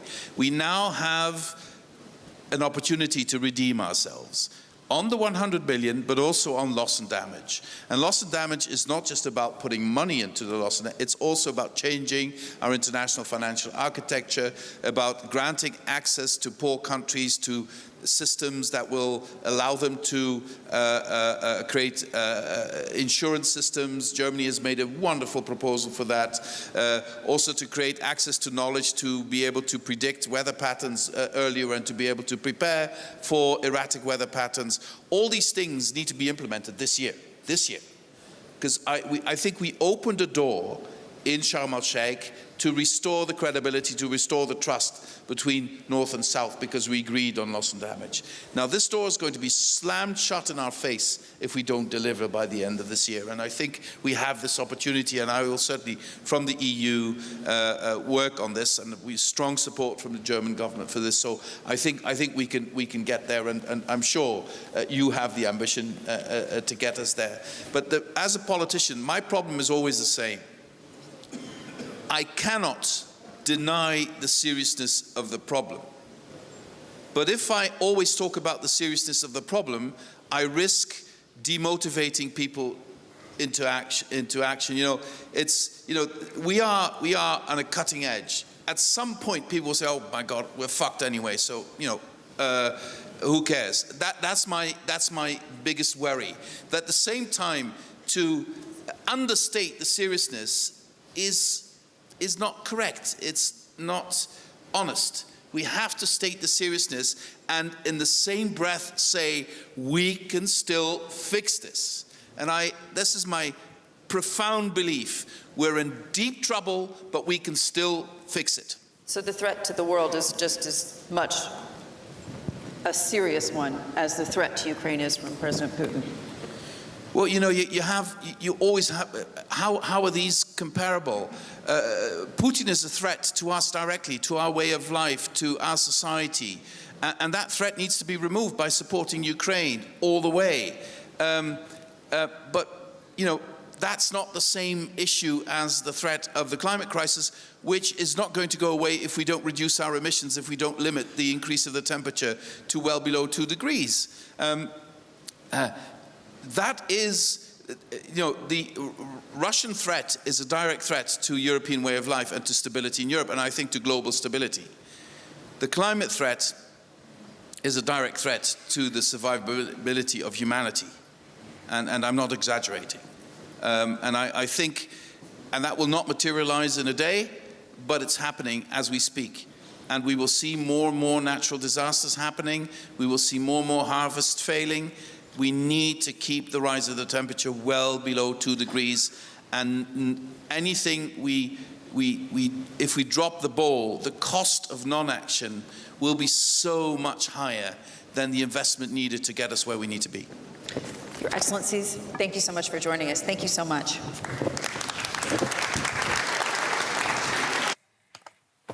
And that's enough of that. And the stage will soon be ready for the grande finale of this first day of the Munich Security Conference at the Hotel Bayerischer Hof in Munich. And it is a panel discussion. You're watching BR24 Live, and we'll be right back after this.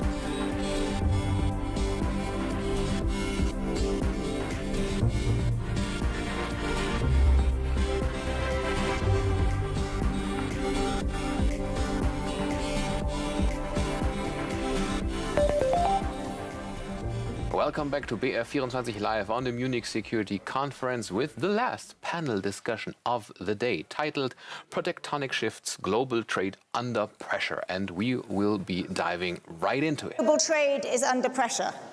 It's called Protectonic Shift, which is a particularly good title by the Munich Security Conference. But I think the answer to the question is, of course, yes. There is no question, I think, that the global trading regime is under pressure. Multilateralism is a word that we like to use, but it's not very clear that that is still apposite in global trade. If you think back just a few years, there were concerns about the trade regime of China and the Trump tariffs. Then it was accelerated by the pandemic and the focus on national resilience, the weaponization of economic tools, the aftermath, obviously, of Vladimir Putin's invasion of Ukraine, the differential approaches that countries have taken to climate change. All of these trends have put the global trade regime under pressure. So the question is, how bad is it? Where's it going? And what do we do to save global trade? And to answer that, a wonderful panel. Come and join me. Ambassador Catherine Tai, who is the US Trade Representative, do come and join me. EU Commissioner for Trade and the EU Commission Vice President, Valdis Dombrovskis, and the CEO of BMW, Olaf. So we have literally the two most important people in global trade and one of the world's most important companies. So I hope we're going to solve this. Let us start, and I'll open this up to questions very shortly, but let's start perhaps with an overview of just how bad are things in the multilateral trading system. And Valdis, let's perhaps start with you. People often say in my business, you know, is it the end of globalization? Are we in an era of deglobalization? Is globalization dead? For some reason, we have a problem with this mic. I don't know why. You have a problem with that mic? Okay. I've been chatting away and you couldn't hear me? It's better, yeah. I sounded very loud to myself, but obviously you couldn't hear me. So I'm not going to repeat all of that. I'm hoping that you caught at least some of it. Let's start with you, Valdis Dombrovskis. Is globalization dead? What is this new world all about? Good evening, everyone, and it's a pleasure to be here in Munich Security Conference. As regards globalization, I would say globalization is not dead, it's entering as a new phase. Because many of the underlying paradigms like economic strength through trade, efficiency through trade, mutual gains through trade, those paradigms have not changed.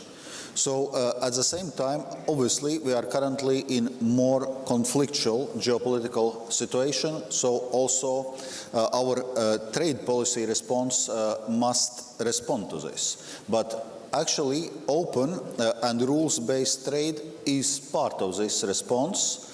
When we are looking how to end up our dependencies, for example, on Russian fossil fuel supplies, we also need to be mindful of not developing new dependencies. So we need diversified and resilient supply chains. We need to work on, for example, access to raw materials. As regards green and digital transition, which we are undertaking in Europe, probably domestically we are going to source or be able to source around some 15% of the raw materials which we need for a green and digital transition. So it means we need to have mutually beneficial partnerships with resource-rich countries. So another element which is probably changing is that during the globalization there was lots of emphasis on efficiency. And probably now there's going to be more emphasis on resilience. Just to wrap up, globalization is not changing. We are entering a different phase of globalization. So it's not dead, but it is changing. Indeed. It is changing. Catherine Tai, Ambassador Tai, what's your take on this? Because one argument is if you have a focus on national security and on resilience, you are shifting away from the focus on efficiency that used to define multilateral trade. So how big is that change? So I want to endorse Valdis's point of view. I agree. I think that we've had globalization for as long as human beings have exchanged and traded things with each other. What I would say is globalization is not just changing, but it's evolving. And there are pressures on the globalization, which this current version has absolutely incentivized efficiency above everything else. I agree with Valdis as well, that the new version of globalization that we are working with the European Union to try to facilitate and bring into being is one that takes into account efficiency, but also builds in and tries to incentivize resilience. And this is because of the pressures that we're facing that are not just geostrategic and geopolitical, but the pandemic, I think, laid bare for us on a very basic level some of the significant vulnerabilities that we have from this version of globalization. So I think that there is very much space for us working together to facilitate the evolution to a better version of globalization, one where the US and EU, I think, are very much aligned in terms of one that promotes resilience, but also fairness for our people and our workers, and also a clean and green future that can be incentivized by new rules aimed at resilience. Well, the two of you seem to be in broad agreement, and we'll get into the details of that. I feel like, as the editor of a newspaper that's championed free trade for nearly 200 years, I may be the one that is more skeptical of this shift. But Oliver, let's hear from you. What is BMW's take on how much the global trading system is at risk? Well, I would like to add a few from a global player. BMW is not a German company exporting cars from Germany to the rest of the world. We are a global player. We are at home in the United States, we are at home in China, and we are at home in Germany, of course. Innovation in our industry depends on globalization. I always make the point, we have 12,000 suppliers, 12,000 suppliers in every country of this world. And if you start thinking from the raw material to the final car, you will patch the whole globe. So once you try to cut something off, you will make serious mistakes concerning innovation. And innovation we need for all future tasks we have. CO2 reduction, going to net zero, we need innovation. And our innovation, and the car industry is just an example for that, it depends on access to global resources. Now the big change is, and of course we feel that as well, we go away from efficiency optimization towards more security. To have the end product localized is for many reasons the right thing. That is why our biggest plant is in Spartanburg in the United States. And by the way, we are the largest exporter by value for the 9th consecutive year from the United States to the rest of the world. And the largest footprint we have in China. So we localize the final stages of assembling the product. But that is not true when you go far deeper in the supply chains. They're completely globalized. So what we have to do, I think we have to find a way to take care of safety and protective demands we have. We have that in China, we have that in Europe, and we have that in the United States. And at the same time, to protect a free and fair trade. And maybe we need a new set of rules to ensure that. But to answer your question, I think globalization is not dead and shall not be dead. But we are shifting, as you say, from a world focused on efficiency, as all of you said, to one focused more on resilience. And that is, am I right in interpreting you as saying that is coming at some cost? I would, yes, but that doesn't mean we deglobalize. That is not the same thing. We try to find ways to protect our trade, our business, our customers. But that is more a new set of rules, and that does not mean, by no means, decoupling and deglobalization. There's a huge nomenclature around this. Some call it deglobalization, some call it friendshoring, some call it decoupling. There are different new words but we are, to some degree, moving away from a world of multilateral rules applied to everyone, focused on efficiency. Your querying look there, Ambassador Tai, suggests you don't agree with me. I think that these are words that are being thrown around quite a bit in the conversation right now, but they mean very different things. Deglobalization, decoupling, in my mind, as they are used and as they are used to cause concern, suggest that we are trying to take apart the world, and that we are, in its most extreme form, it's used as an argument that the introduction of new rules that are intended to promote resilience are actually there to promote autarky. I don't actually see anyone represented on the stage here trying to be fully self-sufficient. I think that we're all sophisticated enough in terms of supply chains, the modern economy, to know that there are very few things that one single country, one single economy can produce for itself. And be able to thrive and to prosper. So I want to put a bit of a finer point on this, which is it's about an evolution of globalization. When we talk about resilience, we talk about the supply chain challenges that we're facing. Some of it goes to concentrations of supply, where some significantly critical elements of our supply chains are often located in only one region, perhaps only one country. That is just a risk. Financial, operational risk. There's also resilience with respect to trust. And I think that that reflects the rising geopolitical aspects of what is happening today and the complexities. I think that a lot of what we are doing is trying to bring about a new set of principles to tap the brakes, if you will, on efficiency pursuit and efficiency maximization, to build in the resilience around diversification of supply, parallel redundancies where you need them, and also to build those relationships of trust, because there is a lot that we cannot predict.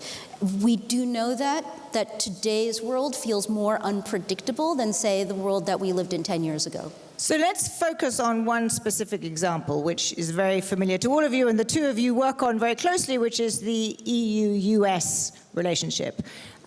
Trust, incredibly important, much progress being made, but then quite some concern in Europe about some of the consequences of the Inflation Reduction Act and the sort of maybe unanticipated consequences of the America First requirements in that. This is an audience that will know the sort of broad contours of that. I know you are working on things, but maybe, Valdis, you could start by explaining how much in Europe you worry about this, what can be done to improve this situation and make, as the ambassador says, an environment of trust. Well, maybe let's start with a couple of fundamental things. Well, first of all, EU and US are strategic allies. We must work together, and especially we must work together in a current very complicated geopolitical situation and in the context of threats which we are facing. Second, EU-US trade and investment relationship is the largest trade and investment relationship in the world. So there's lots of at stake also economically. So in a sense, we are bound to work together, and we had been working very intensively with Ambassador Tai, with new US administration to deal with a number of bilateral issues. We had set up a Trade and Technology Council where we can have more positive forward-looking agenda, how we are developing our relationships. Clearly, you mentioned Inflation Reduction Acts. Clearly, there are concerns. So, all in all, we obviously welcome the ambition of the U.S. to tackle climate change and efforts which the U.S. is putting into this with the help of Inflation Reduction Act. At the same time, we obviously know that there are discriminatory elements which are discriminating against European companies, setting domestic content, domestic assembly requirements, which are obviously of concern. And that's why we are doing this outreach with US. We are focusing on a negotiated solution. Just earlier today, we had a bilateral meeting with Ambassador Tai where we were discussing, among other things, those issues. We have dedicated task force Actually, in just 2 weeks' time, I'm planning a visit to Washington, D.C. to continue those discussions. But it's important that those concerns are being addressed, because clearly we can work much better on green and digital transition of economies, on tackling climate change, if we work together as transatlantic allies and not against each other. And that's what we have to achieve here. And Ambassador Tai, what do you think are the key components of such a negotiated solution? Do you recognize the Europeans' concerns? Did the US get this one wrong? We recognize Europe's concerns, but stand by that the United States did not get this wrong. We care very much about the European concerns. As Valdis noted, we have set up a task force between the White House and President von der Leyen's cabinet. That task force meets very, very regularly, has been working extremely closely. Valdis and I have been in regular touch on this and a number of other items as well. In fact, when I saw Valdis last month, I told him that between our work on the Inflation Reduction Act and also on the global steel arrangement, which we're negotiating, that I would be happy to visit him in Europe every single month of this year if I need to. And Valdis, we're in Germany today. It's February, and I just want to let you know that I'm keeping up my end of the bargain.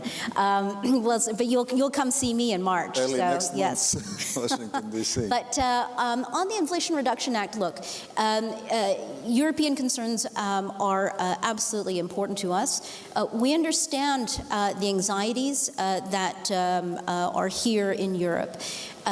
Look, we need Europe to succeed. We need Europe to succeed strategically, economically, politically, and industrially. Our success is bound together. That has always been clear to us. That is clear to us today. With respect to the elements of the Inflation Reduction Act, let me just make a couple points, which is you mentioned earlier the concept and the term friendshoring. I think that goes to the resilience, building trust in trading relationships. If you look at some of the areas of concern that the Europeans have raised with us on the Inflation Reduction Act, especially as they relate to electric vehicles, you will see that there is a theme of friendshoring in the way that the legislation is put together. With respect to assembly, it is North American assembly. Right? North American assembly reflecting almost 30 years now of the North American trading relationship inside of a free trade agreement. The second piece relates to inputs that go into the electric vehicle batteries. That provides for coverage that includes countries and economies with whom we have a free trade agreement, though free trade agreement is not identified. So you see there the elements of the concept of friendshoring, which I want to really highlight. In terms of our conversation, it is about building out those elements where there is space in the implementation to accommodate here and going forward the shared values and interests that we and the Europeans have. And with respect to my friend sitting on my right, we know very well the production facilities that you have in the United States. We're extremely proud of them. And if you were able to bring your beautiful cars down in value a little bit more, you too would benefit from those subsidies. All right, Oliver, that was clearly to you. How do you see the Inflation Reduction Act, and how much of a problem is it? How much do you think the concerns of the Europeans are indeed valid? You're in an industry that is massively impacted by this. And what needs to happen? I first would like to put my American hat on, because we have our largest production facility there. I think that has been, out of an American perspective, to recognize that there's a linkage between innovation and industry scaling up. Fully understandable. This is what IRA is to me. It's a big industrial innovation impact. So fully understandable, and we're profiting from that. We invest $1.8 billion in revamping that factory into electric mobility. My second hat is, when I take a car being built in Dingolfing and export it to the United States, in the first round, the cars were not illegal before the credit, despite the fact that they were emission-free. So we find a solution now which is okay, this is not perfect. When the car is leased, the car is deemed to be a commercial vehicle, and then you get the credit. It's okay, it's not perfect. I think we have to, looking into the future, we have to recognize two things. To have an industrial strategy and industrial policy, Europe had it for a long time, Germany had it for a long time, China has it, the United States now have it as well. So we have to, that's a fact of life. I think there's a fourth pillar we have to talk about. We talk about China, United States, or Northern America and Europe. There's a fourth pillar rising. It's the rest of the middle-sized countries, Southeast Asia, all of Africa, South America, who do not want to belong to any three of them. They do not want to make this choice of, am I a friend? I'm a part of that friend shoring, or I'm a part of that enemy shoring. And we should take care that there's a fourth pillar rising. And that's a very resilient approach. To look countries which are trying to stay as neutral as possible. And we are watching very closely what the fourth pillar countries are doing. They're first of all very hungry, they're growing. They want to be part of this economic world. They want to be part of the trade agreements of this world.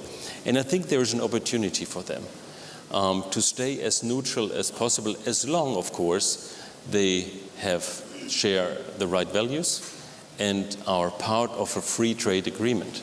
And I think that could even propel globalization even forward to push innovations worldwide.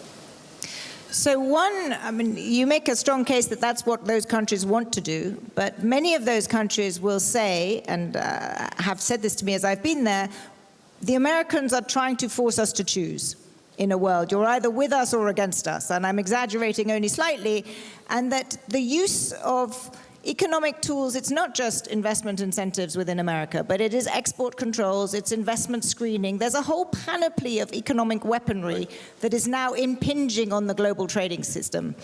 And so I wanted to ask you whether you thought that it was going to be possible for countries to try not to be part of this, or are they going to be forced to be on one side or the other? I think looking at which part of the industry you look like, that is very much possible. Normally, we look at the final stage of value creation.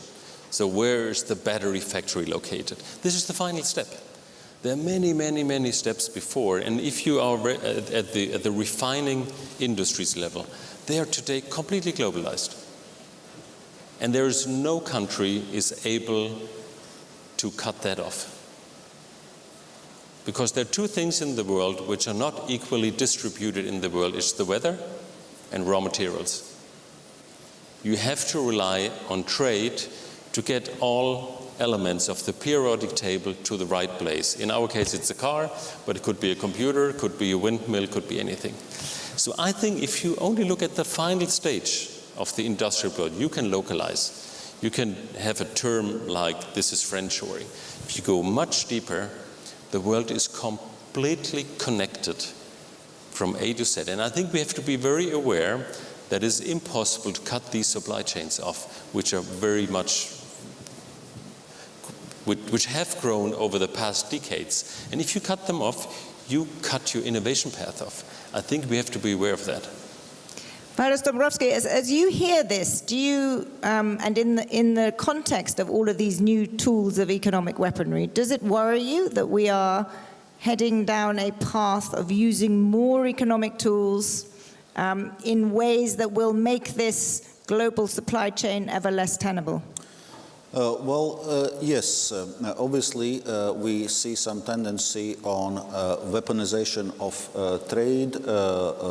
We saw, for example, how Russia was using its natural gas supplies as a tool of blackmail and manipulation. So we had to veer off this dependency on those supplies.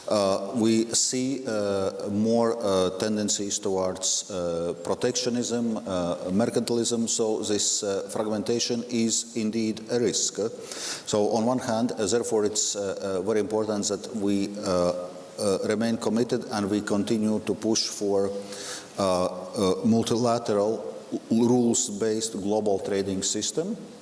But at the same time, also as EU, we need to be able to react when others are not playing by the rules. So we have also developed our own autonomous tools to be able to react to different situations, like, for example, the anti-coercion instrument, which is currently under legislation, the strengthened enforcement regulation, foreign subsidies instrument, international procurement instrument, FDI screening, and so on and so forth. So we also have developed this autonomous toolbox to be able to defend ourselves if others are not playing by the rules and are weaponizing trade. But I think it's for everyone's benefit to work and to maintain this multilateral system. So I'm going to open in just a second to questions, but one more last question for the three of you from me, which is about an organization that you may have forgotten exists, the World Trade Organization. It's not front of mind nowadays, but Ambassador Tai, you said in December, and I quote, that the WTO is getting itself on very, very thin ice, end quote, by ruling that the Trump-era steel and aluminium tariffs violated its rules, and that it shouldn't get into the business of second-guessing national security. But since everything nowadays is framed in terms of national security, doesn't that mean that the WTO doesn't really have a role in your view? So, Zanny, I'm going to take apart each part of your question. First, the WTO may not be front of mind for you, but it's front of mind for me every single day. And I believe that is also true for Valdis. So first, let me begin by reaffirming the Biden administration, the United States' commitment to the WTO, the World Trade Organization, and multilateralism. Multilateralism has been and continues to be, for the United States and for Europe, core part of our vision for a better world that we are all working together to achieve. To your question about my comments in December on the WTO panel report, there are actually two panel reports that came out of the WTO in December, both of them dealing with national security and the national security exception within the WTO rules. The first one relating to the steel and aluminum tariffs, and the second one relating to the United States changing the way we address imports from Hong Kong in response to the loss of autonomy for Hong Kong as a result of China's national security law being imposed in Hong Kong. In both cases, the WTO ruled against us. I stand by my comments that the WTO is on very, very thin ice, but let me elaborate.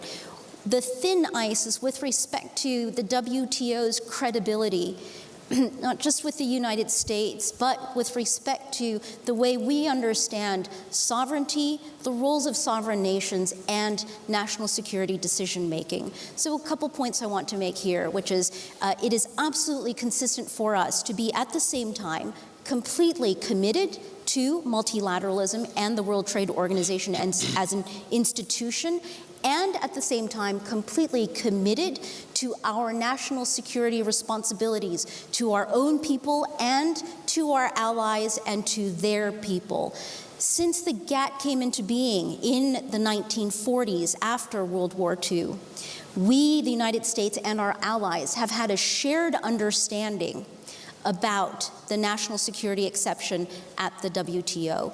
The two panel reports that I've highlighted demonstrate a walking away from that shared understanding in ways that should be seriously concerning, not just to economic policymakers, but especially to national security decision makers. And that is the point that I want to emphasize.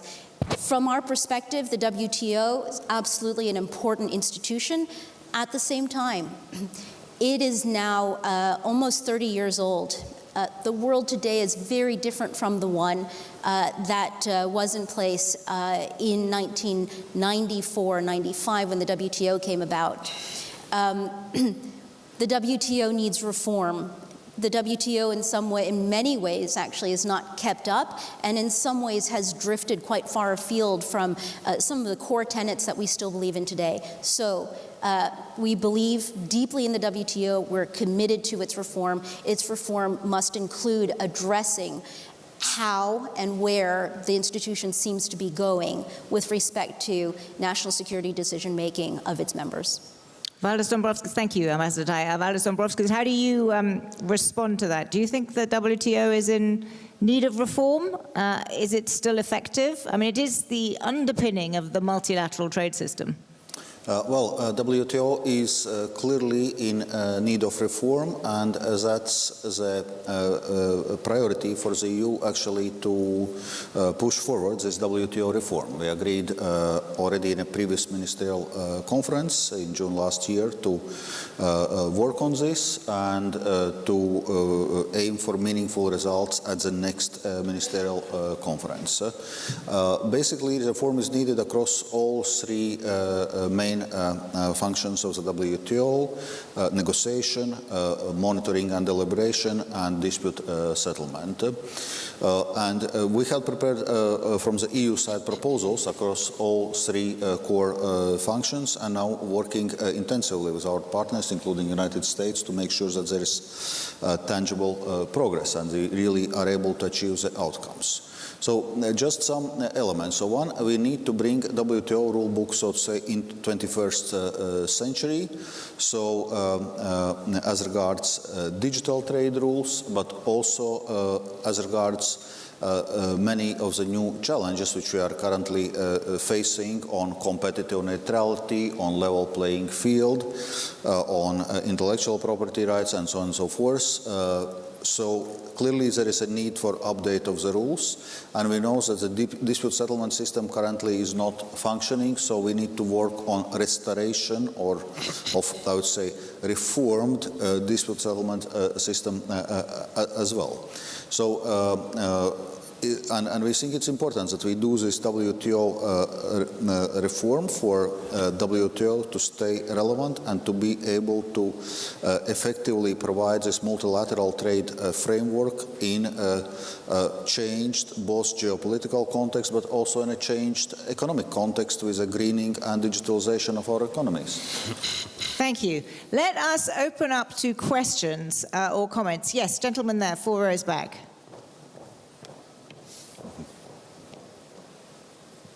Thank you. Richard Fontaine with the Center for New American Security. Ambassador Tai and Vice President Dombrovskis, both of you talked about reforms to the WTO, to the rules of dispute settlement mechanism. I wonder if you might tell us a bit about what reforms you might have in mind, what specific proposals you have for reforming the WTO. Ambassador Tai, let's start with you. Certainly. Well, I appreciate the question very much, because when we talk about reform, I will say that as difficult as it is to achieve consensus in a 164-member organization, there is a consensus reflected in the 12th Ministerial Conference that the WTO is in need of reform. That's a significant outcome of the 12th Ministerial Conference. In terms of the areas of reform, I think that we've also been very clear, and the membership is also, I think, quite agreed, that the dispute settlement function is one of at least 3 different functions within the WTO, and that reform needs to be comprehensive across the 3 because they impact each other. So, for example, the dispute settlement function, in our view, has really become extremely activist, if you will, to the point where it has, in our view, hampered the negotiation functions over the last many, many years. So we had a very, very robust outcome of the 12th Ministerial Conference last June. That only happens with the agreement and the participation of all 164 members, including the European Union, which counts for 28 members, the EU plus the 27 member states, and the United States, which we're very proud of. But also, it was the first time in almost 10 years that there was a multilateral, full WTO set of agreements on anything. The last time it happened was on the Trade Facilitation Agreement, which happened in 2013. So I just want to highlight that while the dispute settlement function gets a lot of the attention, rightly so, the negotiation function has been desperately underperforming, in large part because 164 members having to come to consensus is really, really hard. Even this time around, I think that there were 2 all-nighters that we pulled.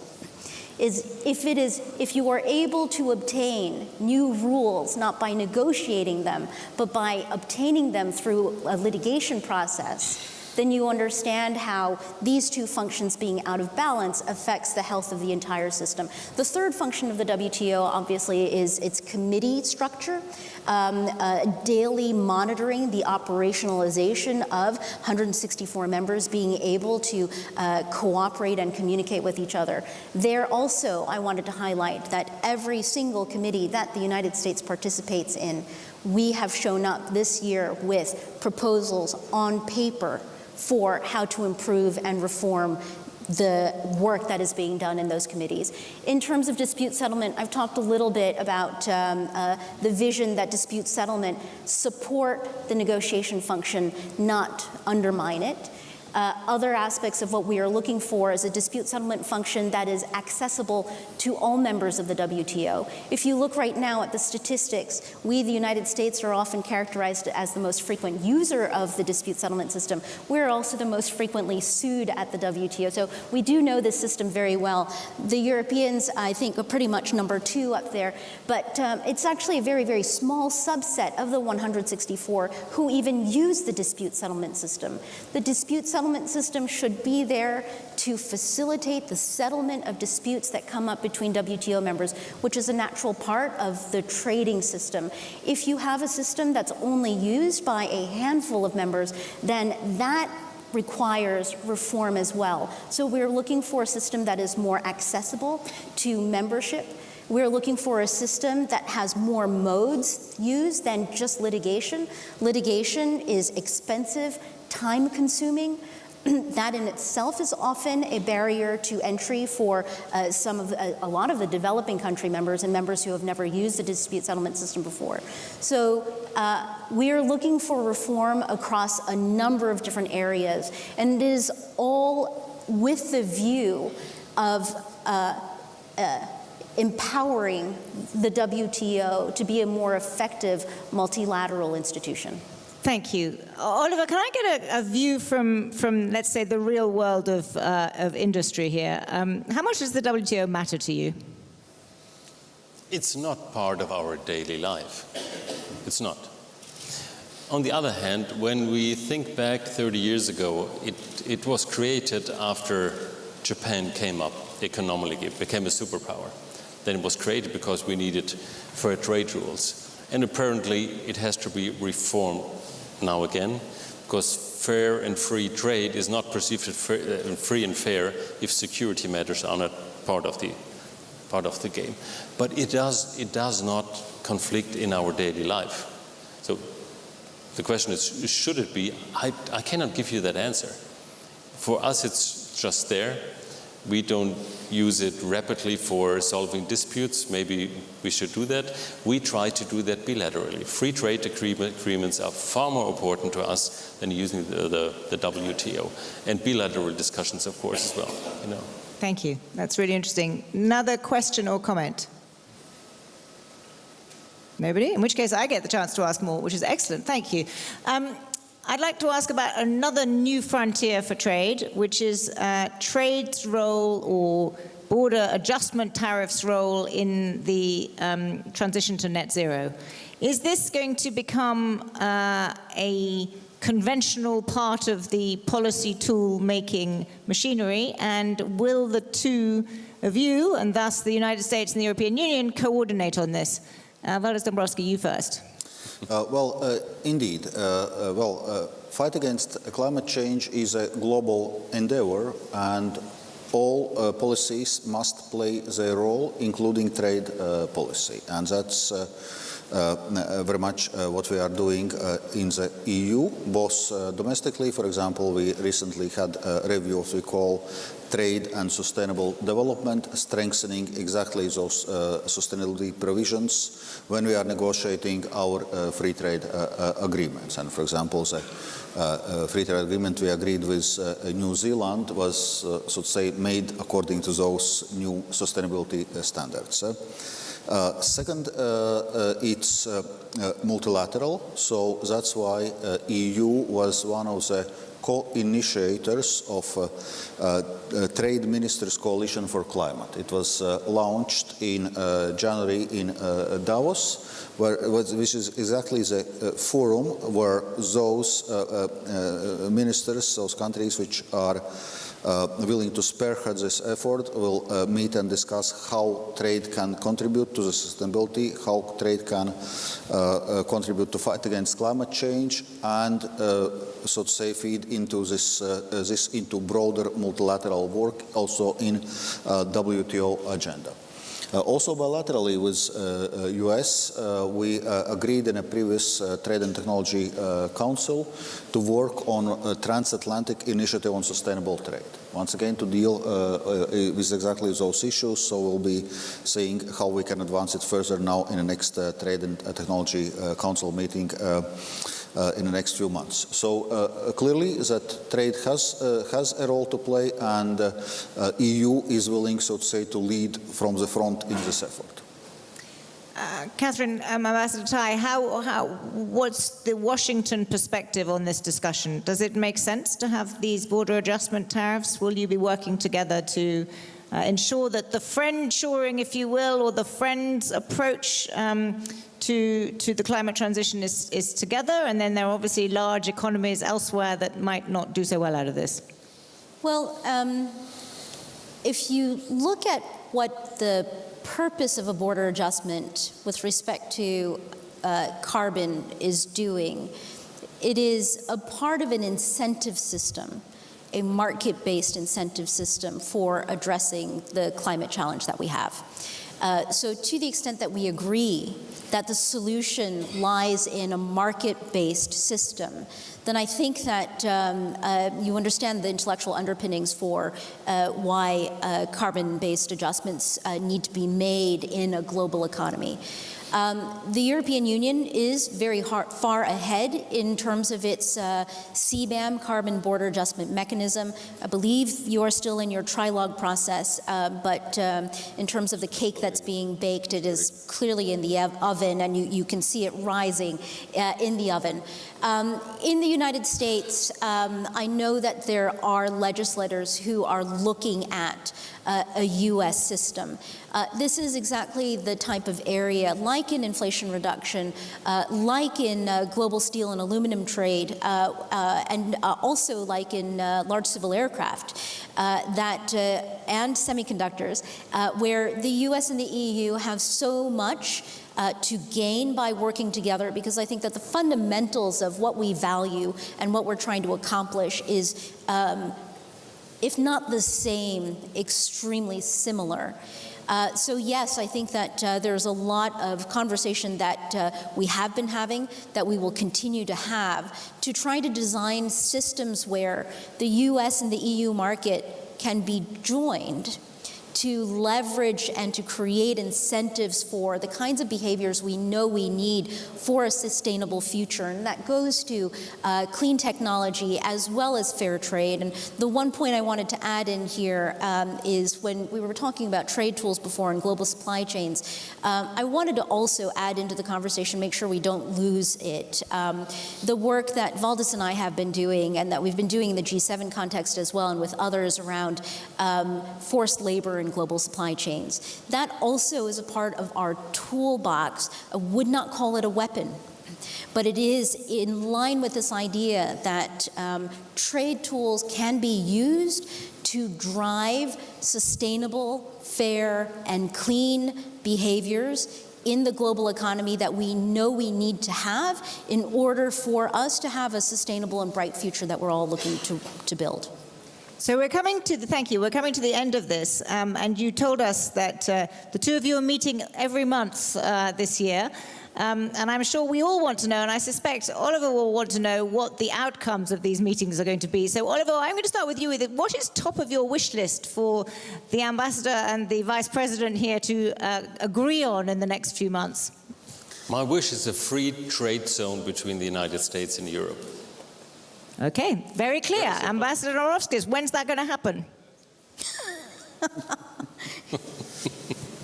I mean, you know, if we're Santa Claus here, it depends on how good of a boy Oliver's going to be.